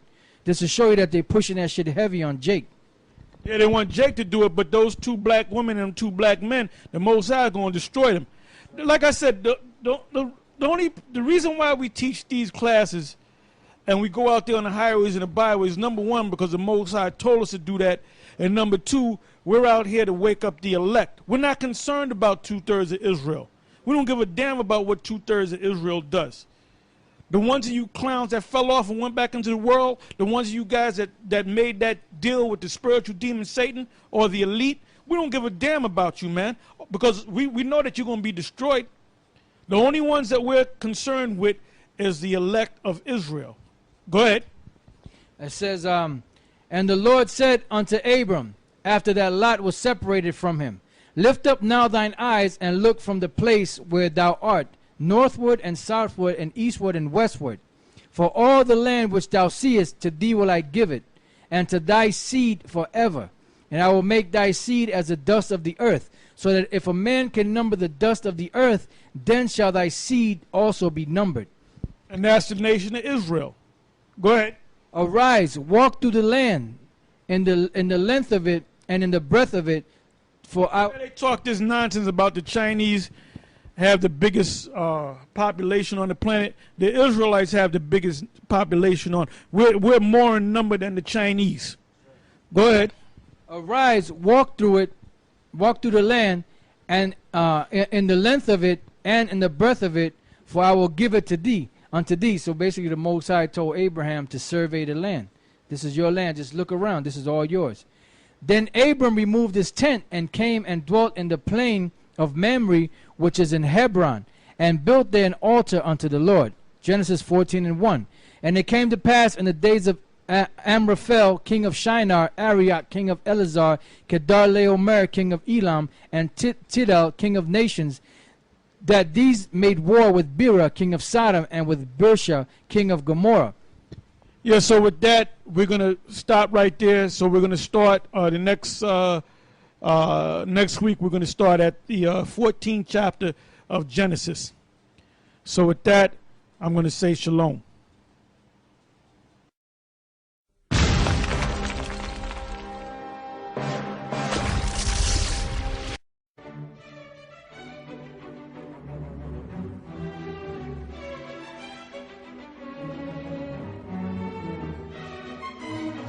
Shalom, and welcome once again to another episode of Elders of GMS, giving all praises to Yahawah, bahasham, Yahawashi. And we're going to continue on with the book of Genesis, and we're going to start at the beginning of chapter 14. Genesis chapter 14, verse 1.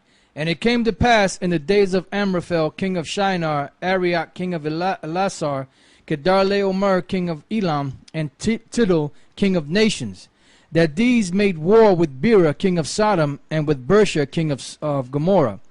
Shinab, king of Admah, and Shem-eber, king of Zeboim, and the king of Bela, which is Zoar. And these were joined together in the vale of Siddim, which is the Salt Sea. Yeah, so speaks about Sodom and Gomorrah, and there was three other cities, Zeboim, Admah, what was the other one? Zoan. And that's where, as you read on, that's where Lot had escaped to. And these cities, basically, like you got New York City, and you got the mayor. So you had what was called like city-states, for lack of a better term. So you had the leaders over these different cities. Go ahead. All these were joined together in the vale of Siddim, which is the Salt Sea. 12 years they served Kedar-laomer, and in the 13th year they rebelled. And in the 14th year came Kedar-laomer and the kings that were with him, and smote the Rephaims, and Ashtoreth, Karnaim, and the Zuzims in Ham, and the Emims in Shaveh, Kiriathaim, and the Horites in their Mount Seir, unto El Paran, which is by the wilderness. Yeah, because the first people to dwell in Mount Seir were the Horites, which are the Canaanites.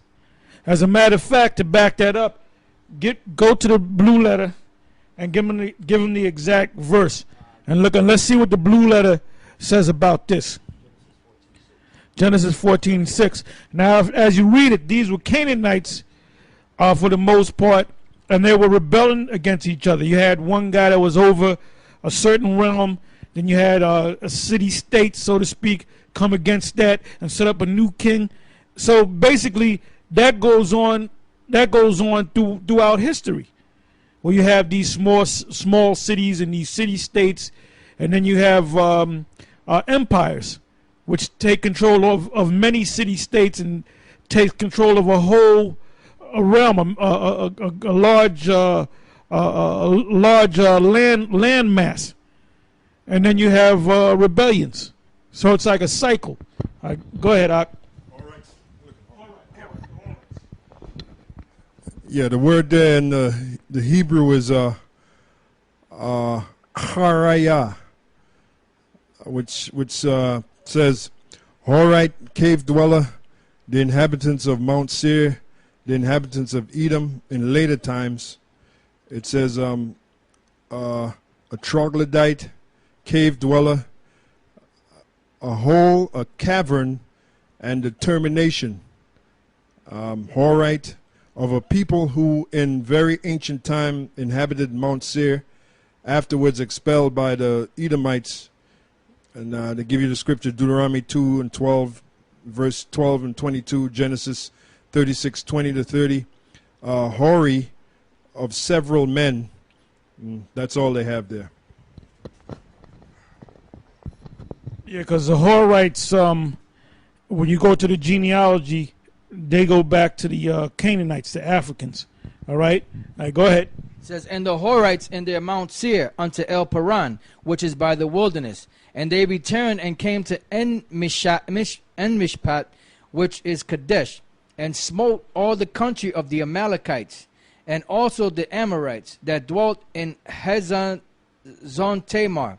And there went out the king of Sodom, and the king of Gomorrah, and the king of Admah, and the king of Zeboim, and the king of Bela, the same as Zoar.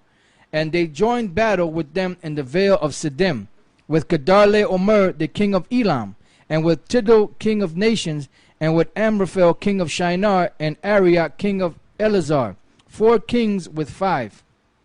And the vale of Siddim was full of slime pits, and the kings of Sodom and Gomorrah fled, and fell there, and they that remained fled to the mountains. And they took all the goods of Sodom and Gomorrah, and all their victuals, and went their way. And they took Lot, Abram's brother's son, who dwelt in Sodom, and his goods, and departed. And there came one that had escaped, and told Abram the Hebrew, for he dwelt in the plain of Mamre the Amorite, brother of Eshcol, the brother of Aner, and these were confederate with Abram. And when Abram heard that his brother was taken captive, he armed his trained servants, born in his own house, 318, and pursued them unto Dan. And he divided him. I believe it was Nahor. It took Lot. I believe that was Nahor. It doesn't really say. It says, and they took Lot, Abram's brother's son, who dwelt in Sodom, and his goods, and departed. K 13 and 12. Yeah, when you go back to the Table of Nations, you find out that one of the brothers of Abraham was the father of Lot, which made him his nephew. Did you find it? Okay, Haran. Okay, Haran. All right. Okay, it says, and there came one that had escaped and told Abram the Hebrew, for he dwelt in the plain of Mamre the Amorite, brother of Eshcol, the brother of Aner, and these were confederate with Abram. And when Abram heard that his brother was taken captive, he armed his trained servants, born in his own house, 318, and pursued them unto Dan. And he divided himself against them, he and his servants, by night, and smote them, and pursued them unto Hobah, which is on the left hand of Damascus. Now this Abraham was in that battle, so Abraham was mighty in battle as well as his servants, and his servants were trained in war. All right. They never mention that in the when they in the churches when they speak about the fathers of the promise. They never speak about all them great wars that they had. It says, and he brought back all the goods, and also brought again his brother Lot, and his goods, and the women also, and the people. And the king of Sodom went out to meet him after his return from the slaughter of Kedar-laomer. The slaughter. That means they chop heads off, chop arms off, gouging eyes out, ripping teeth out. If they had gold on them, they were taking the gold. All right, so that was a brutal battle, a massacre. Go ahead. And of the kings that were with him at the valley of Shaveh, which is the Kingsdale. And Melchizedek, king of Salem, brought forth bread and wine, and he was a priest of the Most High Power. And that's Yahawashi, that came as the king of righteousness, Melchizedek. Go ahead. It says, and he blessed him and said, blessed be Abram of the Most High Power, possessor of heaven and earth, and blessed be the Most High Power, which had delivered thine enemies into thy hand. And he gave him tithes of all. And the king of Sodom said unto Abram, give me the persons, and take the goods to thyself. And Abram said to the king of Sodom, I have lifted up mine hand unto the Lord, the Most High Power, the possessor of heaven and earth, that I will not take from a thread even to a shoe latchet, and that I will not take anything that is thine, lest thou shouldest say, I have made Abram rich, save only that which the young men have eaten, and the portion of the men which went with me. Aner, Eshcol, and Mamre, let them take their portion. Come. Genesis 15 and 1.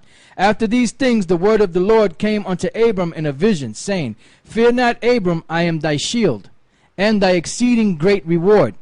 And Abram said, Lord Power, what wilt thou give me? Oh, and another thing, the Lord didn't always appear to man. The Lord came to man, to his chosen, because it never changed. The Most High doesn't change, man.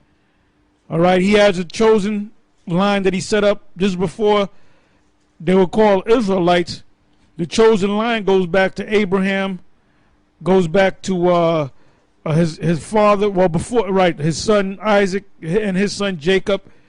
But prior to Abraham, there was always a line. When you go back to Noah, when you go back to Adam, there was always a chosen line. There was always a chosen people. So that stopped when Israel was set up and established. That was his chosen, which became a great nation, which is in captivity under the hands of the Edomites, which the Edomites, the so-called white man, is getting ready to go down, and we're getting ready to come up into power. And these devils know that, man. These elite scholars and the Rothschilds and the super rich, the warlocks and so forth, the elite, they know what's going to happen. They know exactly what's going to happen, but they're stupid because they're trying to stop the prophecies of the Most High. You were placed upon the earth because of prophecy. You came into power. Before you came into power, it was prophesied you were going to come into power.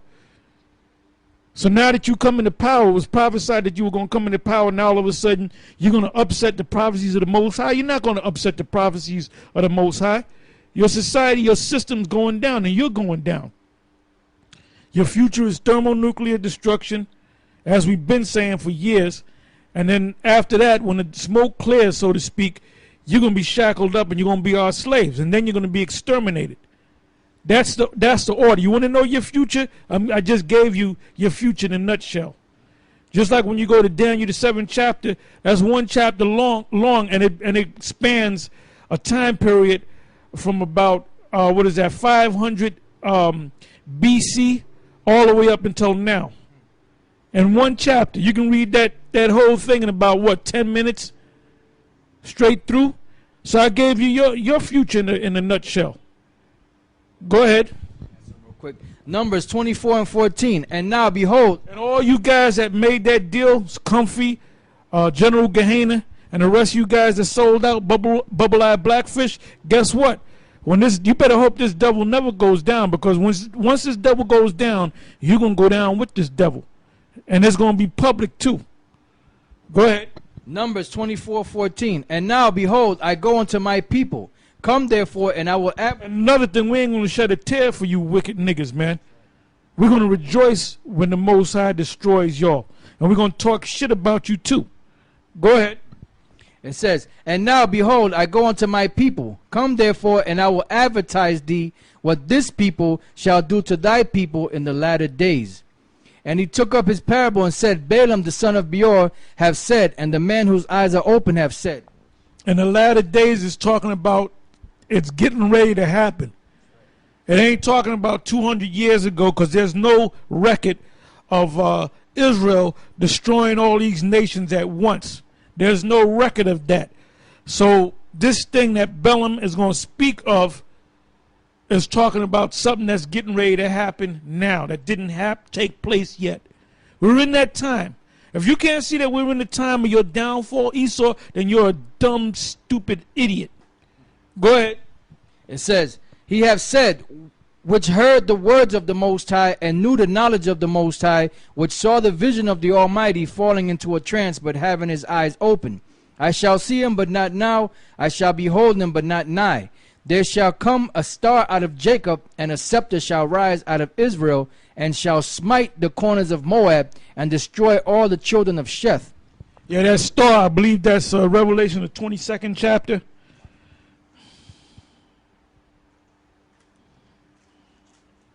You're right about there. Go ahead. Revelation 22 and 16. I, Yahawashi, have sent mine angel to testify unto you these things in the churches. I am the root and the offspring of David, and the bright. I am the root and offspring of David. So that kills that madness about the virgin birth.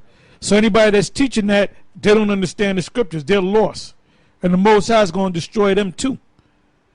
Because the scriptures tell you that. You might not have made a deal with the illuminated ones, but because you breaking down the scriptures the wrong way, destruction is already set up for you. Give me what is that? 2 Peter, the 3rd chapter, and I believe it's around about the 16th verse.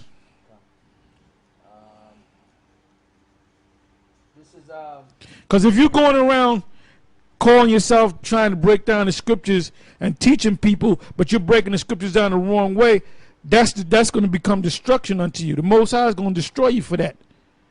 Because the Most High didn't sanction you to go out there and teach this word. All right, go ahead. 2 Peter chapter 3 verse 15. And account that the long suffering of our Lord is salvation, even as our beloved brother Paul also, according to the wisdom given unto him, has written unto you, as also in all his epistles, speaking in them of these things, in which are some things hard to be understood. Yes, some things hard to be understood. The scriptures, there's some scriptures that are hard to be understood. Go ahead. Which they that are unlearned. Go ahead. And unstable. Go ahead. Rest. Yeah, rest meaning wrestle. Go ahead. As they do also the other scriptures unto their own destruction. So if you're going out there and you're calling yourself being sincere, you might be doing it in sincerity, but you breaking down the scriptures the wrong way, that's gonna be to your own destruction. Go ahead. Ye therefore, beloved, seeing you know these things before, beware lest you also, being led away with the error of the wicked, fall from your own steadfastness. Right, now a good example of that is Patak, and what's that brother from Chicago that got with him? The scripture said beware. When it was ordered that guy wasn't right, you wasn't supposed to get with that guy. So you might not make it, man. You might not make it. Go ahead. But and then you other guys don't be. You know what? I don't like no fucking Mama Tum Israelites, man. You trying to make every fucking thing right. God can't get it. It's been broken down to him. You got the videos, and you just can't see nothing. Maybe you can't see nothing because your ass ain't right. So you got a Mama Tum Israelite to come along and try to, don't worry, baby, I'm going to make everything all right. I'm going to break it down. And they still can't get it. And some guys are set up to fall, man.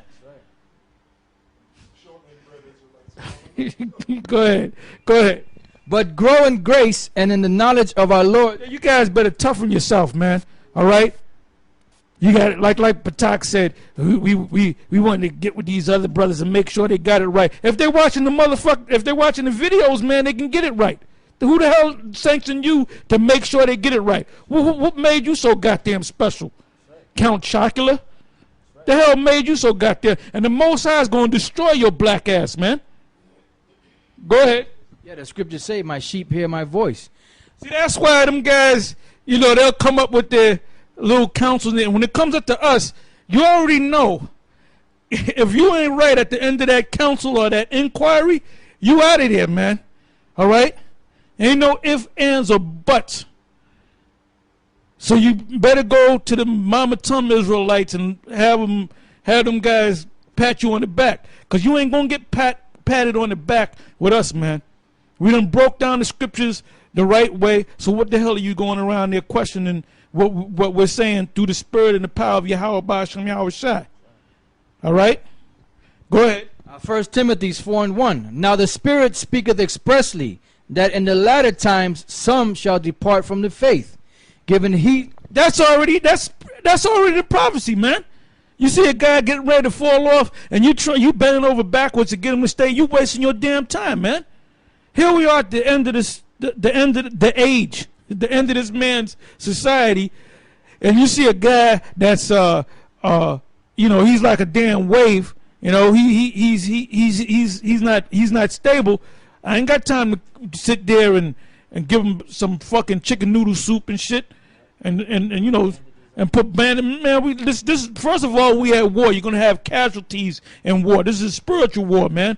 So you guys that are weak-minded in the spirit, in your spirit, if you're sincere, that's different. Most High gonna lead you out of that anyway. But there's a lot of guys that are just weak-minded and they're not sincere and they're not of the elect. See, we're only out here to wake up the elect. We're not out here to wake up black people like General Yohanan says, or General Gehenna. I'm here to wake up my black people. That's not in the scriptures. The scriptures clearly tell you that the Most High is dealing with the elect. So right by that statement that he made, he ain't right. Talking about I'm here to get gays, and if they're gays and they straighten their life out and then they backslide and become gays again, they can still. Man, you know what, man? You come to me with that gay bullshit, man. A guy gonna be gay. He straightened out. He turned his life to Jesus, so to speak. He backslid. He had a gay fucking encounter, and then you're gonna accept him back in? That nigga, he's a gay. He's a faggot. He's a gay lord, man. Forget about that asshole, man. Go ahead. Now the Spirit speaketh expressly. But the Most High, Yahawah, bahasham, Yahawashi, is getting ready to do some work. And then you're going to see who's real and who's not real, man. What did the Most High tell Job? Gird up thyself like a man. The Most High didn't come with no Mama Tums, what was that, shortening bread, black woman, mammy, Nell Carter spirit, all right? Go ahead. Now the Spirit speaketh expressly that in the latter times some shall depart from the faith, giving heed to seducing spirits and doctrines of devils. You know what you got to worry about? Whether you going to make it, man. I'm not going to keep, okay, brother, you're all right. I'm not going to keep, I remember back at the old school, there were like 50, 52 guys in the camp, and fuck, about 25, 30 of them were weak as hell, man. And I used to curse their asses out, man. Then them faggots went to Lahab talking about I'm too hard on Israel. And the scriptures tell you, man, endure hardness as a good soldier. The Most High is looking for soldiers, man, in the spirit. Go ahead. It says, speaking lies and hypocrisy, having their conscience seared with a hot iron. That's right, and Lahab too. I'd be remiss if I didn't mention Lahab. Lahab, let me tell you something about Lahab. Mr. Darth Vader himself. Okay? Everybody feared that guy. I saw right through that clown, man. I said, this guy ain't shit, man. This guy. And even my woman years ago, I said, oh, this is Lahab. And she told me later, she said, that guy looks big and bad. But you know what? I bet you his wife, his woman tells him what to do and slaps him around. And then later, he told me himself that his woman, Aurora, used to slap his ass around. So she was right. You know? Go ahead. Revelation 22:16. I, Yahawashi, have sent mine angel to testify unto you these things in the churches. I am the root and the offspring of David and the bright and morning star. And y'all brothers should do like a special on how not to be a Mama Tums Israelite. You know? Go ahead. Numbers 24:17. You can't worry about these weeks. You know, it says the strong bear the infirmities of the weak. Basically, you got brothers that are not as strong in the faith as others, but they're sincere. You work with guys like that. But you don't work with these, you know, you walking down the street and all of a sudden you look and the guy's not there and the guy's laid out, spread eagle on the floor. And you say, what happened, brother? Oh, the sun hit my face and I just, no, you don't deal with no weak nigga like that, man. Every 5 minutes you gotta physically pick this nigga up. Most I ain't dealing with a nigga like that. Now when that chip comes, which General Gehenna says that's not talking about the actual chip, the mark, we're gonna see who's real, man. We're gonna see who's real. When them crackers pull them motherfucking, when they pull them whatever gun, whether it be an M16 or a AK-47 or a 9 to your temple, I'm gonna see whether you're gonna take that. I'm gonna say, you know, blow my goddamn head off, bitch. You Edomite bitch. You better man up, cause you're gonna be tested, man. Go ahead. Numbers 24:17. I shall see him, but not now. I shall behold him, but not nigh. There shall come a star out of Jacob, and a scepter shall arise out of Israel, and shall smite the corners of Moab and destroy all the children of. That star is talking about Yahawashi. Go ahead. And Edom shall be a possession. Seir also shall be a possession for his enemies. And Israel shall do valiantly. Out of Jacob shall come he that shall have dominion, and shall destroy him that remaineth of the city. And when he looked on Amalek, he took up his parable and said, Amalek was the first of the nations, but his latter end shall be that he perish forever. And he looked on the Kenites and took up his parable and said, Strong is thy dwelling place, and thou puttest thy nest in the rock. Nevertheless the Kenites shall be wasted until Ashur shall carry thee away captive. And he took up his parable and said, Alas, who shall live when the Most High doeth this? And the ship shall come from the coast of Kittim, and shall afflict Ashur, and shall afflict Eber, and he shall also perish forever. And Balaam rose up and went and returned to his place, and Balak also went his way. Now let's go back to where we left off in Genesis. Genesis 15:1. After these things the word of the Lord came unto Abram in a vision, saying, Fear not, Abram, I am thy shield and thy exceeding great reward. And Abram said, Lord power, what wilt thou give me, seeing I go childless? And the steward of my house is this Eliezer of Damascus. And Abram said, Behold, to me thou hast given no seed, and lo, one born in my house is mine heir. And behold, the word of the Lord came unto him, saying, This shall not be thine heir, but he that shall come forth out of thine own bowels shall be thine heir. Excuse me. And he brought him forth abroad and said, Look now toward heaven, and tell the stars, if thou be able to number them. And he said unto him, So shall thy seed be. And he believed in the Lord, and he counted it to him for righteousness. Now that seed, which is as the sand of the sea and the stars of the heaven, is not talking about the seed of Ishmael or the 6 sons of Keturah, even though Ishmael and the rest of his sons populated the earth. It's talking about the nation of Israel. That's what seed it's talking about. The seed that went through Isaac, the one seed that went through Sarah to birth Isaac, and that's from that seed Isaac laid with Rebekah and had Jacob, and then out of Jacob became what's known as Israel today. That's the seed that it's talking about. Go ahead. Exodus 32:13. Remember Abraham, Isaac, and Israel thy servants, to whom thou swearest by thine own self, and saidest unto them, I will multiply your seed as the stars of heaven, and all this land that I have spoken of will I give unto your seed, and they shall inherit it forever. Back in Genesis 15:7. And he said unto him, I am the Lord that brought thee out of Ur of the Chaldees to give thee this land to inherit it. And he said, Lord power, whereby shall I know that I shall inherit it? And he said unto him, Take me an heifer of 3 years old, and a she-goat of 3 years old, and a ram of 3 years old, and a turtle dove, and a young pigeon. And he took unto him all these, and divided them in the midst, and laid each piece one against another, but the birds he divided he not.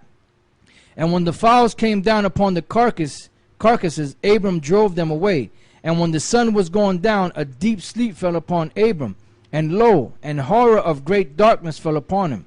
And he said unto Abram, Now know of a surety that thy seed shall be a stranger in a land that is not theirs.